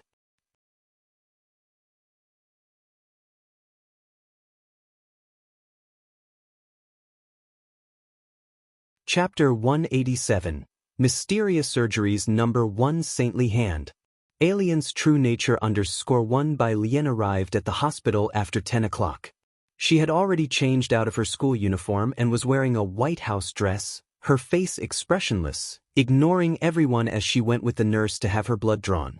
The nurse carefully inserted the needle into her arm, and the dark red blood climbed up the transparent tube. Halfway through, the nurse was about to remove the needle. Bai Lian's arm was still on the table, the faintly visible greenish veins just beginning to show as she had kept her eyes downcast. She only then slightly lifted her gaze, revealing depths that were extremely deep and cold, and then spoke her first words, "Continue." The words seemed to shatter into ice, one by one. The nurse knew that drawing more blood would harm the donor's body, but the look in Bai Lian's eyes startled her, and she shakily drew 2 more tubes. Finally, mustering her courage, she spoke up, "You really can't draw any more." Thank you." Bai Lian lowered her sleeve and stood up. The call was urgent. Bai Lian hadn't told Ji Heng, she had come alone. Outside, Ji Xiaojun was intermittently talking to Su En about something, and when they saw Bai Lian come out, both involuntarily stopped their conversation. "How is Auntie?" Bai Lian stood in front of Ji Xiaojun, looking at the emergency room where resuscitation was underway. Ji Xiaojun was burying his head in his knees, silent, while Su En stepped in to explain, "Your auntie accidentally fell down the stairs." "Stairs?" Bai Lian nodded. Su En made an affirming sound. Bai Lian didn't ask any more questions, nor did she know whether to believe him. Shen Qing's family, where is Shen Qing's family? A nurse came out from the emergency room holding a form. Have you contacted the hospital? The patient needs to undergo craniotomy surgery as soon as possible, or there is a risk of evolving into a vegetative state. Ji Xiaojun abruptly got to his feet. Su En quickly turned back, urging his assistant, "Have you contacted the young master?" The assistant returned with the phone in hand, just as helpless in response to Su En's prodding. "The young master is also trying to find a way, but the director is not someone who can be approached by just anyone. So what do we do now?" Ji Mulan was somewhat panicked. Bai Lian, understanding the meaning of vegetative state, lifted her eyes, more composed than anyone present. "Give me the diagnosis." The nurse was taken aback. She instinctively handed the diagnostic report to Bai Lian. Bai Lian took it, glanced over it quickly. Many of the technical terms she had never heard of: titanium mesh implantation in the skull, cerebrospinal fluid leakage. Without examining it closely, she simply took out her phone and snapped a few photos. She opened WeChat and sent them to Lance. "Bai Lian, help me look at this." After sending, she handed the diagnostic report back to the nurse. Next to her, Su En's assistant looked at Bai Lian's actions with surprise. Was she going to post it online for crowdfunding or ask for medical advice on Chengdu? The people from the Ji family seemed pretty unreliable. Ji Xiaojun wiped his face and, after signing the necessary documents, looked at Bai Lian with a calmness that bordered on a whisper. "Alien, you still have school tomorrow, you should go back and rest. Don't worry about your auntie, she'll be all right." He almost muttered the words. Su En and the assistant moved aside to discuss affairs related to Jiangjing Hospital. It was only then that Ji Mulan asked Ji Xiaojun, "It wasn't a fall down the stairs, was it? Why don't you tell the truth to Su En?" "Yongfu residential area, it must have been that President Liu. I've already called the police, but there's been no response." Ji Xiaojun tugged at his lips, looking at Ji Mulan with an expression that was both calm and crazed. "So, do you think Su En would confront them? Or did you really think that with your relationship with him, He would be willing to antagonize someone with such a deep background for our sake? And then drag Dad and Alien into it too. Ji Xiaojun had long known that President Liu was not a good person. But what he hadn't expected was that Shen Qing would get caught up in it. One Shen Qing was enough for him. He didn't want to drag the whole Ji family into this. Calling Ji Mulan and Bai Lian was solely because of their blood type. What? Ji Mulan's mind was in a whirl, immediately recalling the person Su En had mentioned. She stood still for a while. Her heart was a mess. It couldn't be that President Liu, could it? Jiangjing, Su En's family home. Madame Su sat up from bed, draping a coat over her shoulders as she left the room, her cold gaze sweeping over the butler. Su En is confused, and so are you? Don't you know that he's currently focused on an experiment at the Ma Institute? And you disturb him for such a trivial matter? The butler lowered his head, a wry smile on his lips. It was the Sir's request. Su En.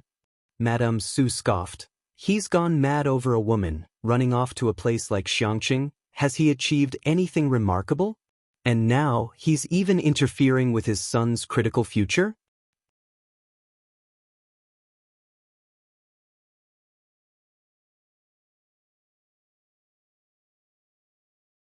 Chapter 188. Mysterious Surgeries Number 1 Saintly Hand. Alien's true nature understood for the sake of a nonsensical woman, to disturb the development of the Su family's future heir. If Su En had been in front of the old lady, she would have beaten him to death with her walking stick. The butler did not utter a word, daring not to speak a sentence. Intercept Su En's calls for me, the old Mrs. Su said, her eyes lowered, her hands twirling the Buddha beads. If I hear he's called the young master again, you all pack your bags and get out. Whatever Ji Mulan is, whatever the Ji family is, whatever stepdaughter, old Mrs. Su wouldn't acknowledge any of it. Even if Su En were to marry her, she wouldn't let that woman set foot in the Su family's house. Rest assured. The butler bowed and withdrew. He set about arranging the matter. At the hospital, the assistant, unable to get through with the phone, looked helplessly at Su En. Su En, without having to think, knew who had interfered with this matter. He rubbed his forehead. Find another way. He went downstairs and paid a significant amount for Shen Qing's surgery, and also upgraded her to a VIP ward. As for the rest, they could only leave it to fate. The craniotomy hadn't yet been done, and Ji Xiaojun was there, keeping vigil through the night. Su En and Ji Mulan went back first. On the way, Ji Mulan brought up the matter with Xiao Lu. That Xiao Lu my brother mentioned, Yongfu residential area? Su En gasped in shock, sitting up straight. That same Xiao Lu, whom Su En had been trying to get involved with but had never managed to meet. Listen to me. Su En's mind worked quickly as he looked gravely at Ji Mulan, repeatedly urging her, you must persuade your brother not to report to the police anymore, act as if this never happened. Get them to sign the agreement as soon as possible, otherwise, the whole residential area will be in trouble. I will do my best to help you find a doctor. If that CEO Lu were just an ordinary businessman it would be okay, but you also know he's supported by that bar on Bakhter Street, a player on the international boundaries, ruthless. Not only Xiangqing, I can't afford to offend him either. Ji Mulan had never heard Su En speak with such gravity. From Xiangqing to Beijing, then to Jiangjing. Ji Mulan always thought she had seen far enough, only to realize that she had barely seen 1% of the world. I'll talk to him tomorrow, she said, slowly lowering her head. Purist Street. When Bai Lian returned, it was already 12 o'clock. Lance, the little old man, was on a different time zone from her. It was still morning there, and his replies came quickly. Lance, look at this, such a beautiful CT image of a cranial trauma.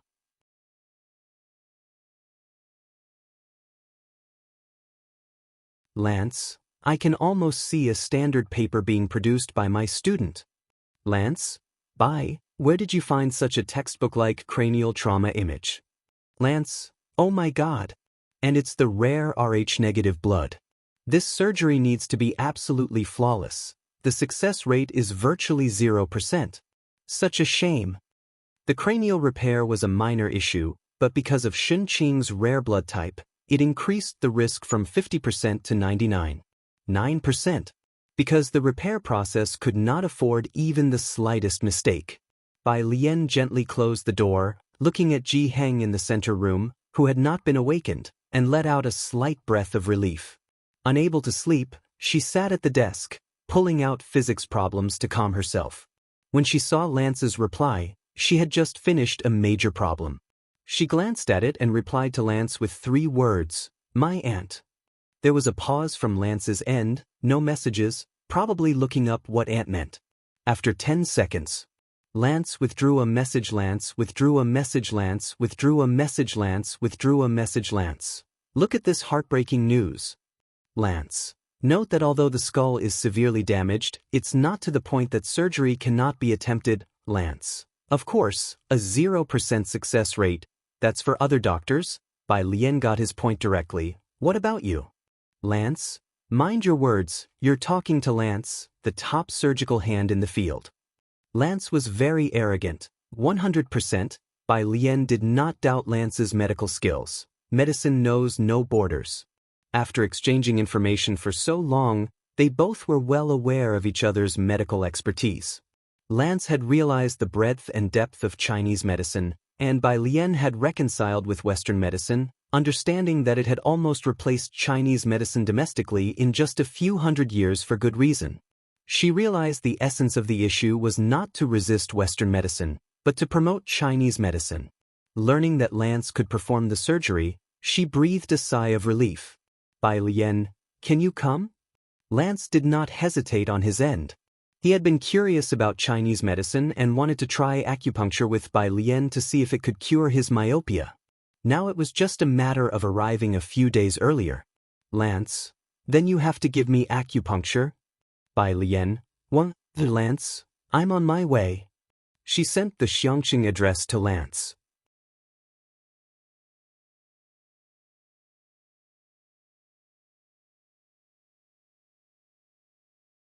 Chapter 189.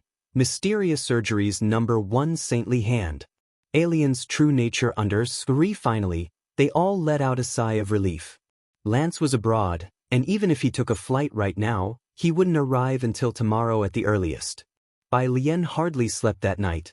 The next day, it was rare for her not to ask Ji Heng any questions, and she left the house with her backpack at 6 in the morning. At 6:30, on the first floor of Xiangqing Hospital, a group of people was talking to the nurse at the front desk, led by an old lady leaning on a walking stick. She stared at the shiny nurse's station, hesitant to speak, and it took her a long while to step forward carefully and ask, "Nurse, we are all here to donate blood for Xinqing. Where can we give blood?" Behind her were construction workers with safety helmets, a middle-aged couple who had started selling breakfast early and hadn't even taken off their aprons, and underage kids who had come with their parents. "Yes, nurse, where do we go?" The worker took off his helmet, revealing his dark face full of urgency. "I heard she was seriously hurt. Hurry, nurse." Someone directly rolled up their sleeve. "Take mine, I have a lot of blood." About 100 people all surged forward. It was quite a sight. Yongfu residential area was an old community where people had lived for decades, especially the older generations who knew each other very well. "Grandma, your blood can't be taken." The nurse at the station had never encountered such a situation and was somewhat flustered. She stood up and then shouted, "Everyone wait, don't make noise, line up, and I will inquire about the situation." The line immediately formed. An orderly queue from the nurse station stretched very long, all the way to the hospital entrance. Bai Lian had intended to go directly to the elevator. Hearing the name Xinqing, she paused in her steps, turned her head, and looked back at the long line of people at the door through the crowd. After a long moment, she stepped forward and approached the old lady in front. "Grandma, I am Xinqing's niece. Are you all here to donate blood for her?" The old lady was a resident from Building 7, ground floor. Squinting at Bai Lian, she recognized her immediately. Excitedly grasping Bai Lian's hand, she said, "I know you, young lady. How is your aunt now?" "Don't worry, we've been looking for people in the community and they will all come to donate blood soon. It's okay." Bai Lian steadied her, then said softly to the people behind her, "My aunt needs panda blood. If any of you have panda blood, on behalf of my uncle and aunt, thank you in advance. If not, you can go back." Don't worry, my aunt will be fine here. That's good. The old woman let out a sigh of relief, clutching Bai Lian's arm. That damn Lu Zong. Bai Lian hesitated for a moment, lowering her lashes. Lu Zong? Yes, the one who wants to buy our community, a fierce and evil-looking man. The old lady grumbled while tapping her cane. Such bad karma, our community. Bai Lian nodded, her dark pupils reflecting the hospital's cold floor. She turned and headed for the elevator. At the hospital entrance, another dozen or so people who had just finished moving goods came in. They were sweating profusely, wiped their brows briefly, and asked, "Where can we donate blood for Xinqing?" "Young folks, right here. They say they need panda blood. Does anyone know their own blood type? It's quick to get checked." In the ICU. Ji Xiaojun stood outside the window. Not far away, Ji Mulan and Su En had also arrived early. A doctor, having received Su En's earnest request, held the medical records and was explaining to Su En and Ji Xiaojun, "With our current technology, we can only observe in the ICU. You are aware of Ms. Shin's condition. Her blood type is rare, and there are very few who dare to take the risk of operating in the country. It's just a matter of days now. You must be prepared for her brain death." As for what preparations, the doctor's meaning was very clear. Ji Mulan looked toward Su En. Su En gave a wry smile. "I can't get in touch with that dean." Ji Xian's gaze calmly shifted towards the ICU, the depths of his eyes brewing a storm. "Uncle." Bai Lian stood beside Ji Xiaojun, dressed in her school uniform, her hair tied up messily at the back of her head. Her eyebrows and eyes drooped, speaking almost as calmly as a light breeze, "That Lu Zong is still in Xiangqing, right? My aunt ended up like this because of him?" That sentence made everyone present shiver. Ji Xiaojun quickly turned his head, looking at Bai Lian with great nervousness. "Who told you this?" "What Lu Zong?" "Alien, you're just a student, don't get involved in this matter, just focus on your studies. Your aunt is fine now." Bai Lian silently watched Ji Xiaojun for a while, did not answer, and said almost nonchalantly, "I'm going to class." She turned and went downstairs. 7 o'clock. Downstairs at the hospital, Director Chen's car hurriedly stopped. He got anxious as soon as he received a call from Bai Lian and rushed over. He immediately spotted Bai Lian leaning against a tree. "Miss Bai." He got out of the car. Bai Lian placed her backpack at her feet. She wore an open blue and white school uniform, her arms crossed over her chest as she calmly leaned against the tree, watching the traffic with a tranquil gaze. A breeze passed, and her stray hair fluttered as if it were the low pressure before a storm. So oppressive it was hard to breathe. "You're here." Bai Lian extended her hand, slowly plucked a withered yellow leaf that had fallen on her arm. "There's a Lu Zong who wants to buy Yongfu residential area. Do you know him?" No matter when or where, Bai Lian was always languid and easygoing, and Director Chen had always thought she had a good temper. This was the first time he faced her tempest. He belatedly realized that facing such a Bai Lian, the pressure was no less than facing Jiang Fulai in a furious state. Director Chen responded very cautiously, "I don't know him." "That's good." Bai Lian tilted her head slightly, looking at Director Chen with a smile on her lips but frost in her eyes. The pressure she emitted was menacing. "I want all his information."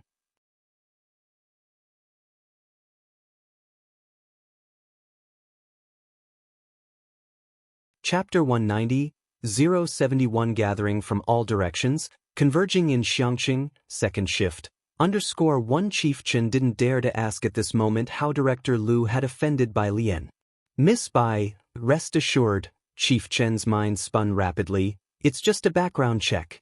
I will make sure to investigate thoroughly, even his ancestors won't be able to escape." Bai Lian bent down, picked up her backpack, her eyelashes lowered, and she thanked him at an unhurried pace. "Thank you." Chief Chen didn't dare accept Bai Lian's thanks.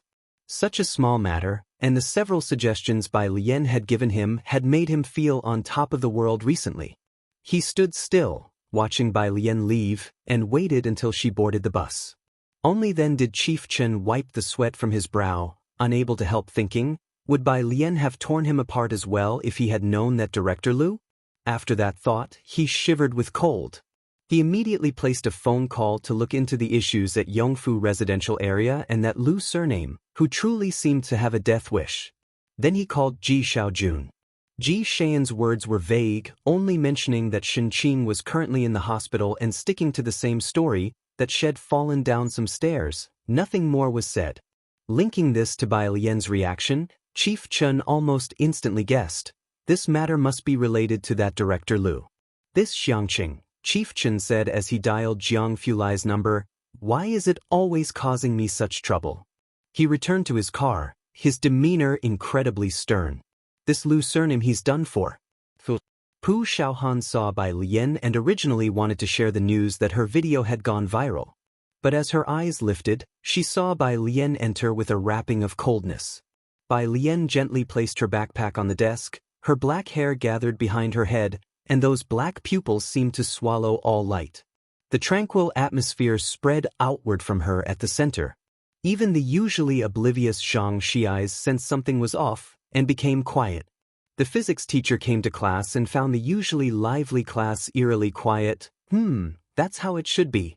Everyone is doing very well today, Zhang Xiais included. The physics teacher was very pleased. Zhang Xiais, with his head lowered, was inwardly cursing. He was just scared. Pu Xiaohan passed Bai Lian a note during class, asking her what was wrong. Bai Lian held the note and wrote back briefly, stating that Shen Qing was still in emergency care but in need of panda blood.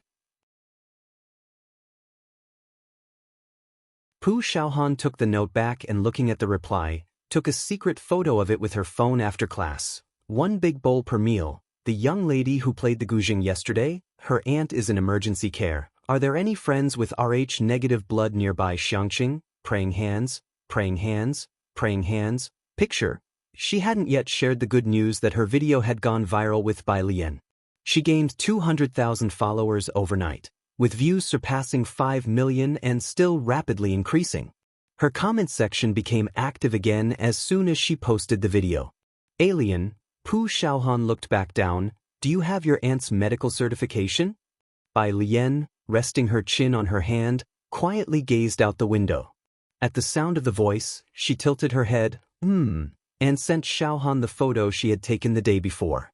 The photo contained Shen Qing's information and the name of the hospital. At noon, Bai Lian didn't join them for lunch. She took her phone and left the school. In class 15, Pu Xiaohan gazed at Bai Lian's retreating figure and murmured, her aunt must be very ill. Zhang Xiais also frowned, scratching his head. It's a pity I'm not panda blood, I'm type B. Pu Xiaohan, busy replying to messages from concerned people, felt annoyed and dismissed him. That suits you well. The whole class inquired, but not one was panda blood. The entire class 15 proceeded to ask other people and their families. At midday, the sun was beating down fiercely. Bai Lian had taken off her uniform and walked out of the school gate with her head down. She walked straight to the bus stop until a familiar car parked to the left of the school gate honked its horn, causing Bai Lian to halt. She looked up and saw the familiar car. Changing her path, she walked over, opened the passenger door, and got in. After fastening her seatbelt, she casually placed her coat on her lap and propped her elbow against the car window. Jiang Fulai watched her quietly, her complexion even paler from the excessive blood drawn the night before. Neither spoke as Jiang Fulai started the car and without asking where she wanted to go, drove straight to Xiangqing Hospital. At 12 o'clock, Bai Lian received a message from Lance. The two only communicated on WeChat, although Lance had called her that morning. His grasp on Chinese was mediocre at best, reading the text with difficulty and speaking rather laboriously. So they reverted to WeChat for communication. Lance had arrived in Beijing.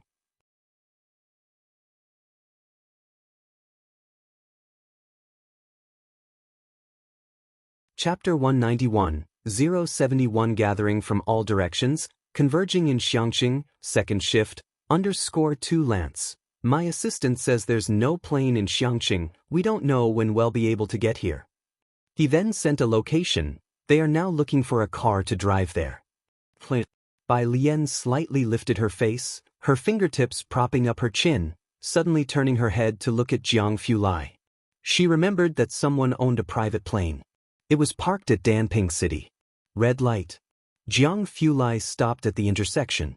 The temperature difference in Xiangqing was quite big, and with the sun at its peak, Jiang Fulai took the chance to look at her, his icy profile glinting with a cold light in the sunlight. "Just say it," he said. He didn't even wait for Bai Lian to ask. "The surgeon is currently in Beijing and my aunt can't wait." Bai Lian leaned slightly against the door, her eyes squinting slightly. It would take until tomorrow even by train from Beijing to Xiangqing, including the high-speed rail. Time was pressing. Upon hearing this, Jiang Fulai nodded, started the car. Is he reliable? If not, he'll have someone come back from Jiangjing. Should be. Bai Lian wasn't familiar with the medical field or the current level of medical expertise, but she knew from their discussions that Lance's medical skills were definitely extraordinary. Jiang Fulai, he didn't know how to judge her, should be.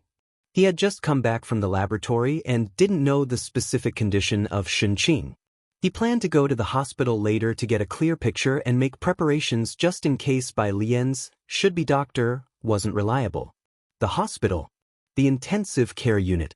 Ji Xiaojun was still outside. The consultation with the experts from Xiangqing Hospital was almost useless, and they could only try to report to a higher-level hospital. Suan had already gone back to his business, asking Ji Mulan to stay here with Ji Xiaojun. When Jiang Fulai and Bai Lian arrived, the chief physician was communicating with Ji Xiaojun and Ji Mulan. The three of them stood at the door of Shenqing's ICU room.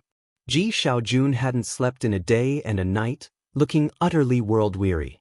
Today, both Jiang Fulai and Bai Lian brought a double dose of low pressure. Although the hospital itself had a low magnetic field and exuded a chilly aura, the chief physician couldn't help but rub his arms. "I also told Mr. Su that she definitely needs to be transferred. It's not just that no one dares to operate here, but we also have problems with our equipment." "What equipment is needed?" Jiang Fulai also took off his coat, holding the black coat in his hand, 2 steps behind Bai Lian at an unhurried pace. He looked through the glass at Shenqing in the ICU before turning to the chief physician. "Just say it." The chief physician was originally talking to Ji Xiaojun. When Jiang Fulai arrived, he felt a tingling sensation on his scalp and began to explain to Jiang. "Our hospital is not equipped with ECT and DSA technology up to the required standard." Jiang Fulai took out his phone, quietly listening. "Someone will bring it over this afternoon." Jiang Fulai looked at the chief physician, politely asking, "Anything else?" "Don't hold back." His voice was very light. "Even if you need equipment from MTR Laboratory, it will be here by tomorrow." MR Laboratory? While ordinary people might not know, the chief physician, being a doctor, was very aware that it was the only laboratory of the World Medical Association, gathering top-notch doctors from around the world. It could be said that almost all special new drugs started from MTR. The chief physician had graduated years ago and had never had the opportunity to visit the MTR headquarters, but his teacher was fortunate enough to have gone. Hearing Jiang Fulai's words, the chief physician's heart skipped a beat, and he couldn't help but stealthily glance at Jiang Fulai. Could he really procure things from MTR just like that? Who was this man? Ji Mulan didn't know about MTR Laboratory and didn't recognize Jiang Fulai. She just watched him with squinted eyes as he came over with Bai Lian, wanting to say something but not daring to. Jiang Fulai indifferently swept a look at Ji Mulan, then lowered his head to send a message. After composing the message and showing it to the chief physician, he asked, "Did I leave anything out?" The chief physician looked down and was almost terrified to find that Jiang Fulai had noted down all the equipment he had mentioned verbatim. "No, that's it." Jiang Fulai's fingertips sent the message. He looked up and saw Bai Lian standing at the end of the corridor, concentrating on the messages on her phone. He walked over. Bai Lian was reviewing the information on President Liu that Qin Bureau had investigated for her. President Liu, Luan Yulin, was planning to dig a hole to acquire Yongfu residential area. Bai Lian, who could usually scan 10 lines at a glance, was reading very slowly today. She scrolled through every line, not missing a single word. When Bai Lian finished reading, Jiang Fulai spoke. "I'm going to clear a runway. Call me if there's any situation here." Runway? Bai Lian probably realized. Okay.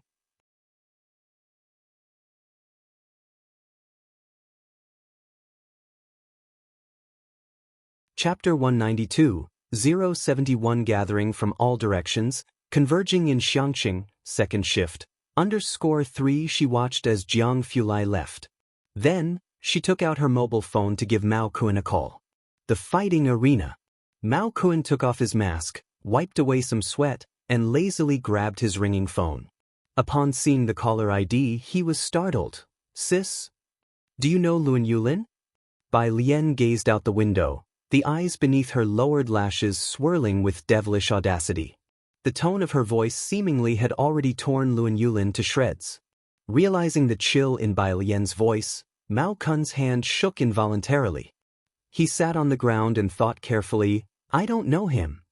Bai Lian nodded, her voice particularly calm. I'll give you some information, wait for me at Purist Street later. After hanging up, Mao Kuan immediately sent people to look for Luan Yulin. Lance was to arrive that afternoon, and Bai Lian had asked Lu Lingxi for leave that afternoon.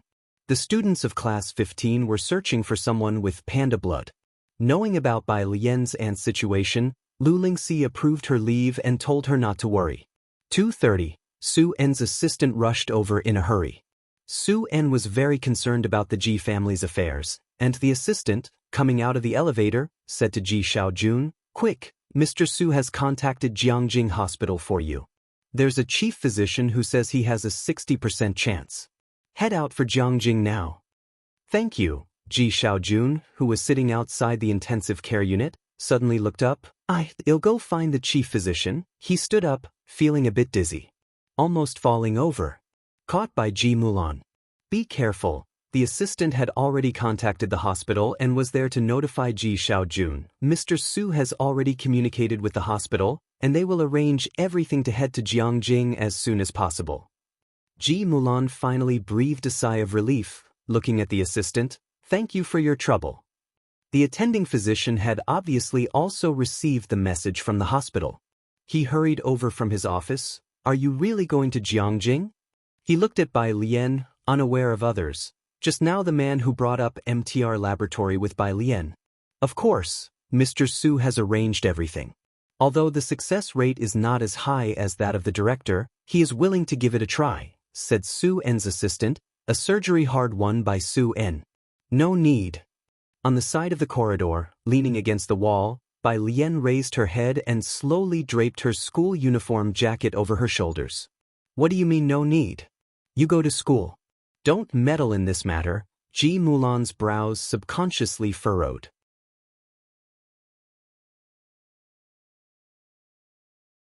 She was accustomed to being assertive and paid no heed to Bai Lian's resistance, and directly said to the chief physician, Please arrange it. Su En's assistant turned his head back and saw Bai Lian leaning lazily against the wall, realizing this was the stepdaughter who had diagnosed her condition on the spot yesterday. He looked at Bai Lian in surprise, somewhat doubting what he had heard. Not necessary?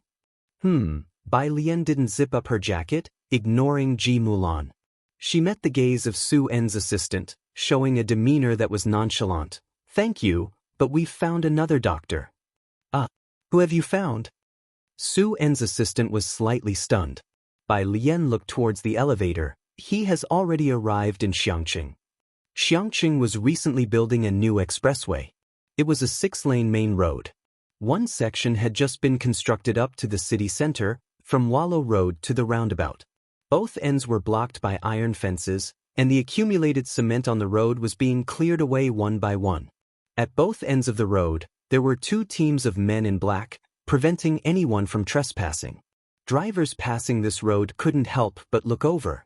2:35. A rumble echoed in the sky, and nearly every resident in the center of Xiangqing saw a white plane slowly circling at a low altitude against the backdrop of clouds. For so many years, Xiangqing had not even built a high-speed rail, and suddenly, seeing a plane hovering in the city center, crowds of people looked up in astonishment. The plane finally aimed for the road under construction, almost skimming over the houses on both sides, and slowly landed on this main thoroughfare. Rumble. The roar as the plane's wheels rolled over the highway stirred up a flurry of dust, and gradually, its speed decreased. Finally, it stopped in the middle of the road. The white fuselage bore no airline logos, the plane's door was opened by people, and the boarding stairs descended from mid-air, with an old man in a polo shirt and sunglasses being the first to step off. 2:40, Lance had arrived.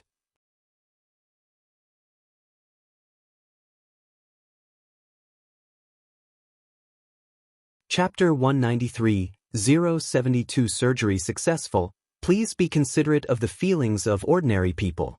_1 Xiangqing Hospital. Outside the intensive care unit.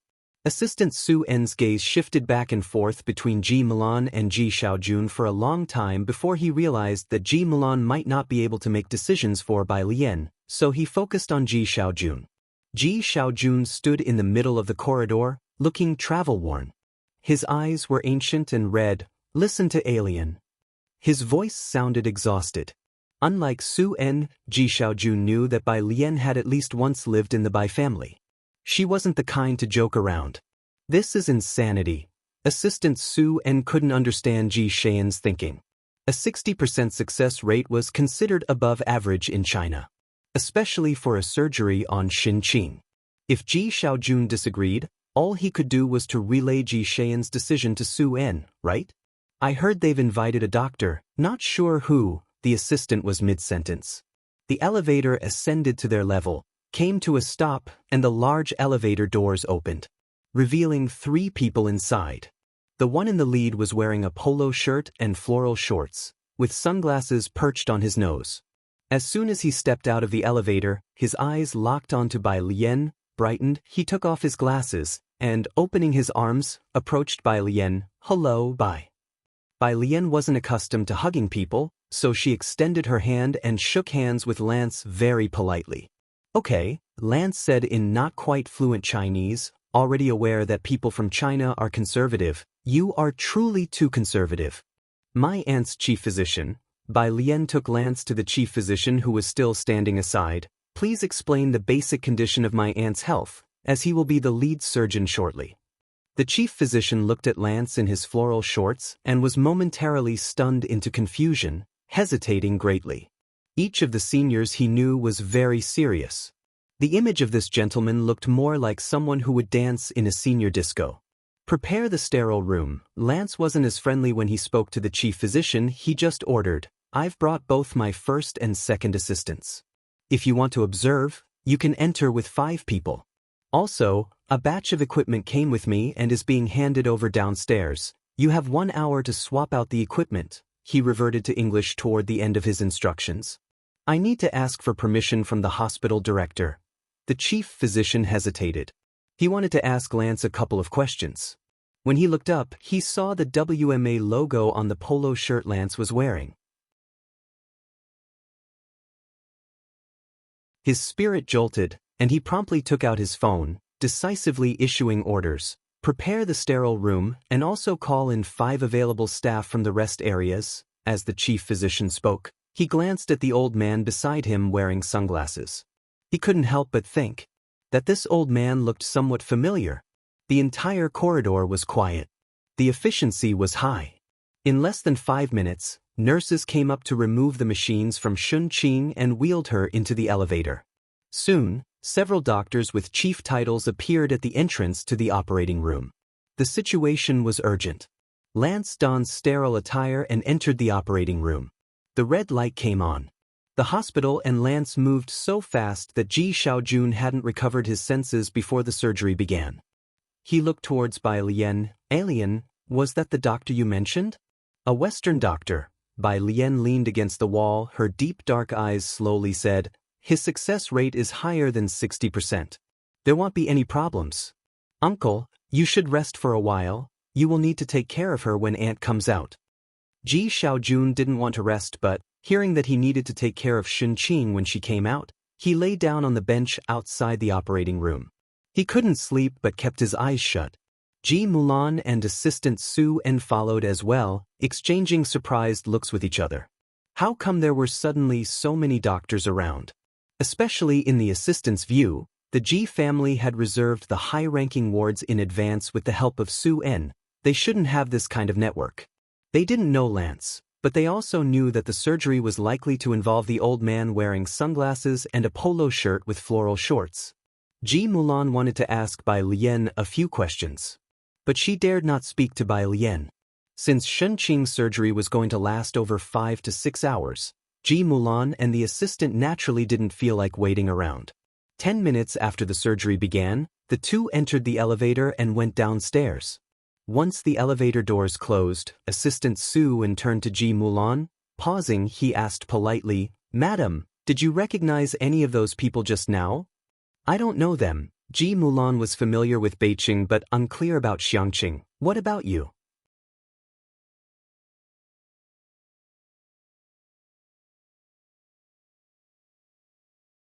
Chapter 194, 072 Surgery Successful. Please be considerate of the feelings of ordinary people. _2 As Su En's assistant, he should know more than she does. The assistant shook his head. Ji Mulan also felt that Su En definitely did not know, as all of Su En's connections were in Jiangjing. On his way back, the assistant drove past Wallow Road. From afar he saw a plane parked on the unfinished section of the 6-lane road and instinctively hit the brakes. Almost as if by magic, he blurted out, "Why is there a plane here?" Xiangqing, a place without even a high-speed rail yet, had a plane proudly parked in the city center.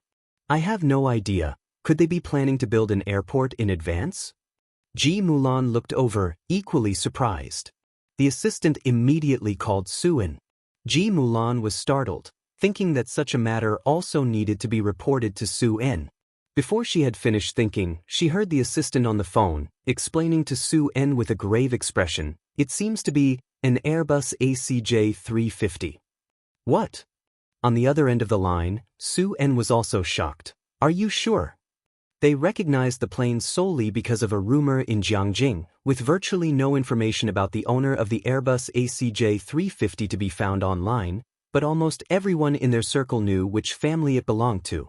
"It's right here on Wallow Road." The assistant faintly saw the black-clothed men guarding both ends. "Did you see anything about it online?"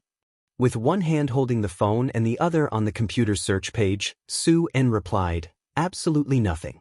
Leaning against the driver's seat, the assistant muttered, "That makes sense. Who would dare post it online?" "I'll ask around to see if anyone else knows anything." Su En let out a breath. After hanging up the call, Ji Mulan turned to the assistant. "Is this plane important?" "A private jet. Mr. Su heard a bit about it at a banquet." The assistant discreetly snapped photos of the plane's condition before reluctantly driving away. "Madam, this is not just about a plane. It's about being able to use an unfinished road as a runway in Xiangqing, applying in advance for Xiancheng's flight path. For others, it's as hard as reaching the heavens." With Ji Mulan's imagination, she couldn't fathom such a huge jet being privately owned. Of course, neither Su En nor his assistant knew about the flight path of this plane. It hadn't been applied for in advance but was instead a last-minute report, with all aviation procedures completed in less than half an hour. 6 o'clock. The operating room.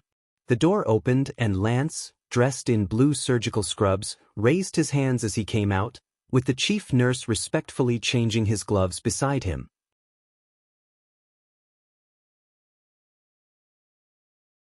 He earnestly looked at Bai Lian. "Bai, the surgery has a 100% success rate and is nearing completion, but there's a tough issue. She has Rh-negative blood, and we still need a large supply of blood." Ding! The elevator doors opened once more. Standing at the forefront was a tall figure with one hand casually in his pocket, his eyes downcast, his face unclear. As he faintly raised his head, his presence was as cool as moonlight. "Don't worry about the blood supply. There are plenty of people downstairs." Lance looked at Jiang Fulai, initially hesitant to speak. Upon understanding Jiang Fulai's intention, he couldn't hold back. "What?" "At least 50 people with Rh-negative blood." Jiang Fulai stopped, raising an eyebrow. "Is that enough?" "Enough, of course it's enough. But how could there be so many people with Rh-negative blood, often dubbed panda blood?" Lance didn't believe it. In his country, arranging emergency surgery involved calling one by one from a special blood bank, and it would be incredibly lucky just to get one person with panda blood willing to donate. How could such a small place have so many? Lance ran down to the first floor in disbelief. On the left side of the first floor, a temporary blood donation station was set up, and the queue of people stretched from inside the door onto the street. The small Xiangqing, with a hospital that lacks the facilities found in larger cities, had gathered dozens of panda blood donors in less than an afternoon.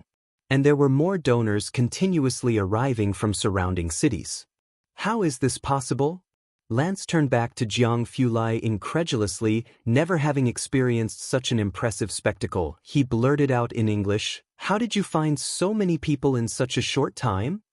While speaking, another woman from the neighboring city hurriedly arrived, dusty from travel. "I saw it in a short video. Is there a lady Xinqing in need of panda blood? I had a major bleeding incident before, and it was a bunch of kind-hearted people who saved me. I hope this lady Xinqing will definitely be safe." Among them, there were contacts from the Yongfu residential area, relatives of classmates from Xiangqing No. 1 Middle School. And even more so, strangers who came after watching Pu Xiaohan's video. After hearing the explanation from the hospital, Lance stood there silently for a long time. Your country is really...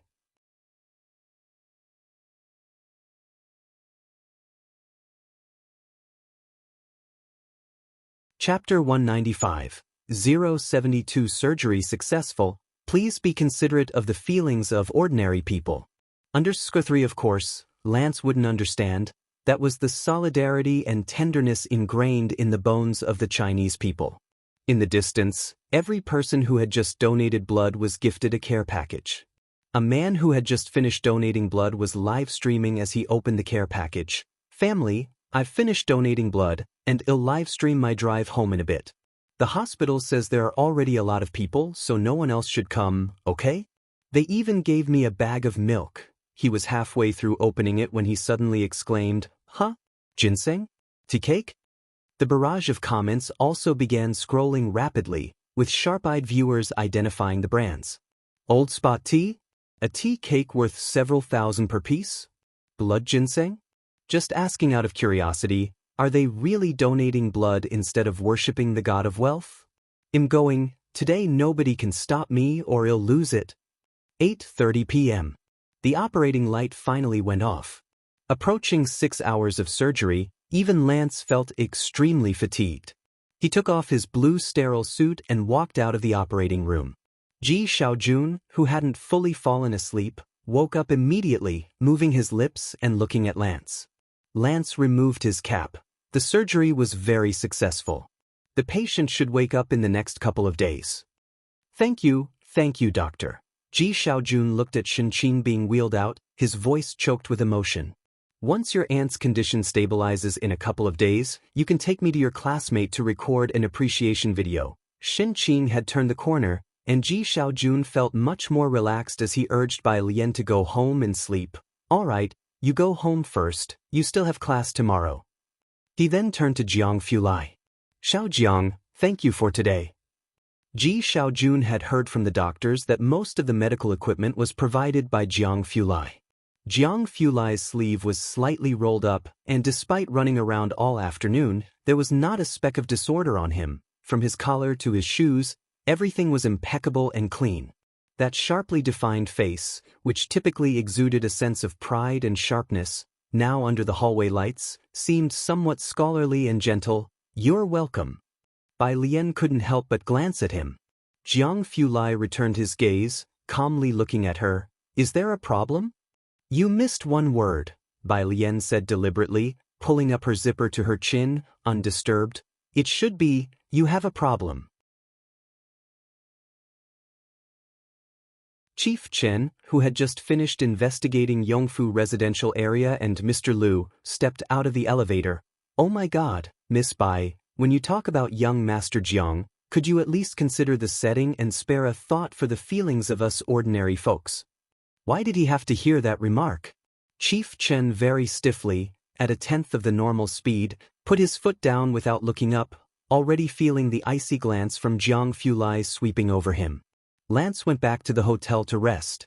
Jiang Fulai drove Bai Lian back to Pura Street. Sitting in the passenger seat, Bai Lian reverted to her usual lazy demeanor, resting her hand on her chin. The nurse said you prepared gifts for the friends who donated blood today? Just something I grabbed casually. Young Master Jiang was very cautious, adeptly changing the subject. When did you meet Dr. Lance? He seems to be quite impressive. Bai Lian's pale fingers tapped on her chin. A surgery that no one in Xiangqing, let alone Beijing, dared to touch was handled with ease by Lance. Dropped the seems to be. Young Master Jiang adjusted the steering wheel calmly, streetlights outside the window casting shadows over his cold and beautiful features. I got him here by having people from WMA abduct him back. His tone was even, completely unfazed by the startling nature of his own words.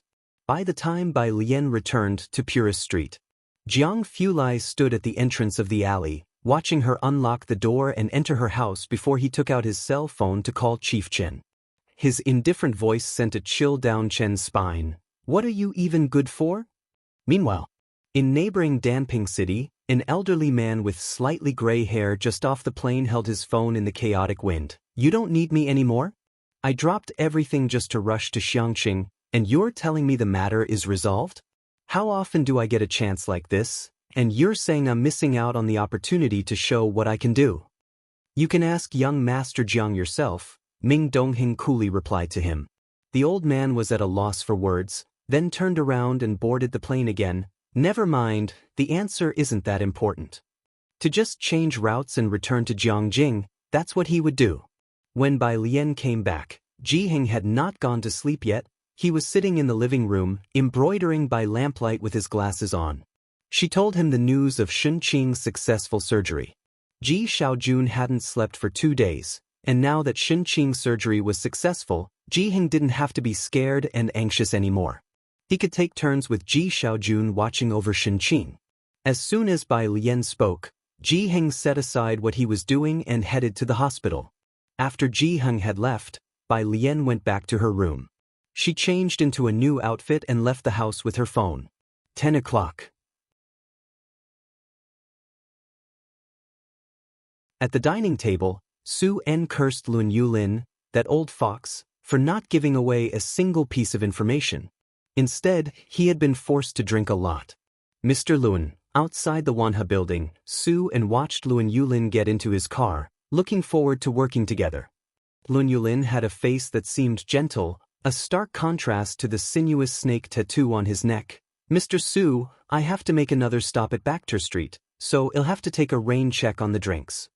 Hearing Bacter Street, Su En's expression shifted slightly. After Lun Yulin's car drove away, the smile on Su En's face disappeared, and just as he was about to leave with a stern face, he caught a glimpse of Bai Lian across the street. Why are you out here so late? Su En approached, following Bai Lian's gaze to where she had been watching Lun Yulin leave. His expression changed slightly. Were you looking for Mr. Lun? Bai Lian shifted her gaze, clad in all black with a snug outfit, her sleeves and pants tightly cinched. A black belt embroidered with gold patterns tightly wrapped her clothing. 2 crossed wooden hairpins stably secured her hair at the back of her head. She looked like a rose mallow blended into the darkness of the night. Because Su En had been very concerned about Shunqing's situation and had made many arrangements beforehand, Bai Lian was relatively friendly towards him. This is ridiculous. Your uncle's attitude was clearly telling you that he doesn't want to involve you. This Mr. Lun is not simple, don't be rash. Su En, observing Bai Lian's casual demeanor, knew she wasn't taking his words to heart, so he spoke more sternly. His name is Lun Yulin, you might not have heard of him, but there are people from Bacter Street behind him, and it's said that he's also connected to the Qinglong bar. Mr. Su, Miss Bai probably hasn't heard of him. An assistant interrupted from behind Su En. The assistant looked at Bai Lian with a different explanation. The number of people who have leaped to their deaths because of him isn't 20, then it's at least 10, yet he remains unscathed, exploiting the loopholes in the law. Don't you understand? So this is the trap he laid for my uncle and others? Bai Lian nodded, smiling faintly. Don't you? Su En was genuinely worried about her at that moment. Rumble, rumble, the sound of motorcycles suddenly roared to life at the street corner, a line of more than 10 bikes roaring past one by one. The noise startled Su En and the others. Screech, the leading motorcycle stopped in front of Bai Lian. The rider took off his helmet, propping himself up with one foot on the ground, revealing a head full of blonde hair as he shouted at Bai Lian, "Sis, we've been following him. Sis! Sis!" More than 10 voices called out from behind, thunderous and deafening. You're tuning in to the Passion Pages YouTube channel. We're so grateful for your support, and don't forget to subscribe to join us on this incredible journey through captivating stories. Your generosity through donations truly makes a world of difference, as it's the primary source of revenue that allows me to expand and enhance this channel for you. Thank you from the bottom of my heart for being a part of this adventure.